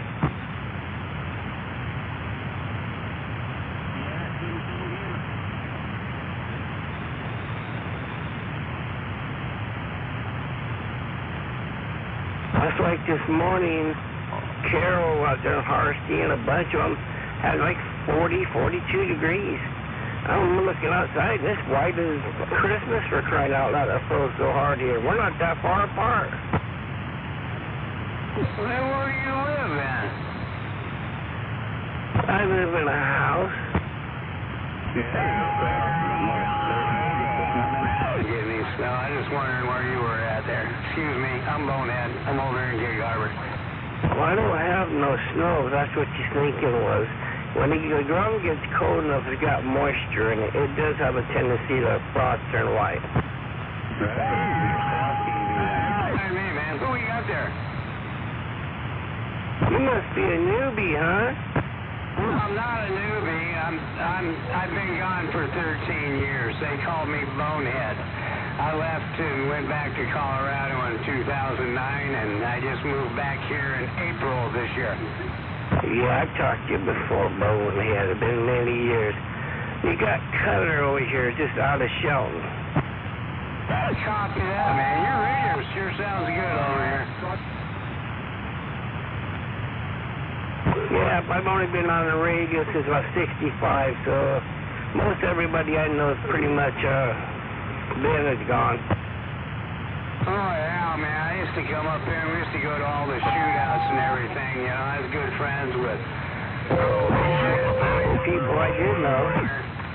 You know, Mickey T, G-Man, Dragon Lady, Monkey, Bender, Ringer, Shoebox, Ghost Rider, Kingpin, you know, Slam, Sidewinder. All them people I used to know. I got a group picture right now from a break in 2007. Yeah, I know all those guys you were talking about, and I still know, because like Mickey T, he's a real good friend of mine. Oh, yeah, I did get a chance to talk to Mickey T a couple of times since I've been back, and then I got G-Man, too. I talked to G-Man, too, and then Dynamite, he's another old friend from back then, but I haven't really got a chance to talk to any others yet, like Daffy Duck or anything. Sidewinder, he's up in Montana. He lives in Great Falls, Montana now. Roger that. We got a bunch of local talking up here, so yeah, I know you're talking, but the locals key up here kind of hard to hear. Roger? Yeah, copy that, man. Well, anyway, y'all carry on. I'll be on the side sandbagging. Happy trails. Couldn't even take him out with my preamp on. No way. I hear something at the bottom there, but I can't hear what they're saying. Yeah, he was flat up there in my radio. Hey, Bonehead. Yeah, go ahead. I just wanted to see what you were keying up at. You're almost 7 S units, so you're doing okay. Oh, that's good, man. I'm glad to think this thing's working good, so. All right, thanks very much, man. Appreciate the radio check. And for it. You can hear him, Brush Runner? Waving over there, Bonehead. Option at the bottom. I heard him responding to you, but I couldn't hear what he said. Hope you had a good Thanksgiving, Bonehead. 45 kilo Beclet. It's also my birthday today. Isn't that something? It's my location, I tell you. Maybe it's that antenna 150 foot in the tree. What do you think? Well, and you're kind of on a hill out there. Evening to you there, Al. I'm waving out to you there. 45 kilo. Happy turkey gauge. Yeah, waving there, Rips and Cutter, Al, everybody. Yes, you there, 45 kilo. Wait. Hope you had a good turkey day. Yeah, I hope you had a pretty terpy day there, Rip. As you can tell, it has been.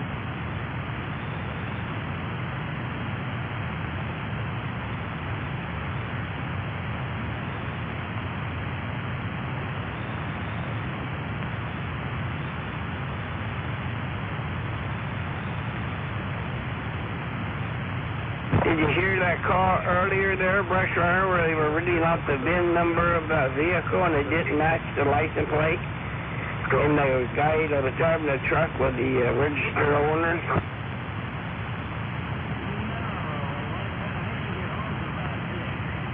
Oh, yeah, you missed it. It was funny. They're going back and forth trying to figure out what the hell's going on. They're not showed stolen, but they couldn't figure out why the VIN was so much different than the license plate, and you know.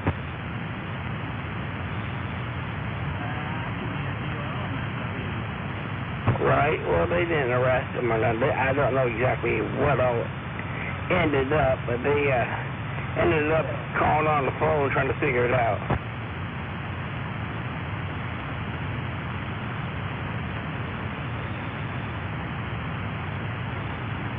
Everything good goes to the phone. You never get to hear the juicy stuff anymore.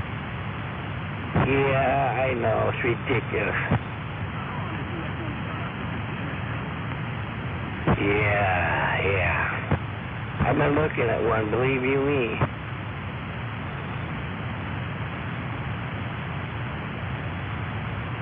But it's a lot of money.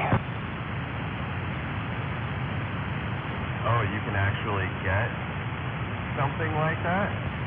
You can get almost whatever you want if you got the right connection. Yeah, I mean, fair enough.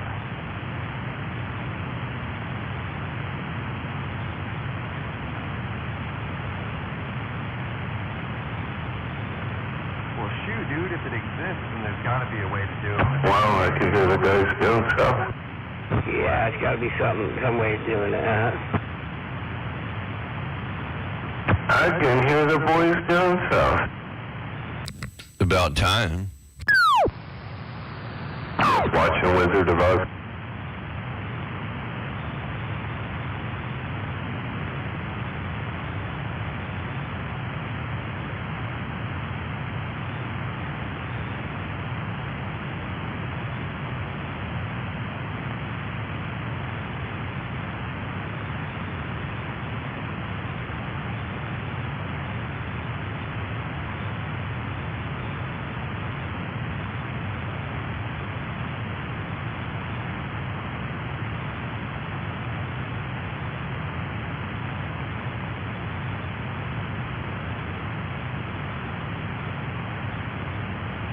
Man, there's been a lot of DVs. Holy cow. Surprisingly enough, the drive up and the drive back worked okay. It was really nice. I did 5 over the whole way up and at least 5 over the whole way back. Never had to deal with really much of anything. It was nice. That's freaking awesome. Well, I think so. Since I put my base back together, I think it took me 4 months to... Yeah, 4? Well, let's get the base station back up and running. Anybody here a mudslinger out here lately? Cool. Who's that? That's a newbie to me. How about, gee, I haven't heard nobody. I haven't had the radio on to listen to nobody. I suppose the local people that talk in the morning are still there.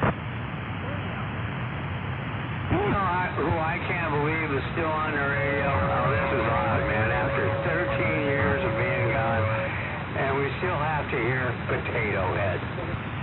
And then stumble my way back to bed to sleep until 8 o'clock in the morning. No, I'm not. Damn wiener bender. Get up, come out here, fire up the fellow stove, warm the house up. 8's good for me. I'm on banker's hours. Yeah, but you gotta start your new job next week. You got the same hours? I'll make my own hours. Oh, what is that? I guess I can call you special.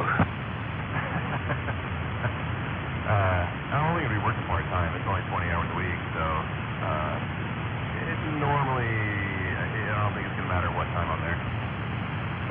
Just give me a bad time. Yeah, 10. I mean, honestly, I'm hoping to get to the point where I get everything whipped into shape and I don't even have to go in anymore. I'll be able to take care of whatever I need to take care of remotely, and I'll have time to do whatever else I want to. There you go.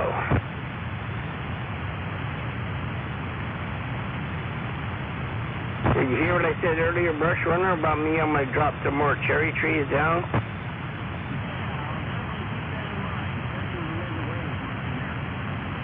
Yeah.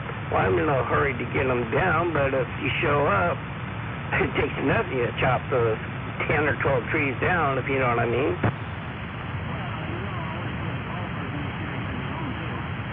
10-4.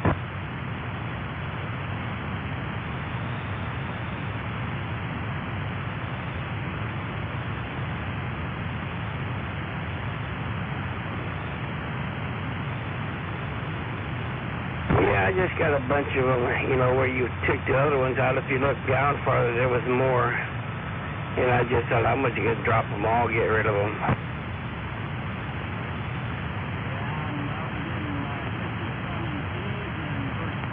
What are you doing down here?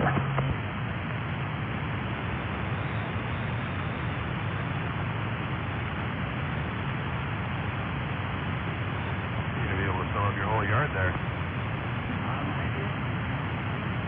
Keeps him busy. You have a good Thanksgiving, Hammerhead? I definitely did. Thank you for asking. You're right, Kilo. I know.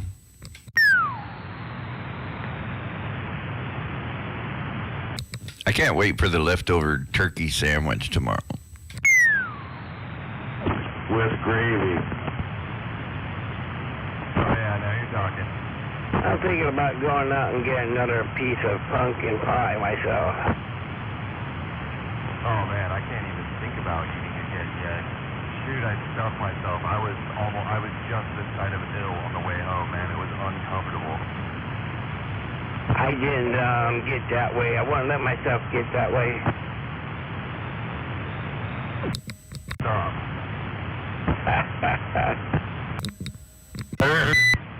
Well, I got 2 of those great big pumpkin pies from Costco. Damn, they're good. I got about half one left. Oh, yeah, you've been busy. Those things are huge. Hell, you can't buy one, maybe a fourth of that size, and it's like $8 at the store. Getting on down. In-laws bought pumpkin pie from the store where my sister-in-law works up there, and dude, she paid $35 for a 10-inch pumpkin pie, dude. $35. That is so crazy. It's 100% organic, you know, whatever that means. What I did look at, though, Costco had same size of pie as the pumpkin pie they sell, but it was a pumpkin spice cheesecake. Now, I almost got one by about $20, almost a lot of money. That's still cheap, though. But I never had a pumpkin spice cheesecake before, and it was really huge. And I thought, God, that's a lot of money. That's a lot of cheesecake for something you may not like. They're really good. You'd like it. Sounds good to me. I love cheesecake. Turkey sandwiches. It's not good for my diet, but I like cheesecake too.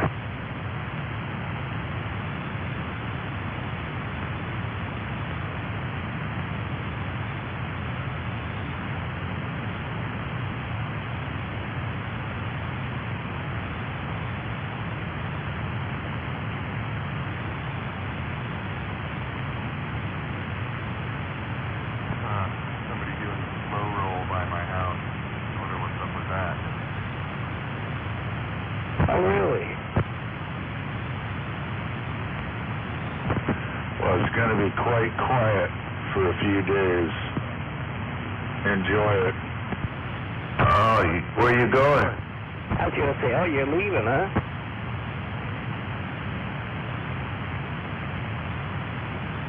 Well, that don't mean it'll be quiet. Just quieter.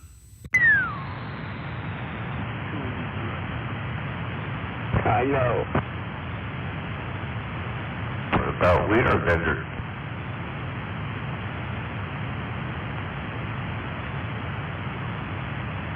Take Wienerbender with you, Hammerhead. He'll sit in the disc layer.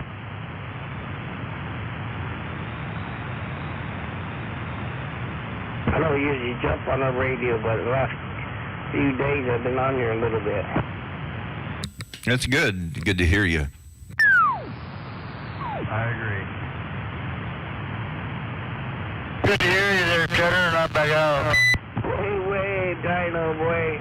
Yep, sounding good.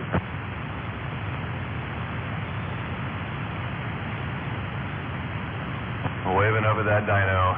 Rip said it. Hey, wave back, man.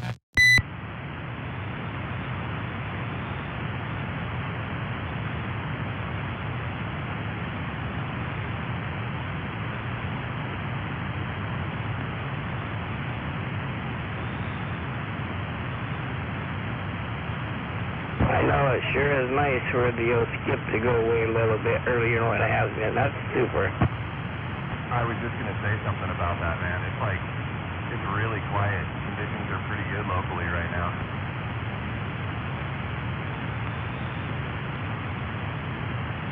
What was it, last night or night before? I think it was the night before. I liked that. Talked to Australia for 10, 15 minutes. I mean, it was awesome.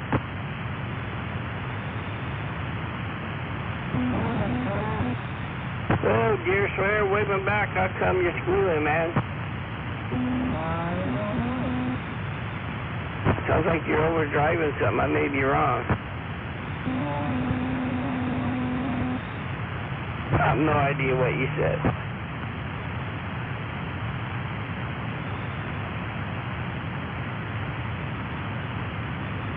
Yeah, Deer Slayer, you have 1, 2, 3, 4, 5, 6, 7. You got at least 8 carriers, buddy.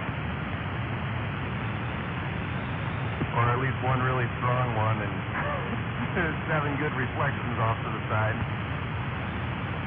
Yeah, that might do you. That's way better. Yeah, that works good for you.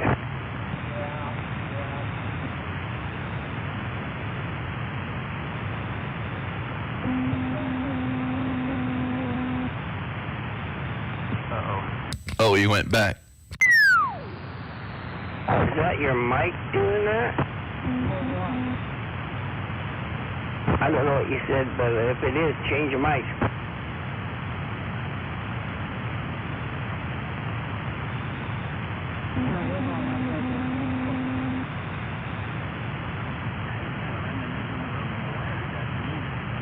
It certainly is.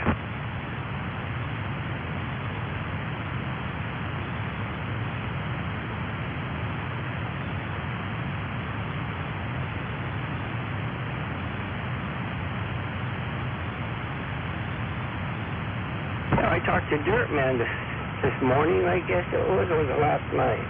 I can't remember. I think it was this morning. I'm not sure. And his channel kept changing. I just flat told him, man, cut that damn fourth wire and you won't have that problem. I heard that conversation.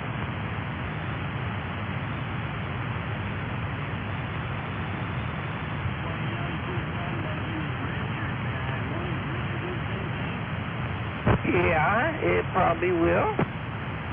But with the Richard, cutting the fourth wire won't do no good. If I remember right now, I could be wrong, I think a Richard is a 6-pin.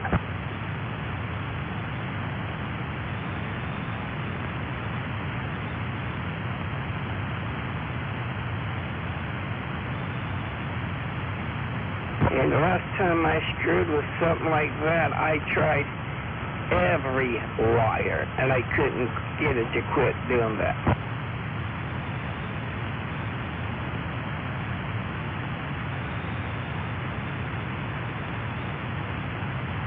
That was a pain in the ass because I undone it all, unsoldered the one, tried it, didn't work, so put it back, tried the other one, it didn't work. I did that all 6 pins.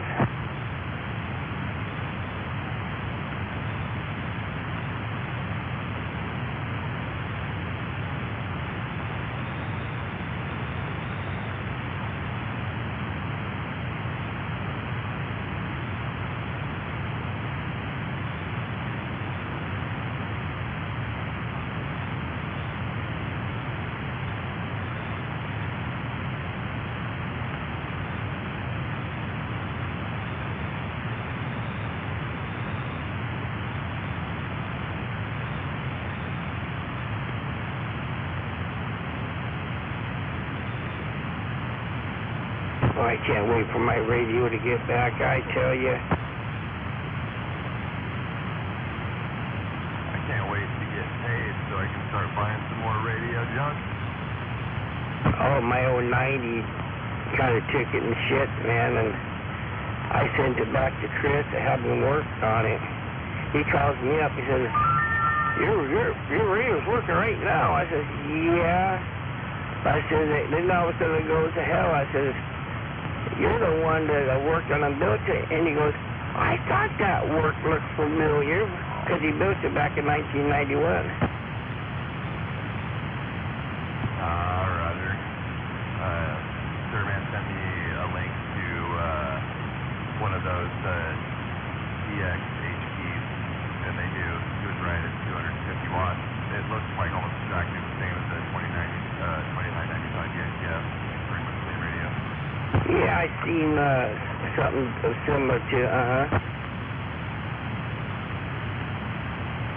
you know, I mean, at least for real, a 2990 DX like the one I'm talking about here, it'll do 200. I mean, no big deal.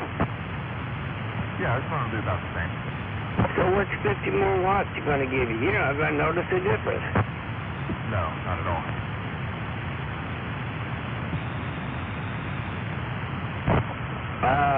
Turn your mic gain up.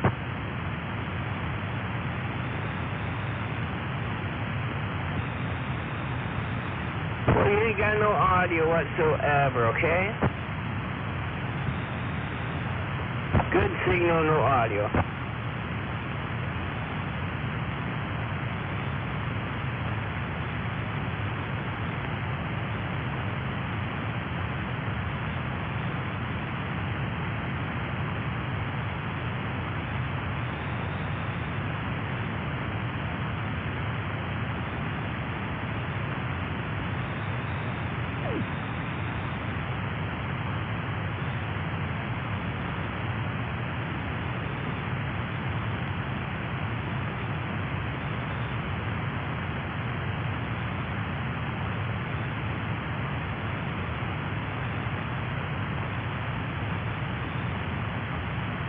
Yeah, when they called me the other day and said my radio was ready to send back, they wanted a payment.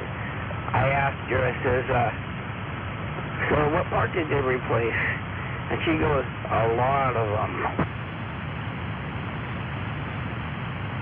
Yep, those electronics, they get old, they want to be replaced. Yeah, so I'm thinking they replaced a lot of capacitors and stuff. They were probably weak and getting old, you know. 1991, and I talk on it all the time. It's bound to get wore out. Yeah, a little over 30 years old. And daily use. Yeah.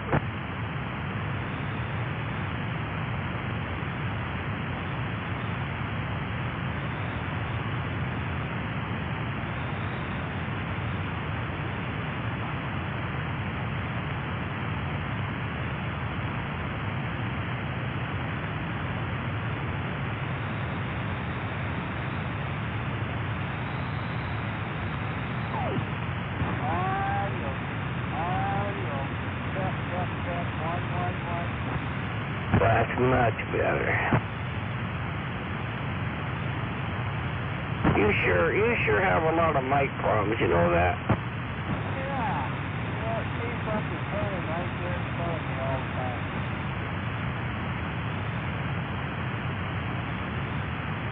Well, what I was talking on was that 636 Wow. Is that the one I fixed last time you were here? I think you fixed the standard one. Okay, yeah, I know I fixed one with a ballpoint pen spring, yeah. Yeah, right.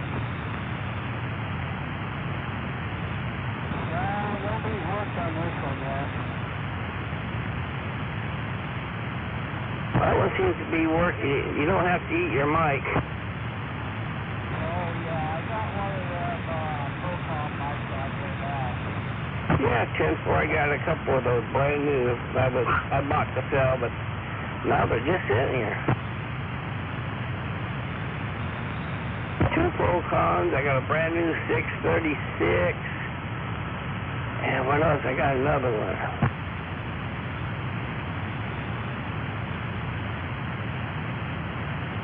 But I'm not buying no more mics. I am through with it.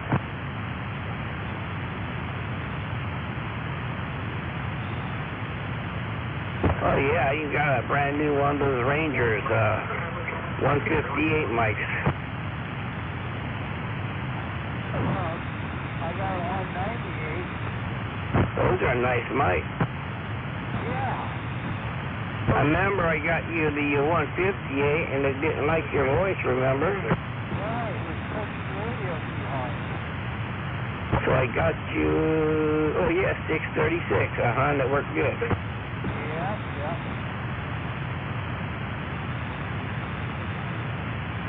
I should get out the stock mics for the 2995. You remember what those sound like? Okay, like a stock mic. like a very stock mic. Yes, they do. Coffin mic for this radio works really good. Yeah, but didn't you send that radio in to be fixed and tuned? Yeah, he said that's the kind of mic he used when he tuned it. Right, and that's why that mic works that good with it. Right. I can't figure it out. Alright, I got a phone call.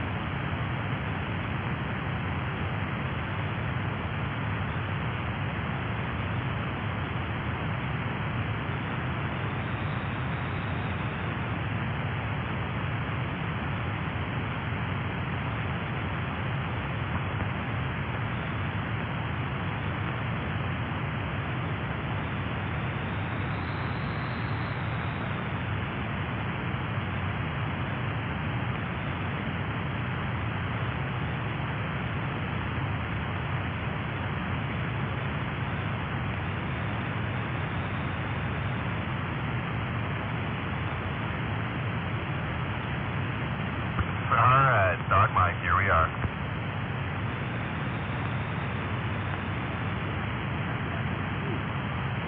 Yeah, you think so? Alright.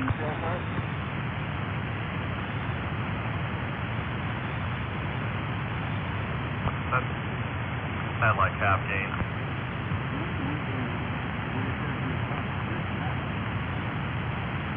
Oops, I switched channels, what?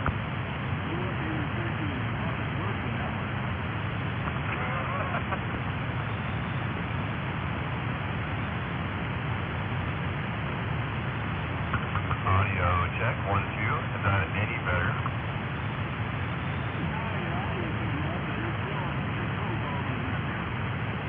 Yeah, I guess so.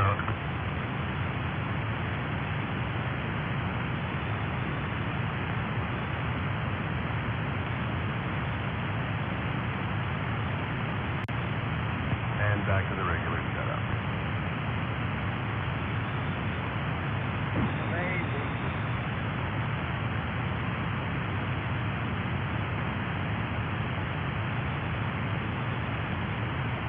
Having that little bit of extra juice in the front end to play around with is what makes the difference, I think.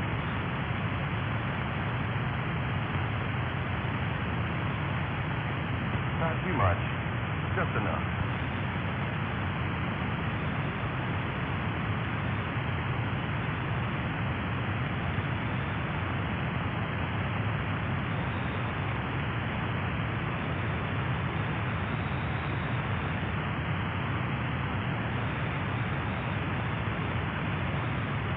Oops, I switched my channel again.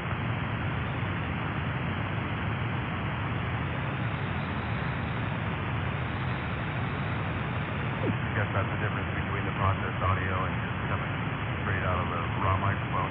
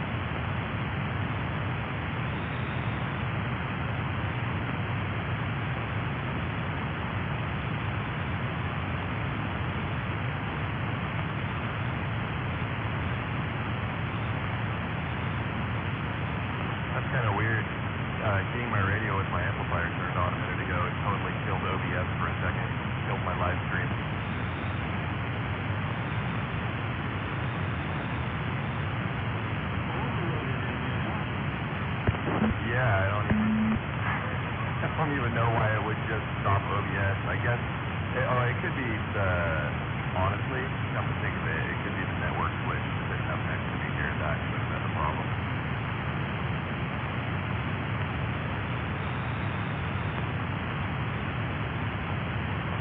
One of these days here, the next few months, I'll be able to get my shed finished with all my radios here out there. I'll be able to get away from all of this stuff.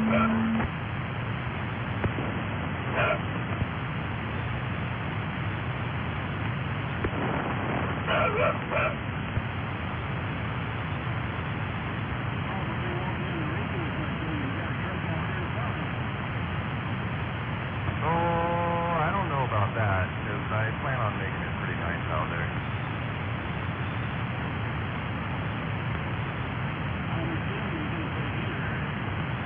Oh, shoot, dude, it's already got a heater in it. I got one of those little, Big Buddy catalytic heaters in there.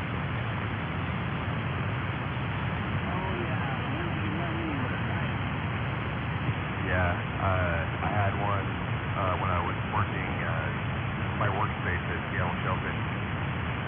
During my prior employment was a 40-foot Connex, and I had one in there, and it worked so awesome.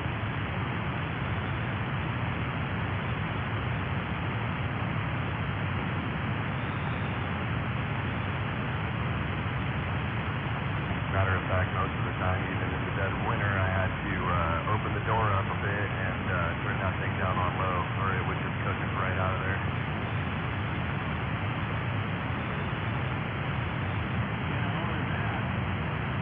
No, it was also an insulated container too. That helped a lot.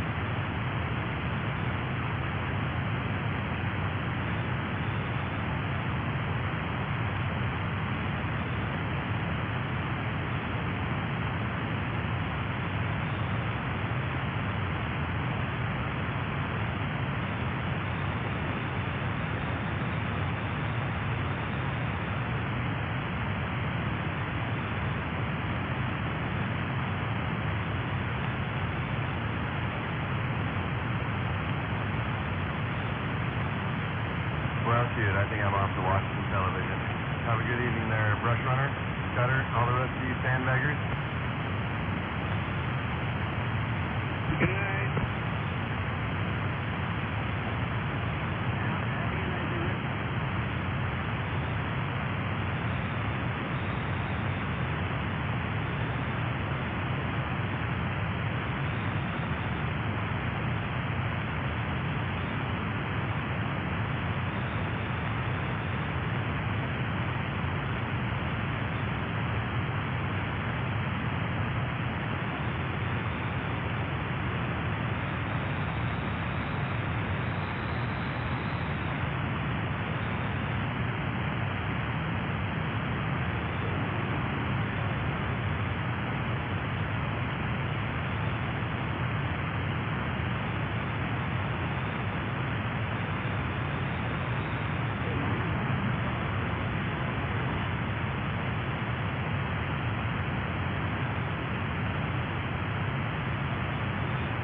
39 over here in the banana belt.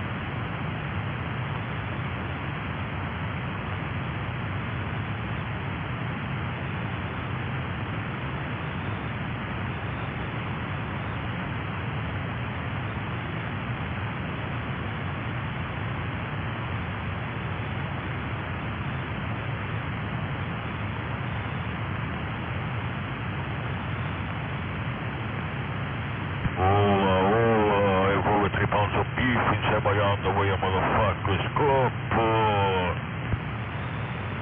You know, when I turned on the radio, I didn't expect to find you. Yeah, because you love me, motherfucker.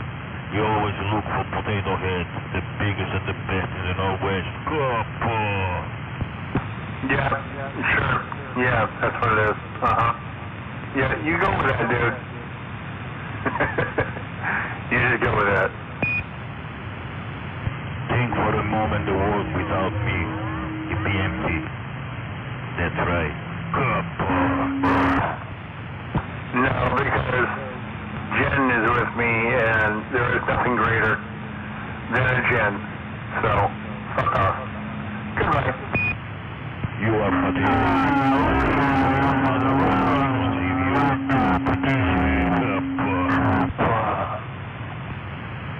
Hey, that was a pretty good impersonation of him. On all origination.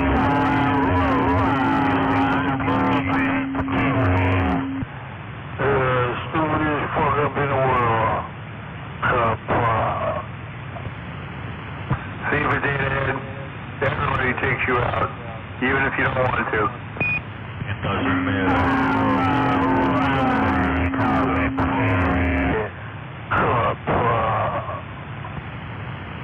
I guess that Potato Head, nothing. I don't even know if you're still there anymore, actually. And I'm that quiet. That's right, shut up. Ideas keying on me. I am the Potato Head.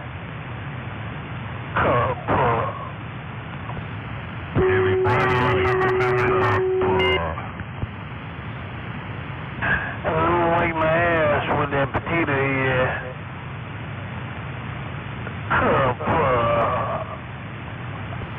You like to suck my tongue when you say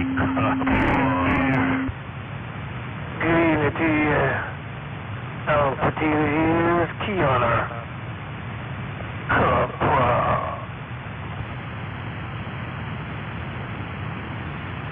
What you doing out here so late, brother? I'm looking for Potato Head. What you doing out here so late there? My brother? He told the potato that was stuck inside the head so you turkey tonight.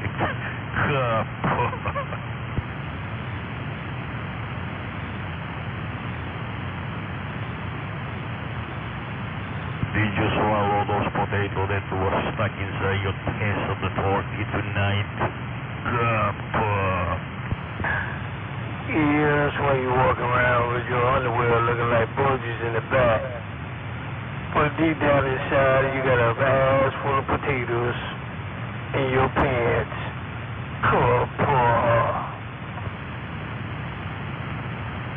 I'm gonna go play with myself for now, motherfucker.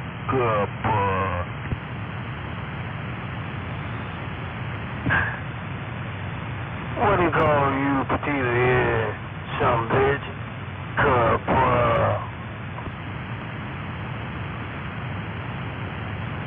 I'll talk to you tomorrow, motherfucker. On a new day. Tomorrow is Friday. I'm gonna wake up early and get some Black Friday deals out there in Costco. Good boy. Well, why you gotta wait till Black Friday? Why you can't get them on White Monday? Why you gotta go out there on Black Friday instead of waiting for a White Monday? It's still gonna be the same price. Because I have to move my big, huge ass, so I lose weight. Good boy. Go and get your ass out there to Costco's there. Make sure you get that flatbed cart so they can push your 10-ton ass around in the store. I'm standing by I might make it tomorrow, you piece of shit friend 727 out there in South Center Mall there where it's a fucking Costco around that area. He walk in the men's room at this South Center Mall down there at Costco in the men's room. He's always there with a lipstick on. Good boy. I know you did. I know you did say you're going to be 727 in the men's room.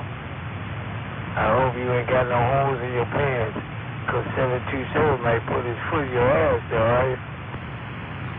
You forgot to say but anyway, the 727 is my best customer.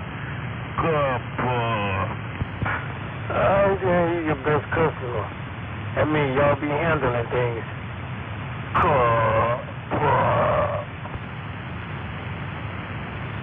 I gotta go, motherfucker. I'll talk to you tomorrow. Oh, man, go on, do what you gotta do. I hope you have a good day today, and a better one tomorrow, man. I'll check you out. Be safe. I'm out.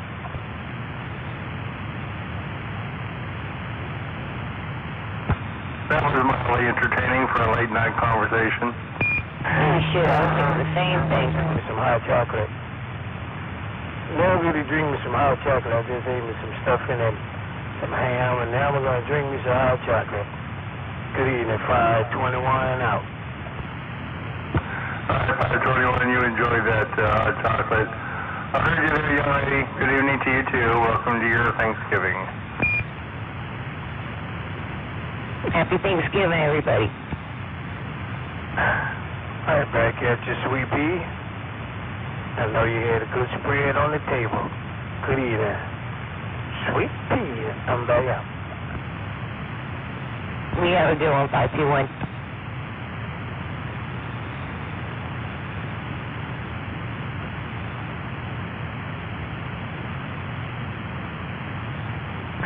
Well, I came out here to look for my Seahawk friends. I can't hear nobody that's a Seahawk friend out here now. Yeah, it's double whammy today. Shit. He got beat. And it's Turkey Day. So he looking like beat up turkeys. Y'all didn't hear that from me, but I'm standing by. Hey, we got beat up with style now. Come on. We look, shit. Green. We look green today, damn it.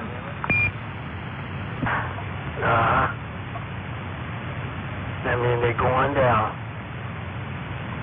They started out looking good, but their hopes are going down. They better get their green shit together, because guess what? Pittsburgh Steelers is coming to town.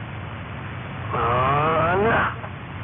And I will be there to watch another beatdown. I'm back out. Oh, yeah, I know you will. We'll be there to watch ourselves get beat. It's part of the hobby. 369 and I'm back out. Cheering right on that 369. Part of being a good fan, man. Like you say, part of the hobby. Good evening, I'm standing by. How about that fresh runner?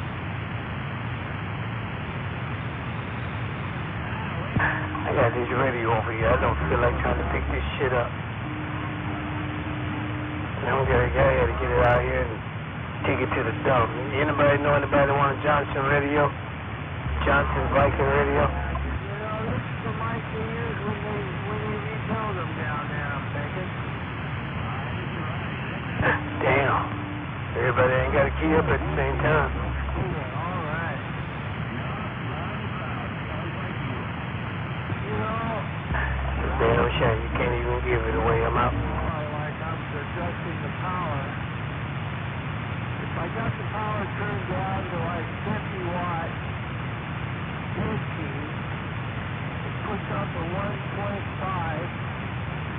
If I put it to Well, I guess I'll give me a gummy and sit by the radio and listen. I'm back out.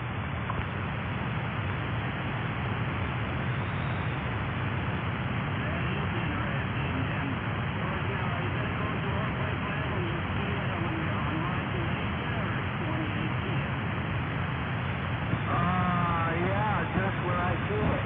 Just when I see it, I turn the power. I adjust the power. I turn the power down, SWR goes up. I turn the power up, the SWR goes down.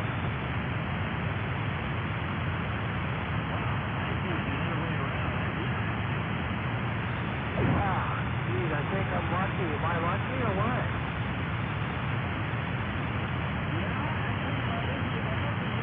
I wonder if that's something they did when they had it down there when Chris had it and he rebuilt it.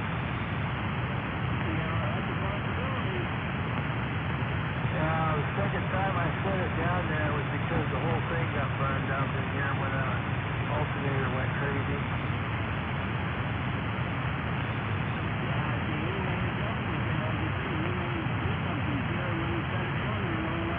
Yeah, I told him. He said that's the first time I heard that one. It overcame the ground. It went. The power went through the ground, too.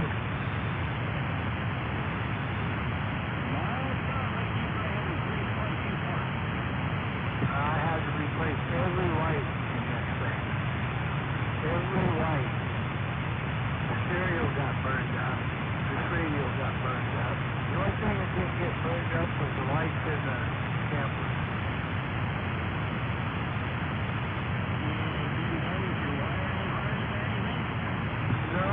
No, but when I replaced bulbs, I did replace some of the wires were getting old now.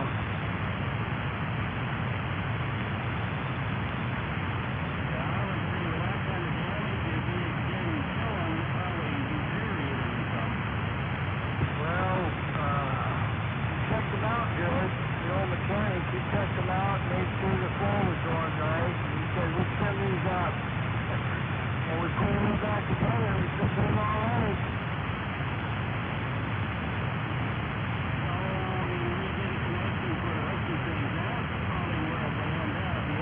Yeah, I replaced every light bulb, replaced a couple of the ends.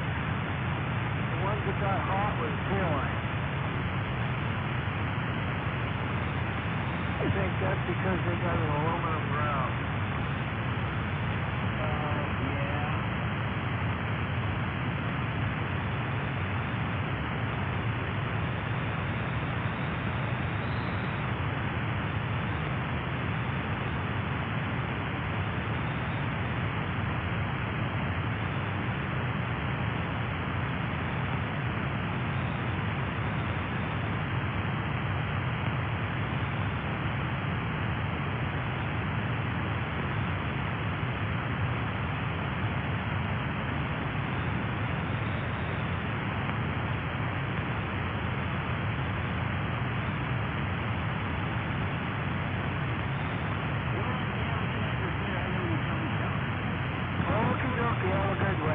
Have a good one there, brush runner.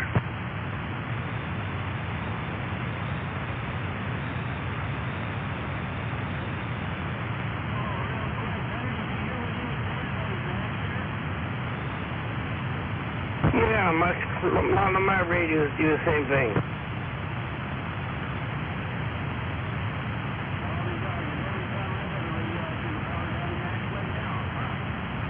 Like, what is it? The 95, the 69, it does the same thing.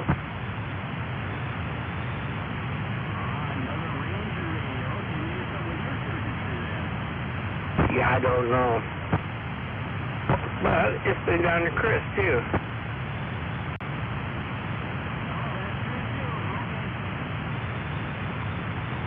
Okay, have a good night. We'll catch you later.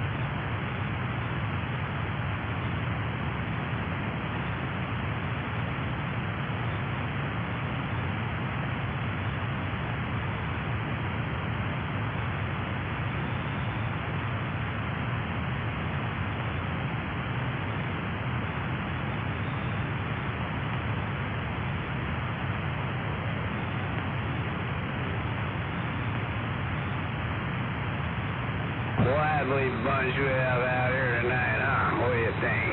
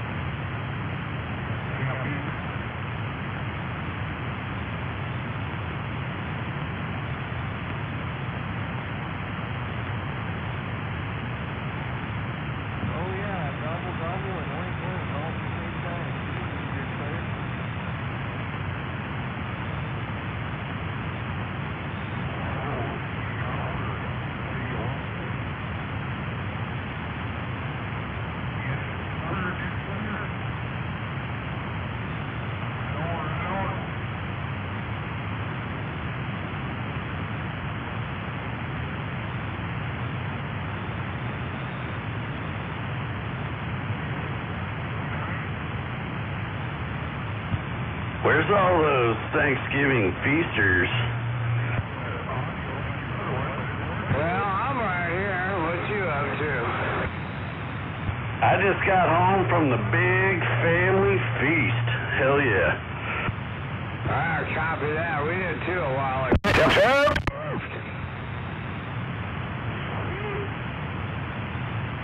Who you got there? You got Double Tap.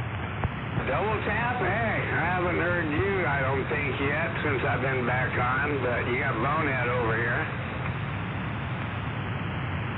Say that again, what's the handle? They call me Bonehead. I've been gone for 13 years. I just got back on up here a couple months ago. I left in 2009. I just came back up here in April of this year. Oh, right on. Yeah, I live over in Cle Elum, other side of the mountains, but I started on the radio like 10 years ago over here on the west side, and I'm just over at my west side station that I don't get to very often. So, yeah, good to hear you out there, Bonehead. Happy Thanksgiving. All right, back at you. And guess what, man? It's also my birthday today. That happens like every 4 years or something like that.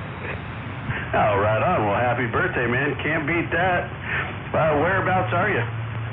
I'm over here in Gig Harbor, but I'm actually between Purdy and Key Center. I guess they call it like Wana or something over here. I'm on the peninsula, I guess.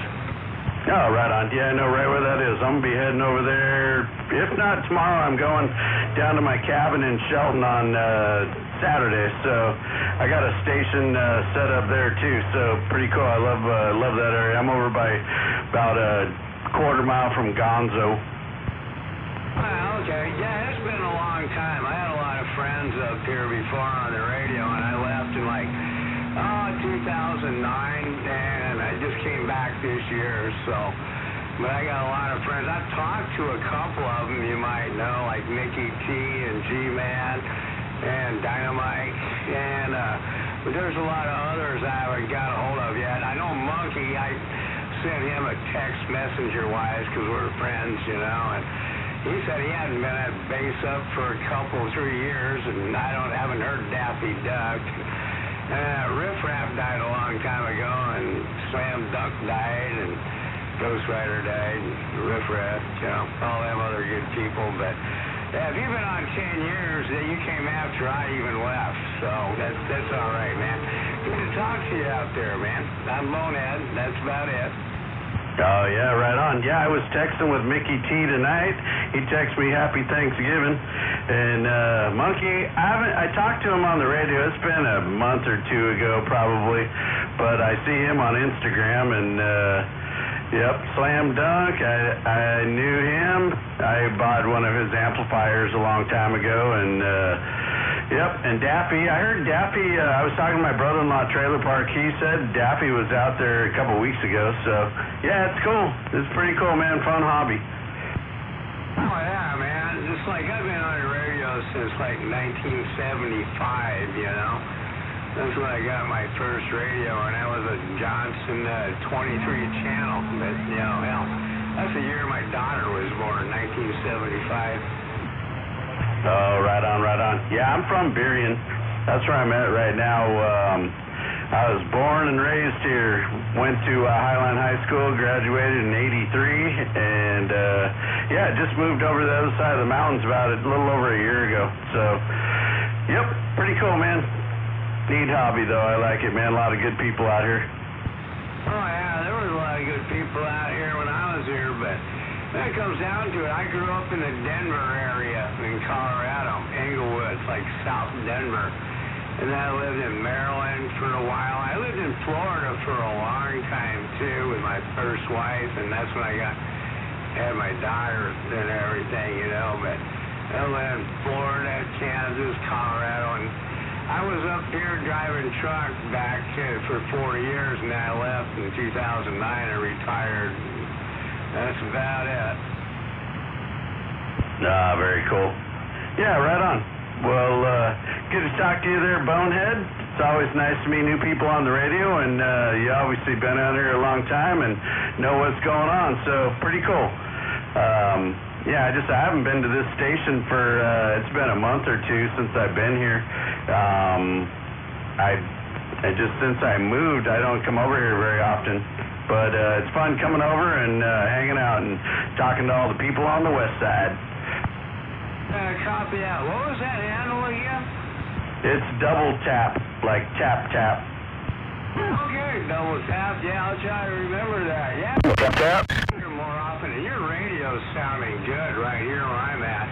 I'm on a Galaxy Saturn with a Turner +3, you know, mic, and then I got my stick up in the air, but it's not real high. But yeah, I like getting higher, so I can put the ground plane on there, but that doesn't make that much difference with that what is it, Max 2000 or the Solartron 2000. It's bigger than the Antron 9. Man, that's a long way to get in. Yep, right on. All right, man, there's other people out here. I'm going to jump off the key, but good to hear you out there. Bonehead, good to talk to you, man. Happy Thanksgiving and happy birthday. Check, Double Tap. Happy trails, my friend. 951 Bonehead Radio. I'm back out, standing by. Your first animal. He most certainly did. I was tapping to say hello. Happy Thanksgiving. Welcome to the West Side.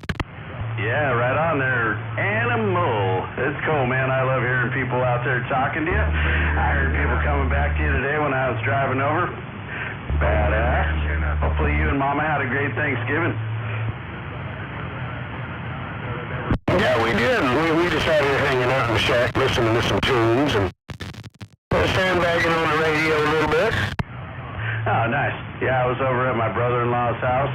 We did Thanksgiving today, and I just got back here, so fired this thing up and thought I'd see if there was any action out here. Well, happy Thanksgiving and waving Double Tap. 45 kilo. Happy Thanksgiving. Right back, man. And welcome to the West Side. I like it. Lots of familiar voices. One unfamiliar voice. Pretty cool. Meeting somebody new. And, yeah, right on. Kilo, the new radio station sounds good, man. I like it. Yeah, 10-4. You probably heard it on the gate, though. I did, but I hadn't heard it on the air, so I like it. Right on. We'll have a good one. I'm going to get back to my YouTube videos and learn something. I tried watching BBI's new video today. I was vacuuming and cleaning, doing laundry and all that crap, and I was like, holy shit, this thing's 3 hours plus. So I got about an hour of it done, so I'll have to finish that up another day. Yeah, he did the first part of that last week, I think. And he said he'd have the whole thing out this week. So I saw 3 hours, and I saw like 1 hour of it before. So I didn't watch this one. Yeah, it's over 3 hours, so it's good, though. He talks to Fat Boy and stuff, so pretty cool. Right on, right on. We'll tap later. Have a good one, man.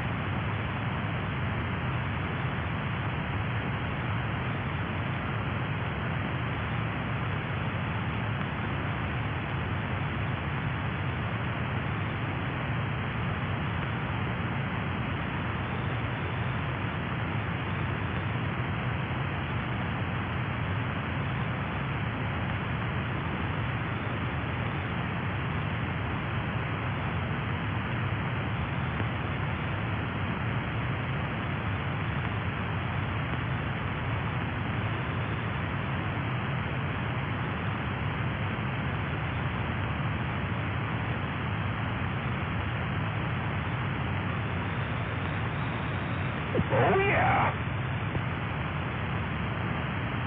Man, it got quiet out here.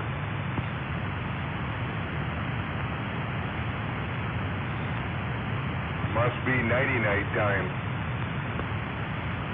Got the belly full of turkey, now they're sleeping in the recliner or the sofa. God darn it, that's the exact same thing I was thinking.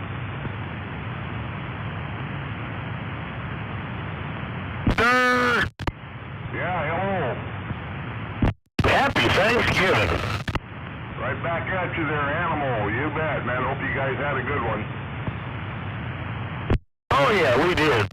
Yeah, me and the better half just out here chilling out in the shack, listening to some tunes, and finally mellowing out for the day. Yeah, mine don't start till Sunday. My wife had to work, so I got the folks coming over, Sunday. My sister's showing up tomorrow, so we got to do a big old din-din on Sunday.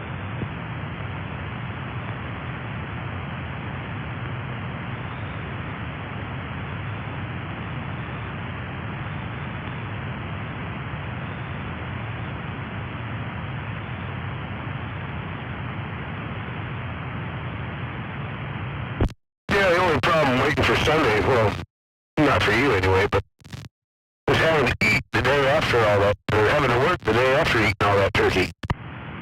That'll take the fun out of it.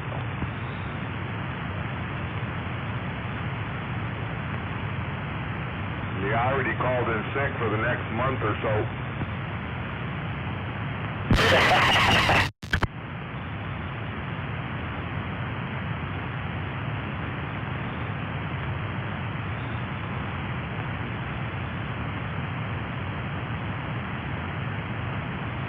Few of the guys out here are still working, not a whole lot of them, though.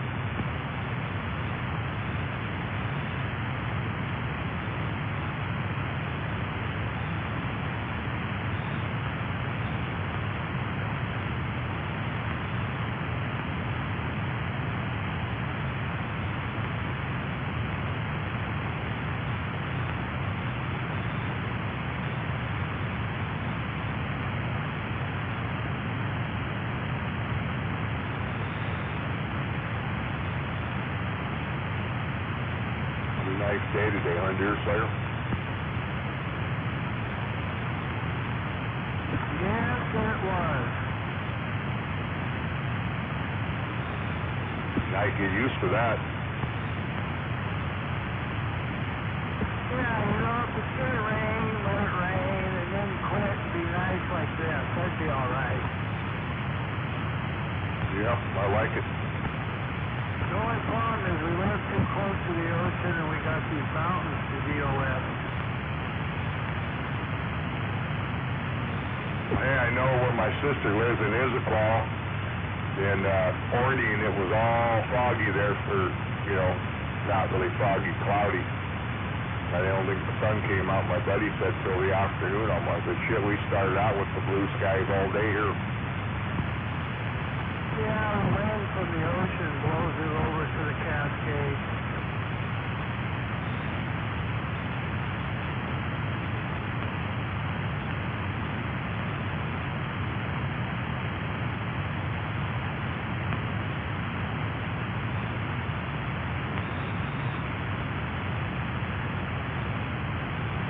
Well, them seagulls, they got their asses handed to them. Sounded like it. Looks like a normal season. Fucking terrible.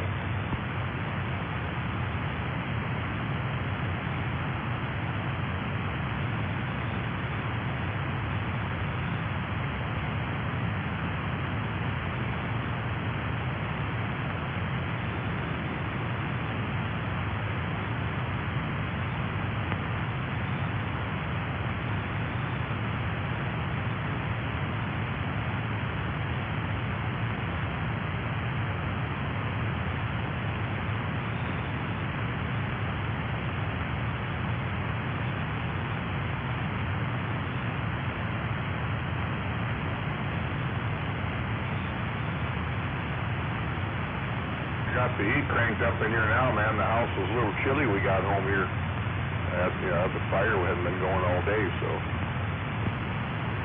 How'd them French dips go? Real good. I had 2 of them, some fries, real good. Piece of Mom's homemade pumpkin bread with some Cool Whip on top there.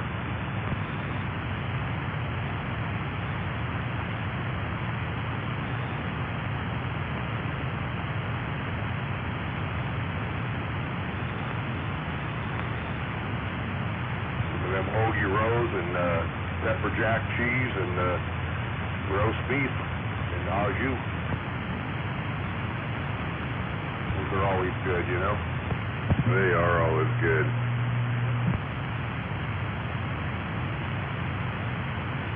Except for they bought it, you can go to Freddy's and back where you get like the meat, you know, for the sandwich meat, they sell packets of that roast beef.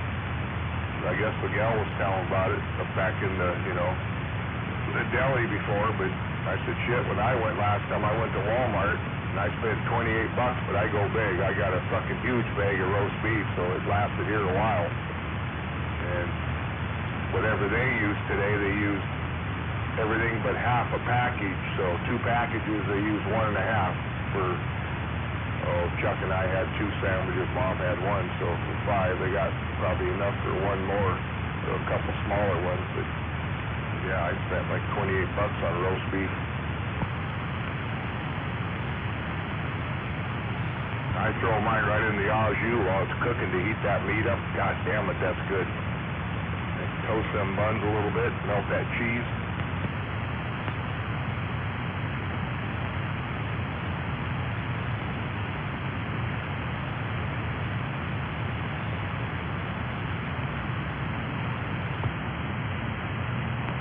Never did hear how'd that bird turn out. Did all right. Over all the fixings you had with it. I had some smashed, I took up this mashed potato recipe. It was this kind you smashed it with a cup. And some corn and some ham. Oh, Dale come over? Deviled eggs. Dale show up? Yeah. All right, on. Yeah, I bet. There's a fight with patches over it. Want some of that turkey and ham, huh? Uh-huh.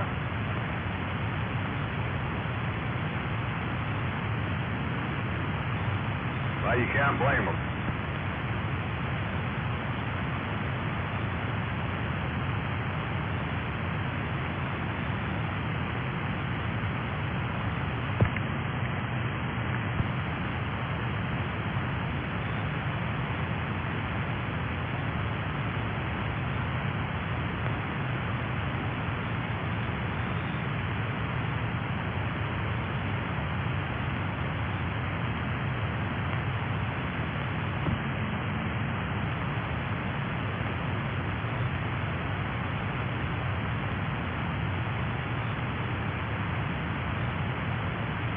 You know that guy that, you know, the Wake Up Espresso, do you know that dude?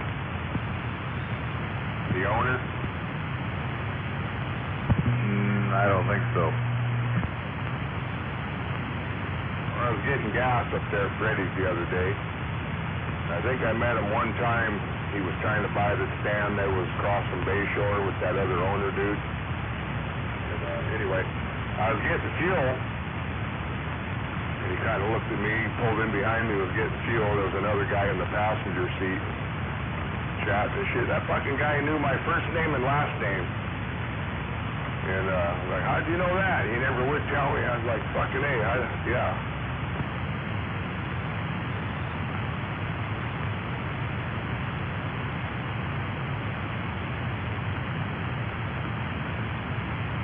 I talked to him one time a few years ago.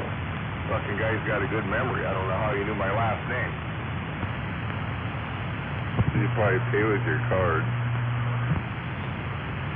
No, I really don't go there very often. I mean, the one up here by the haircut place, you know, on Brockdale, I think I've been there probably 5-6 times the whole time I've lived here. And it's been quite a while since I've been in there.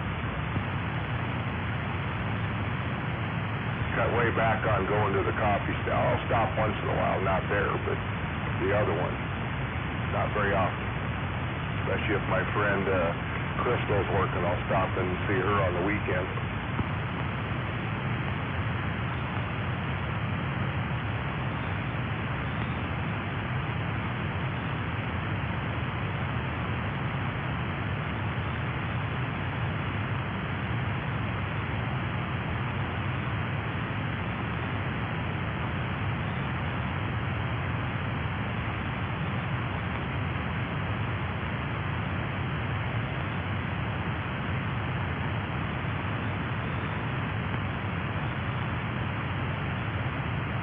Nice at the airport today, everybody stayed home. There was one guy when I first got there with a dog on a leash, and then a gal came walking and she wandered away to different areas, so I was up there by myself the whole time for a 3-mile walk.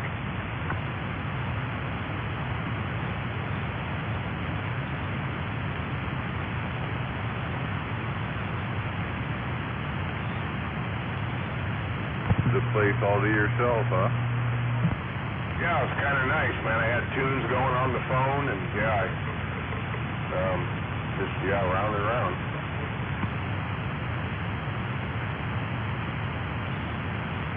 Six times around, 3 miles.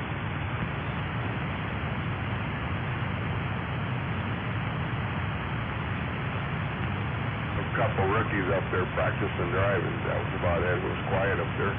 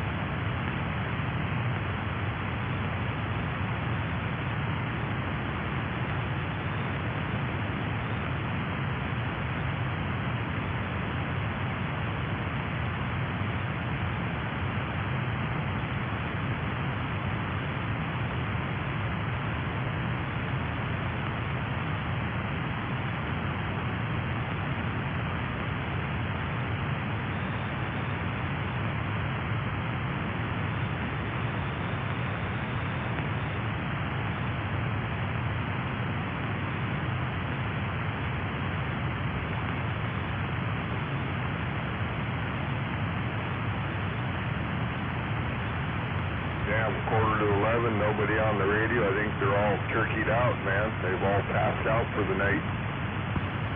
Happy Thanksgiving over there, Trailer Park.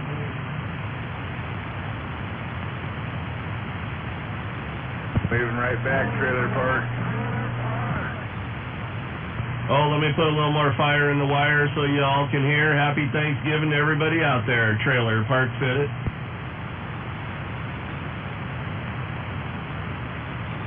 Hey, right there, right back, Trailer Park. Good evening. Yep, Dirtman, Maytag, and I heard one other person out there. Hello.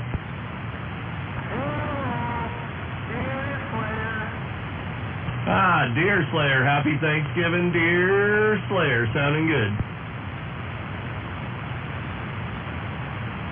You got back on the Galaxy. 10-4. But I did turn it down.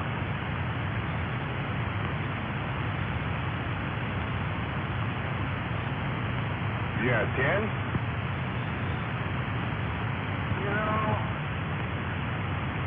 the first radio I had that when you turn the power down, the SWR goes up. Turn the power up, the SWR goes down. Yeah, I heard you saying that earlier there. Yeah, I don't know about that. And how about at 188? Are you out there on this Thanksgiving evening? 188 Trailer Park.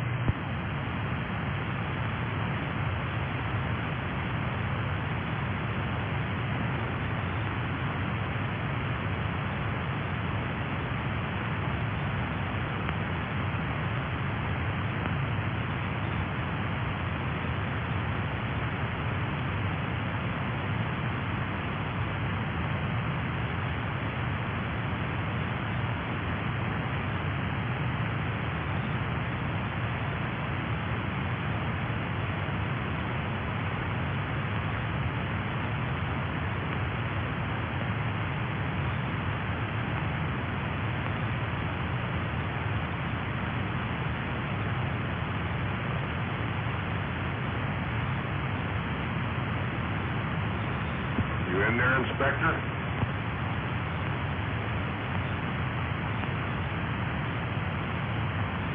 Figure, you know, we're like 29. I figured he's probably like, 40 degrees over there at his place.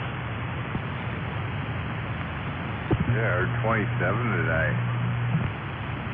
Says 39 over here, but shit, there was frost on all, ice on all the windows when I just came out to come home. Yeah, we're already down to like 29, so it's going to be frosty. When I got home here just a little bit ago, the roof on the house all frozen.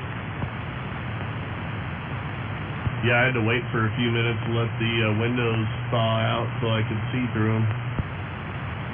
Yeah, same. When I left my folks, it was at 9:30. The car was sitting there since 3:30 till 9:30, and it was frozen when I come out. Yep, same scenario. I got there right about the same time, and it's frozen, man. I was like, damn, I need the ice scraper. You guys have a good dinner? Did you have it at your place? No, it was at my brother-in-law's, only about a mile from here, so no big deal. My brother-in-law's house, double tap, and my other brother-in-law. Oh, very nice. Always good to get with family. Yep.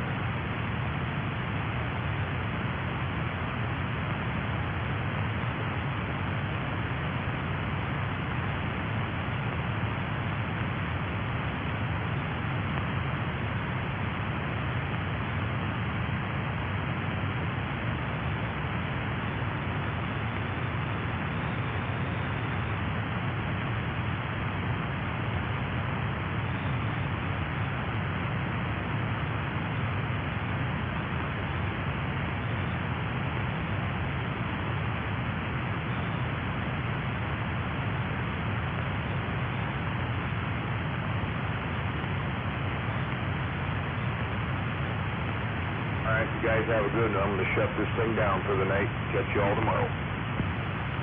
Take it easy. Have a good evening, Dirt Man. You too, Trailer Park, Maytag, Deer Slayer. Catch you later. Friday night. 10-10.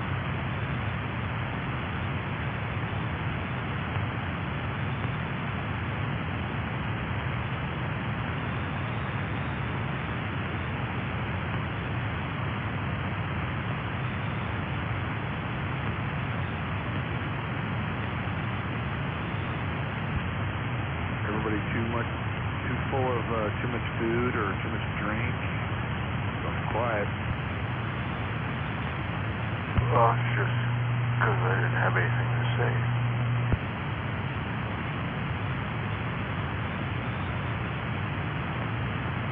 I didn't get that. I said it's just because I didn't have anything to say. Oh, okay. Well, bummer. I've been waiting all night to hear what you had to say.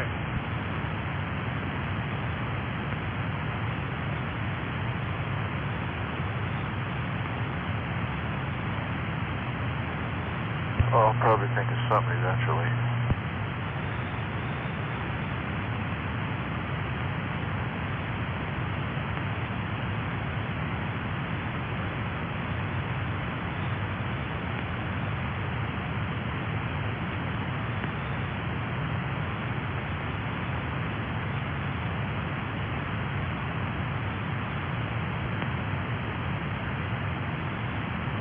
Got a couple of big old gnarly sunspots where it could spit a whole bunch of crap at us any time. There's one in particular that is looking kind of interesting. Perfectly capable of throwing an X-class flare at us, and we'll see how it develops over the next couple of days.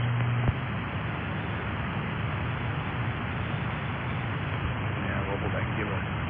What direction for, like, what areas will we be able to hit on HF?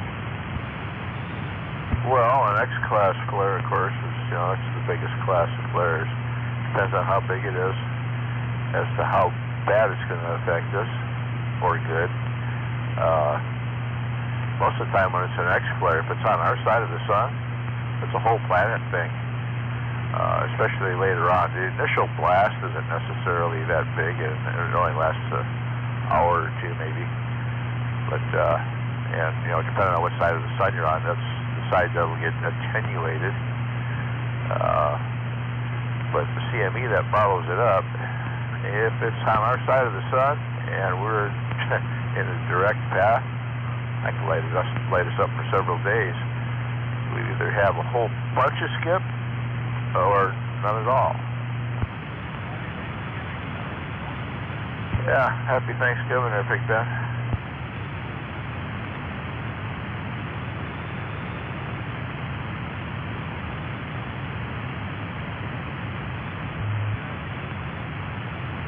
Oh, yeah. Yeah, I don't hardly eat all that much anyway. I'm a once or twice a day kind of guy.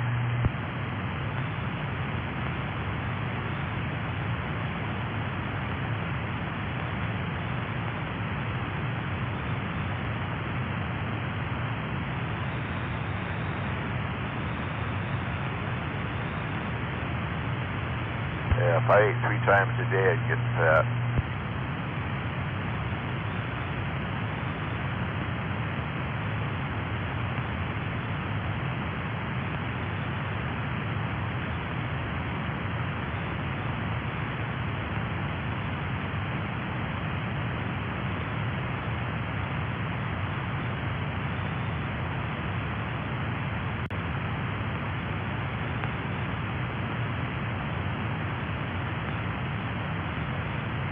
Yeah, my youngest son there is in Juneau, Alaska today. He left this morning.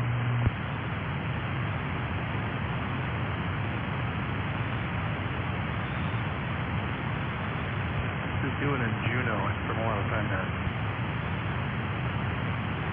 I have no idea what he intends to do there. I just made it intolerable for him to hang around here doing nothing, because that's what he was doing. He's vegetating.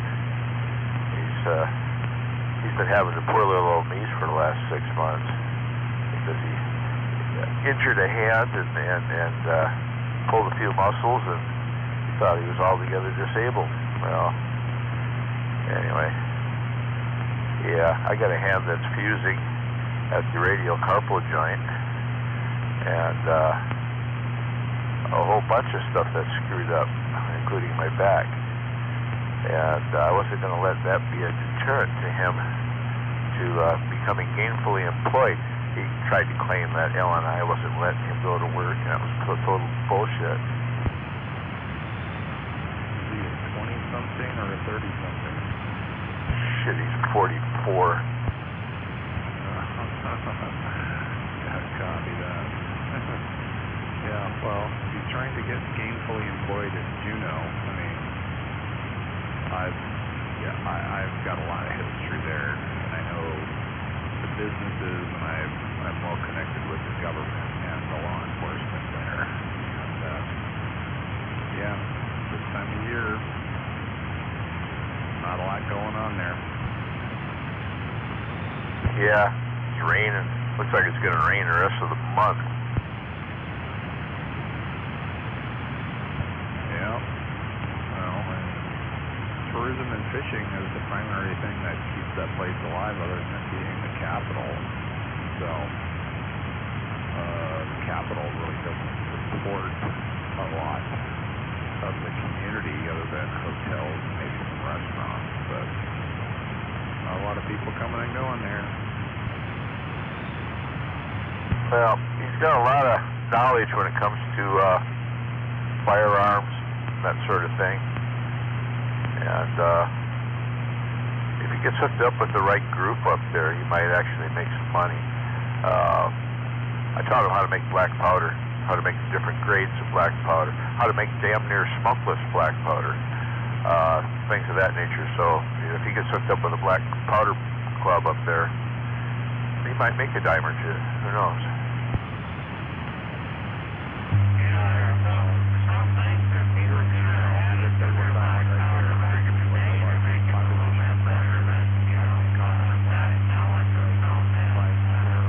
Acres or a mile. So, yeah. It is what it is. Well, if he ever goes to there's a good museum right there. It's a phenomenal museum, and I've actually got probably 5,000 items that we donated to the museum that are on display. You just have to look up the SS Highlander. That was a salvage job that I worked 2012 and 13. That's why I spent so much time up there. Oh yeah, yeah. Back in the early 1990s, I did a bunch of work up there. I was up there with Craig Terry Corporation. We built a bunch of community halls, community buildings for the natives up there. You know, where you had the kitchen facility, the restrooms and showers and laundry facility, and a small store with each of them. Anyway, it was kind of fun. Was that on the mainland, like right in Juneau, or up north past Costco and all that? We did 8 different villages. I don't even remember the names of a couple of them because I was still kind of drunk at the time.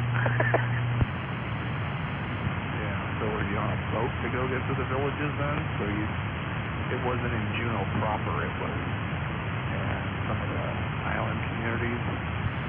Yep, yeah. We went up with a barge, bunch of heavy equipment, and we couldn't even move the equipment except in the dead of winter because the ground was too mushy. Oh yeah, no, exactly. That's what we did our diving. We had saturation divers down for 28 days at 380 feet or so, and we were right at Gatineau. Yeah, we had to do it in March and April just because that's when the water is clear and because all the runoff makes everything cloudy. So, yep, we brought a barge out of Ketchikan from Bill Smart Construction. We had a 150-ton crane on our barge. Yeah, we left a lot of equipment up there. There's just no way to get it back out. A couple of cats and a couple of excavators. Yeah, that's why we ended up bringing a landing craft that we could transport them with. So the 150-ton crane would just pick things up, put them on the landing craft, and we'd ferry them in and out. Yeah, I always wanted to get into some of that gold mining off the coast there, the underwater stuff there. I have a design for a sub that could stay down for days, and support vehicle or support craft that where some of the separation would take place using airlift hoses and that, you know, pulling up the sediment. Anyway, never got around to building it. Funny you mention airlift. That's very ironic because we actually had a 10-inch airlift down to 385 feet. It was the deepest airlift system ever engineered and built in 2012. And we were sucking stuff up from that depth. And it's pretty impressive. I've actually got video because we had a camera on the end of the tube, the pipe actually, because it was 30 or 40 foot sections at a time when we had to clamp on. It was all engineered and built here in Seattle. We marched it up, and Global Diving were our divers. So yeah, we had an airlift system which was 10 inch in diameter. The thing would suck things up. It was just incredible. Oh yeah, the history of this planet is, or the history of humanity on this planet is mostly at around 100 to 300 feet depth, depending on where in the world it is. Yeah, that whole area up there is mostly around 150 feet or so. And with Gastineau, right outside of Juneau, is where we were at was 385 feet. So Google the SS Islander. It's a steamship. So SS is steamship, and it was a British-owned ship that hit an iceberg just like the Titanic did, like in 1901. So 11 years or 12 years before the Titanic did the same thing. And same kind of off. Google it or do your, those search, but we'll look at that. And that salvage op was my op. I ran security and communications for that for 2 years. Yeah, too cool. Yeah, I don't have my pocket brain out here with me. It's on the charger in my bedroom right at the moment. I just came out to adjust my attitude a little bit. Maybe I can get to sleep later. I just did my cleaning. My wife went to bed. My 95-year-old father just went to bed. So I figured I'd fire up the radio, see who's out there. I cleaned up from the mess of feeding. There's only 6 of us here tonight, but yeah, we went through some food. Yeah, there's only 4 of us up here. But yeah, I just finished that myself. Yeah, well, there's only 2 in my house, but I brought my father up from Arizona, then one of my eldest sons came out with his wife and her sister, which is like another daughter to me. So yeah, it was good. Good day. Hopefully you had a good one, and see how the rest of this year goes. Yeah, well, I was hoping my son gets his head out of his ass, does something worthwhile up there. I just made it intolerable for him to hang around here and mope all day, because that's what he was doing. He wasn't doing jack shit, sitting in his doggone motorhome and not moving, watching videos and shit. Anyway, I just made it intolerable for him to hang around, kind of run him off. My dad kind of did the same thing to me, but I wasn't having a poor little Beeson thing going on. I just bailed because, well, he was a drunk and he had a tendency to beat on his kids a bit. Now, one morning, he woke me up about 5 o'clock in the morning. He was going to head on his way to work, still probably drunk from the night before. and he found his hammer out in the driveway in the rain, getting rusty. He came up and thumped on me for leaving it out there, and it wasn't me at all. I informed him that it was him that left it out there, working on the exhaust on his car. Most of his cars didn't have exhaust because he crossed railroad tracks 3 times on the way to work and back, twice a day. He came home during lunch. Anyway, he called me a liar and thumped on me one more time, and I lit him up. I knocked him flat the fuck out, packed all my shit in a sea bag, and with $32.50, I left Merle, Wisconsin, and went to Janesville, Wisconsin, where I caught up with Bell City Amusements out of Racine, Wisconsin. And I went to Kearney Circuit for a year. Then I joined the Marine Corps. Good for you. Yeah, because the Marine Corps is kind of like a circus. I grew up right outside Conway Marine Corps Air Station, so I spent from the time I was 2 until I was 18 growing up outside that base during Vietnam and all that. So that's why I joined the Air Force. Yeah, well, that was a bit culture shock for me, going from the Kearney to Marine Corps, but yeah, it was interesting times. Well, happy birthday to the Marine Corps. Thanks for your service, too. Yeah, thank you. And yeah, that was, I didn't even know that I was enlisting on the Marine Corps' birthday.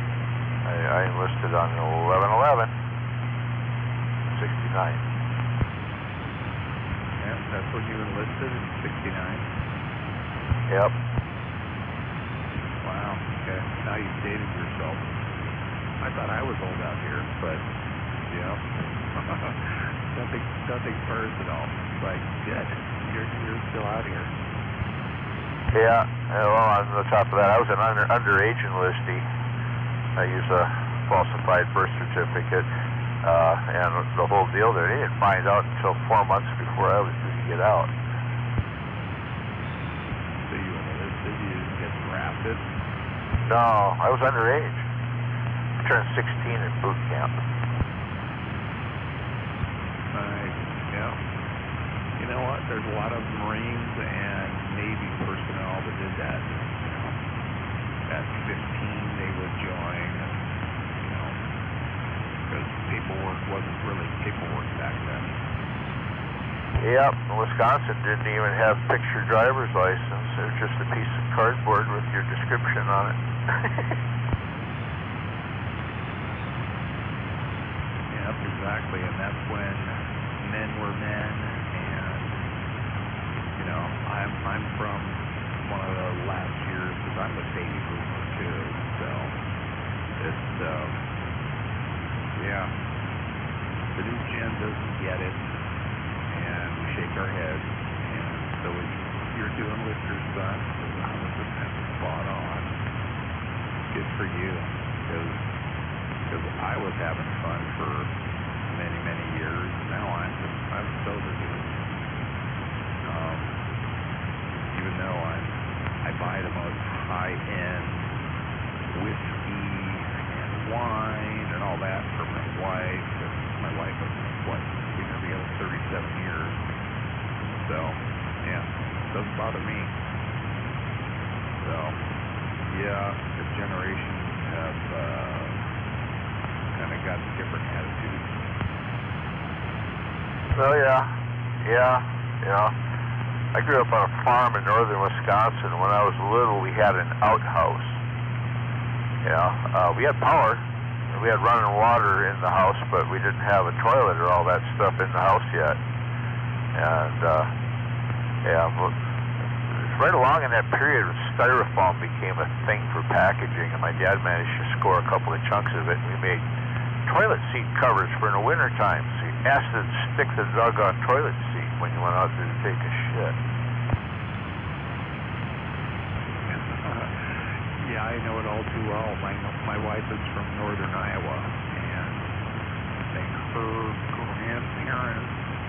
immigrated from Ireland, I don't know, in the mid-1800s and settled in Iowa. And yeah, I've actually been to that house where my father-in-law, he's one of 11 boys, so it's a standard Irish Catholic family, where they lived. And I could look at the progression of their building where they got electricity at one point and indoor plumbing. Yeah, I could see that too. Yeah, it's pretty crazy. He finally got, my dad finally made it was an oil burner, I guess you'd call it. We used chicken fat, cow fat, pig fat, didn't matter what kind of fat. Anyway, it fueled the fire in there in a little stainless steel thing that he built that mounted into the wall. It had air intake in the bottom, and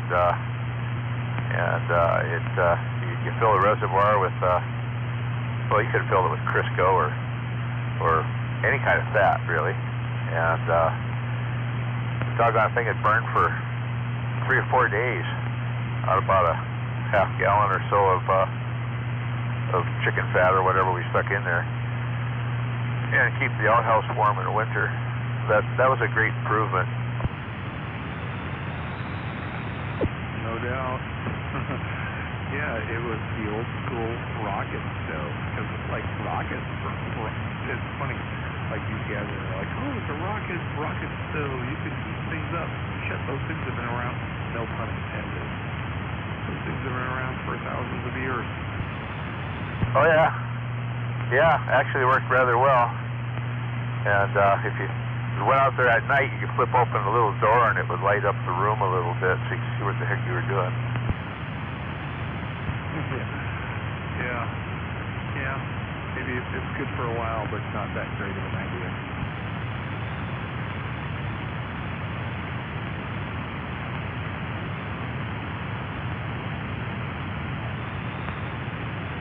Yeah, initially my dad owned all of the South Shore and all of the East Shore of Lake Passaic, northern Wisconsin. It's right smack in the middle of the state, just north of Merrill. And we lived on the corner of Hillside Drive and Lake Passaic Road. And he ended up selling those South Shore and East Shore piece at a time, trying to keep my mom alive. She had breast cancer. Died when I was 6.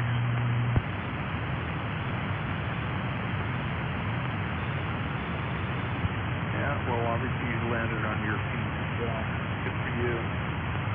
So how long were you in the Corps? 4 years. Where were you stationed at? I think we probably had this conversation, but I digress. Yeah, well, the last duty station was Lejeune. Yeah, got it.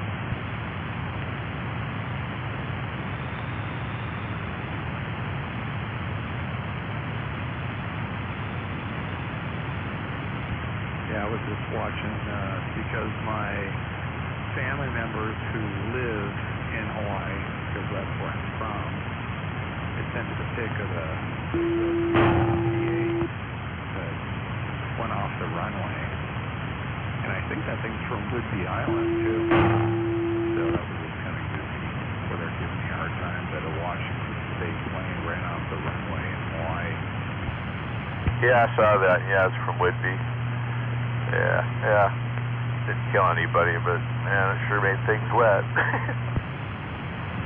Yeah, well, Kaneohe Bay is right where I lived on the other side. So there's Kaneohe Bay, and then there's Kailua Bay, which is just on the other side of the peninsula where the Marine base is. And so yeah, Kaneohe Bay, shit. We used to go oystering in the 60s there, and then because they were just dumping sewage right into the bay, kind of killed everything. Yeah, it has changed quite a bit, so it's just kind of funny to, because in reality, at the end of that runway, luckily they were going towards the island rather than away. It's only like 10 feet deep of water because it's all reef. Yeah, I saw that. It didn't sink. It just sort of got real wet. Yeah, my nephew was on that. Oh crap! What the hell was that doggone thing? That old Boeing plane that went down in front of Southeast down there in the bay in Seattle. He was a flight engineer. When you look at the video after that thing was settled in the water, he's the guy that runs back and forth because he kept forgetting shit inside, like his laptop, his phone, and a bunch of other stuff. Anyway, yeah, that was a unfortunate thing there for that aircraft. You know, 'cause they worked so long to get the doggone thing all restored and everything, and then they had to put it down in the water. Nobody had flown one of the damn things before. They didn't know anything about the fuel mileage, and they had to make an extra loop around the sound to get into Boeing Field there, and because another aircraft was coming in, they had to hold off for a moment, and so they made another loop and they ran out of fuel in the process. Didn't have enough altitude to make it over the hump, so they put it down in the bay. You're talking about the one off of West Seattle a couple of years ago. Was it like it wasn't a B-29, but it was a World War II bomber, right? It's actually the civilian version. It was Papa Doc's plane at one time. Oh, interesting. Papa Doc. Oh God. You could actually ask anybody on the radio today, and I bet you there'd only be you, me, and maybe one other person that could even know what the hell we're talking about. Oh yeah, Papa Doc and Baby Doc. Copy that. Duvalier. Yep. Yeah, I actually worked Haiti. You know, I've been in this biz for 40 years, and active duty 26, so yep, I understand it all too well. Yeah, I'm trying to remember which aircraft that is. It's a Boeing. But anyway, yeah, the B-29 bomber, I think, or not B-29, the B-17 bomber shared a whole bunch of components with that aircraft. Yeah, B-29 was the big guy. That was the Pacific. B-17s were in the European theater.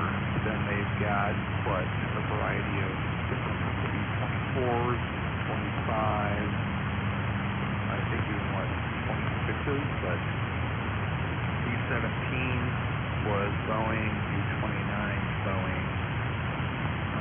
Yeah, I'm not sure about the others.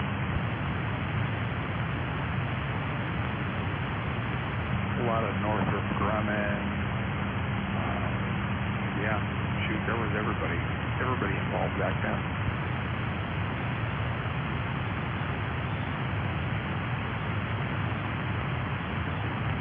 Yeah. Yeah, my mom and my stepmom both made combat boots during World War II. Weinbrenner Shoe Company. Yeah, one of my best friends, his mother was actually ferrying aircraft from Boeing back to the East Coast back then, because she was one of like the Amelia Earhart type people.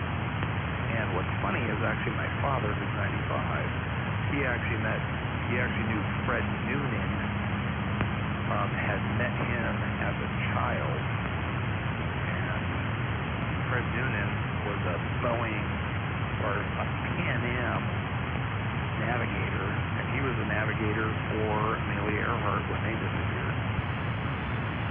Yep. Yeah, they're pretty sure that she died on that island. They've gone back and scoured that island a couple of times now, but what they don't know is what happened to the bones that were retrieved there. Because somebody picked up a skeleton there once, and then it disappeared along the way.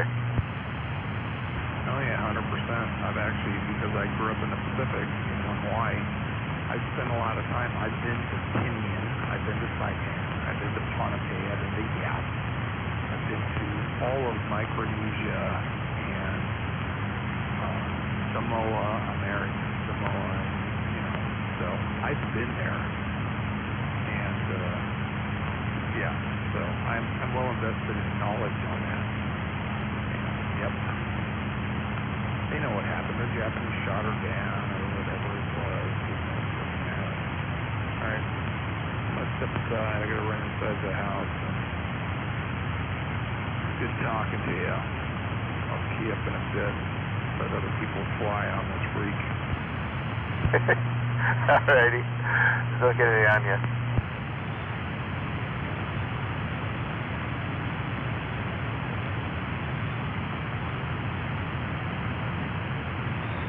Hey, Big Ben, you still in there?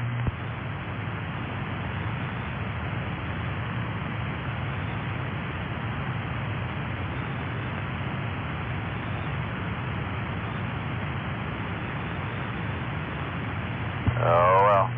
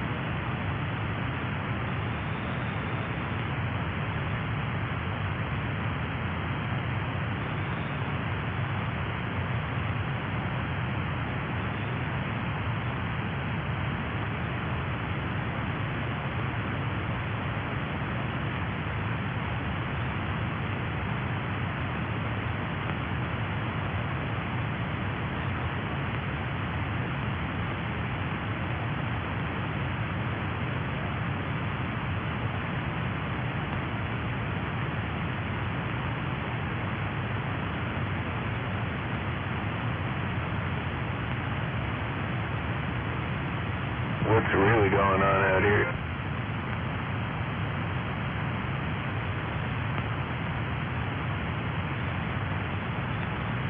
Not a whole hell of a lot.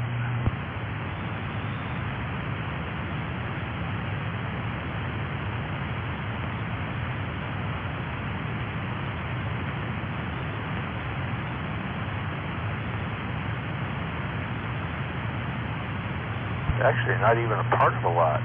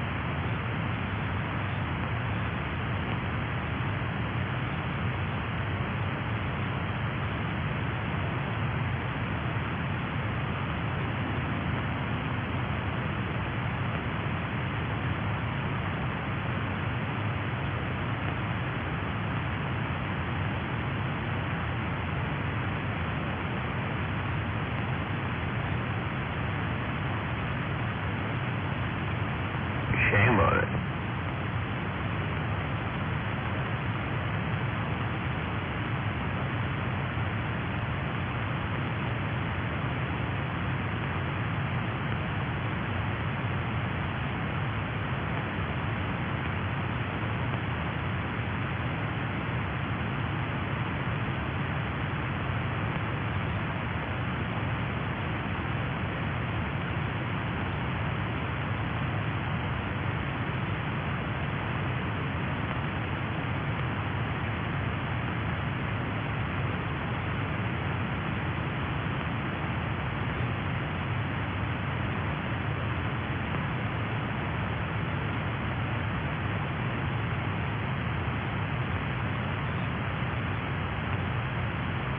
Testes, testes, testicles.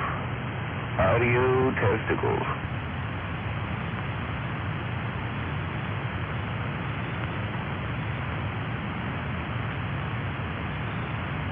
Beavis, you got a breaker.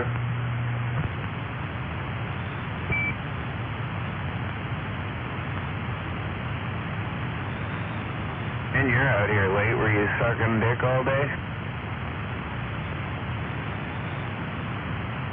Let's see, we're calling him.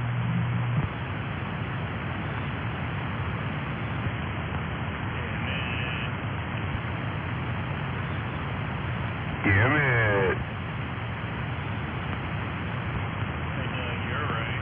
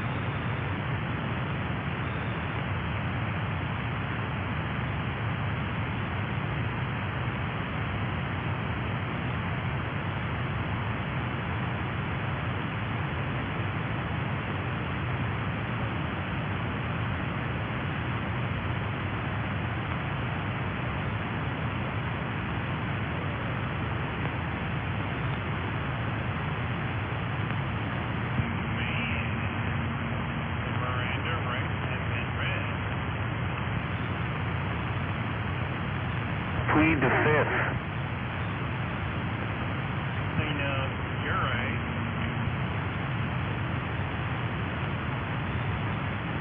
There's BGA. Yeah, happy Turkey Day there, AJ.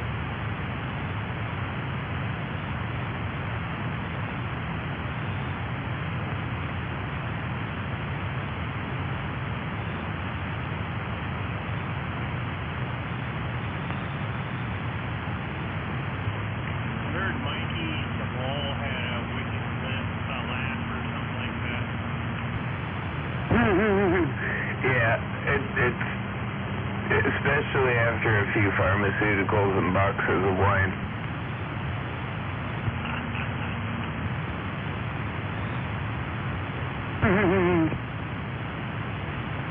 Oh, you guys.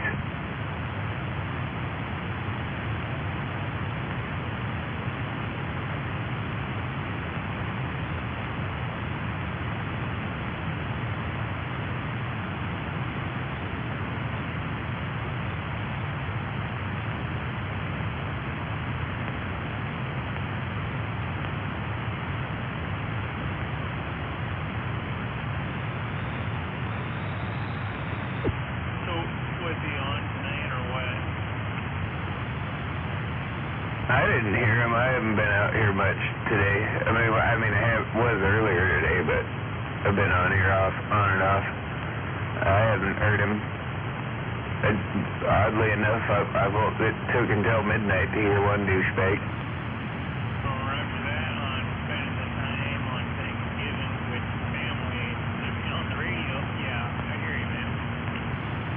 Well, I wasn't doing that either, but I was just being lazy, fucking not, kind of sandbagging, not out here too much.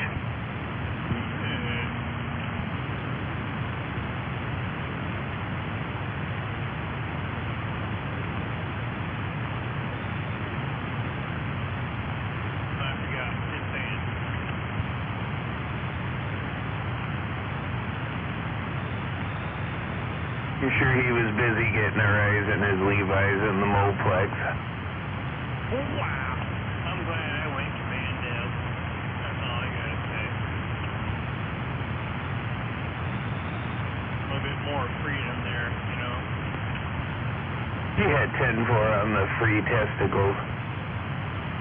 Wow.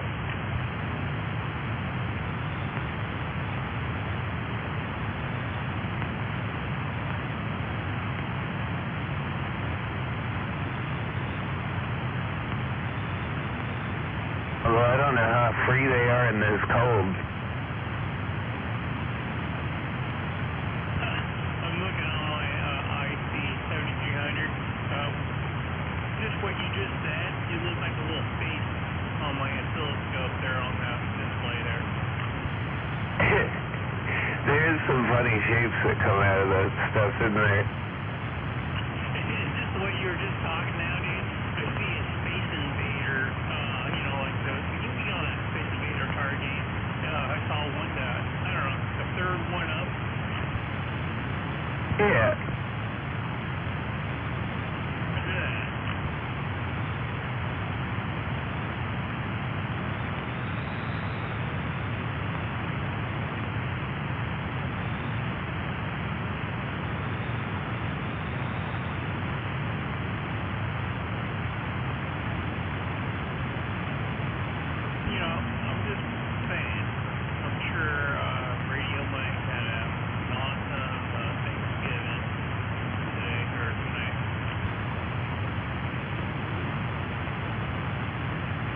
That's probably why we haven't heard from him.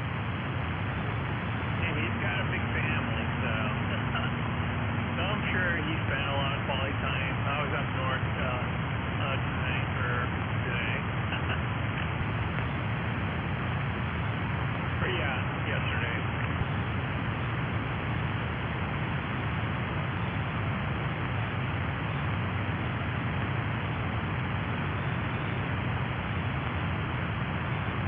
Yeah, I usually do something with family, but like none of us were really doing anything, and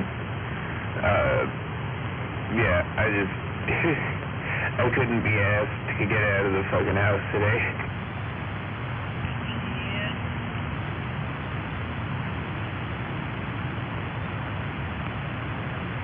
But I got the rest of the weekend off, so I'm gonna go play. I don't know, hit the woods or something, get out and do something. Go up to the peak or what? Something. I don't know, maybe there. I don't know. I was thinking about fueling up the Escape and going up to the Olympics. But I'm not sure if my pass for that side is still good. I have to look at that. I don't know if you watch the news or anything, but you heard about that lady chiropractor and her husband get gunned down or something like that? I didn't hear about that. I know there was somebody that went missing. That's like apparently they were friends of my parents. Supposedly they got murdered or whatever in their house by like a guy that was like a former tenant or something. And then like they found their car over by my work, and there was like a shitload of cops rolling around that night. Roger, yeah. I just wanted to say, around 30 years ago, she was a chiropractor, but then she was now, and yeah, I was one of her patients or clients or whatever. Oh, is that the same people? They were from out in what is it, Lake Forest area? I don't know the details. I just heard her name several times and then they associate it with, being a chiropractor, and it's like, oh my God, yeah, it's weird. Yeah, dude, it was kind of weird. That was a weird night seeing all the cops, and then they like caught some guy that's associated with it in the parking lot of O'Reilly's right next to my work. So they had that all taped off and shut down and swatted out. Roger that, man. Yeah, so, I mean, you can only, speculate, for a while with that. But, yeah, so, I don't know. A 10-mile perimeter, that's where they need to do their search. Oh, yeah, down and through all those woods there right off the trail right there where they found the vehicle. But yeah, it just sounds sketchy as shit. But it sounds like they got the guy supposedly. Yeah, I heard that they got the guy, but you know what I'm thinking is they get those goddamn cadaver dogs out there and fuck, just let them loose, dude, and just use your drones and shit like that. Fucking, they'll find some shit. Well, they got like that drone technology now that can like find disturbed earth and shit like that. Like it can like it does like an infrared scan of the ground, and they can tell what earth has been recently dug in. So even if they're like buried. Yeah, that's kind of cool. But still, the cool thing is if you're fucking on foot, and you got your cadaver dogs, and just going out there with fucking 12 gauge, that would be fun. What I mean? Cadaver dogs and a 12 gauge. I don't know what you need the shotgun for, but sure. I'm just saying, because you never know, you might come across a black bear, even goddamn Sasquatch.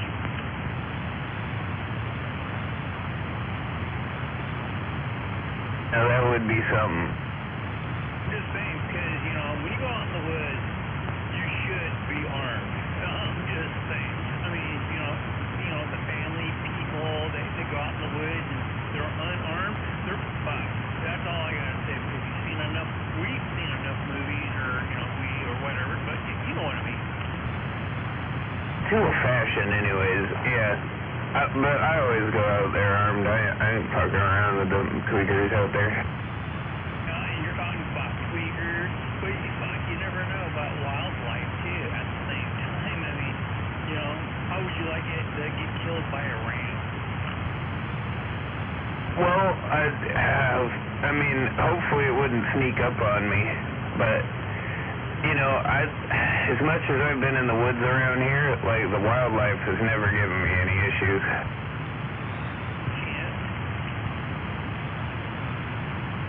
I know there's always that one time that you walk up on a cougar in the middle of nowhere and spook it, you know, when it's hungry, but, you know, I haven't had that experience. I've got, like, spooked some bears occasionally up in the woods up there, but they usually just run away.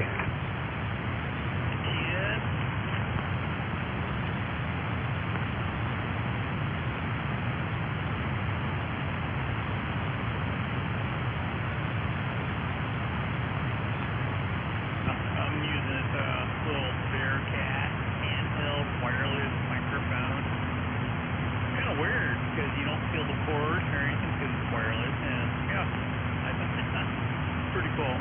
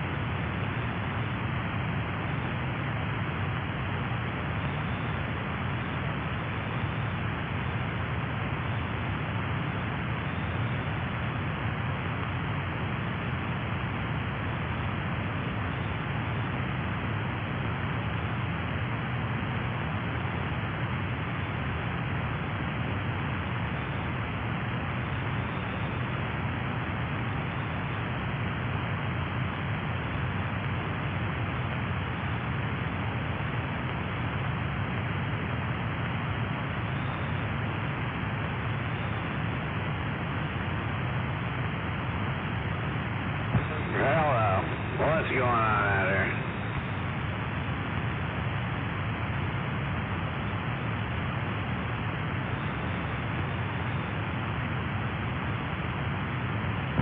Well, alrighty then.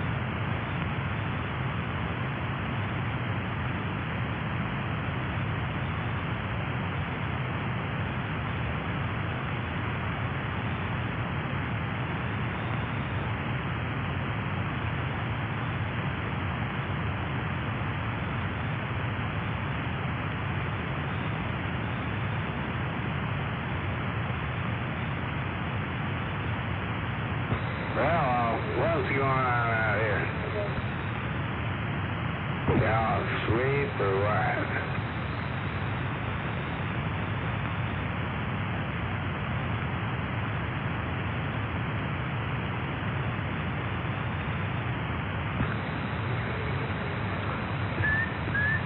Hello.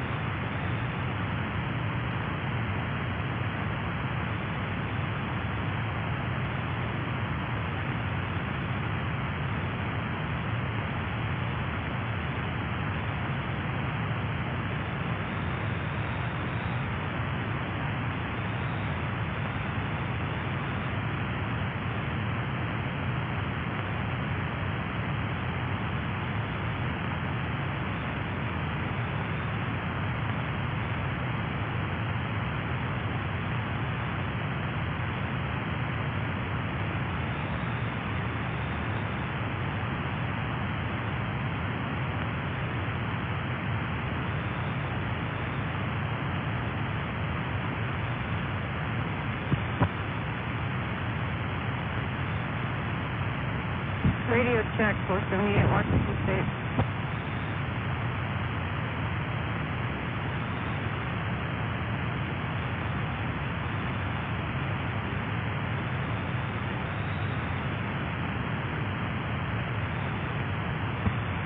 Radio check, anybody awake?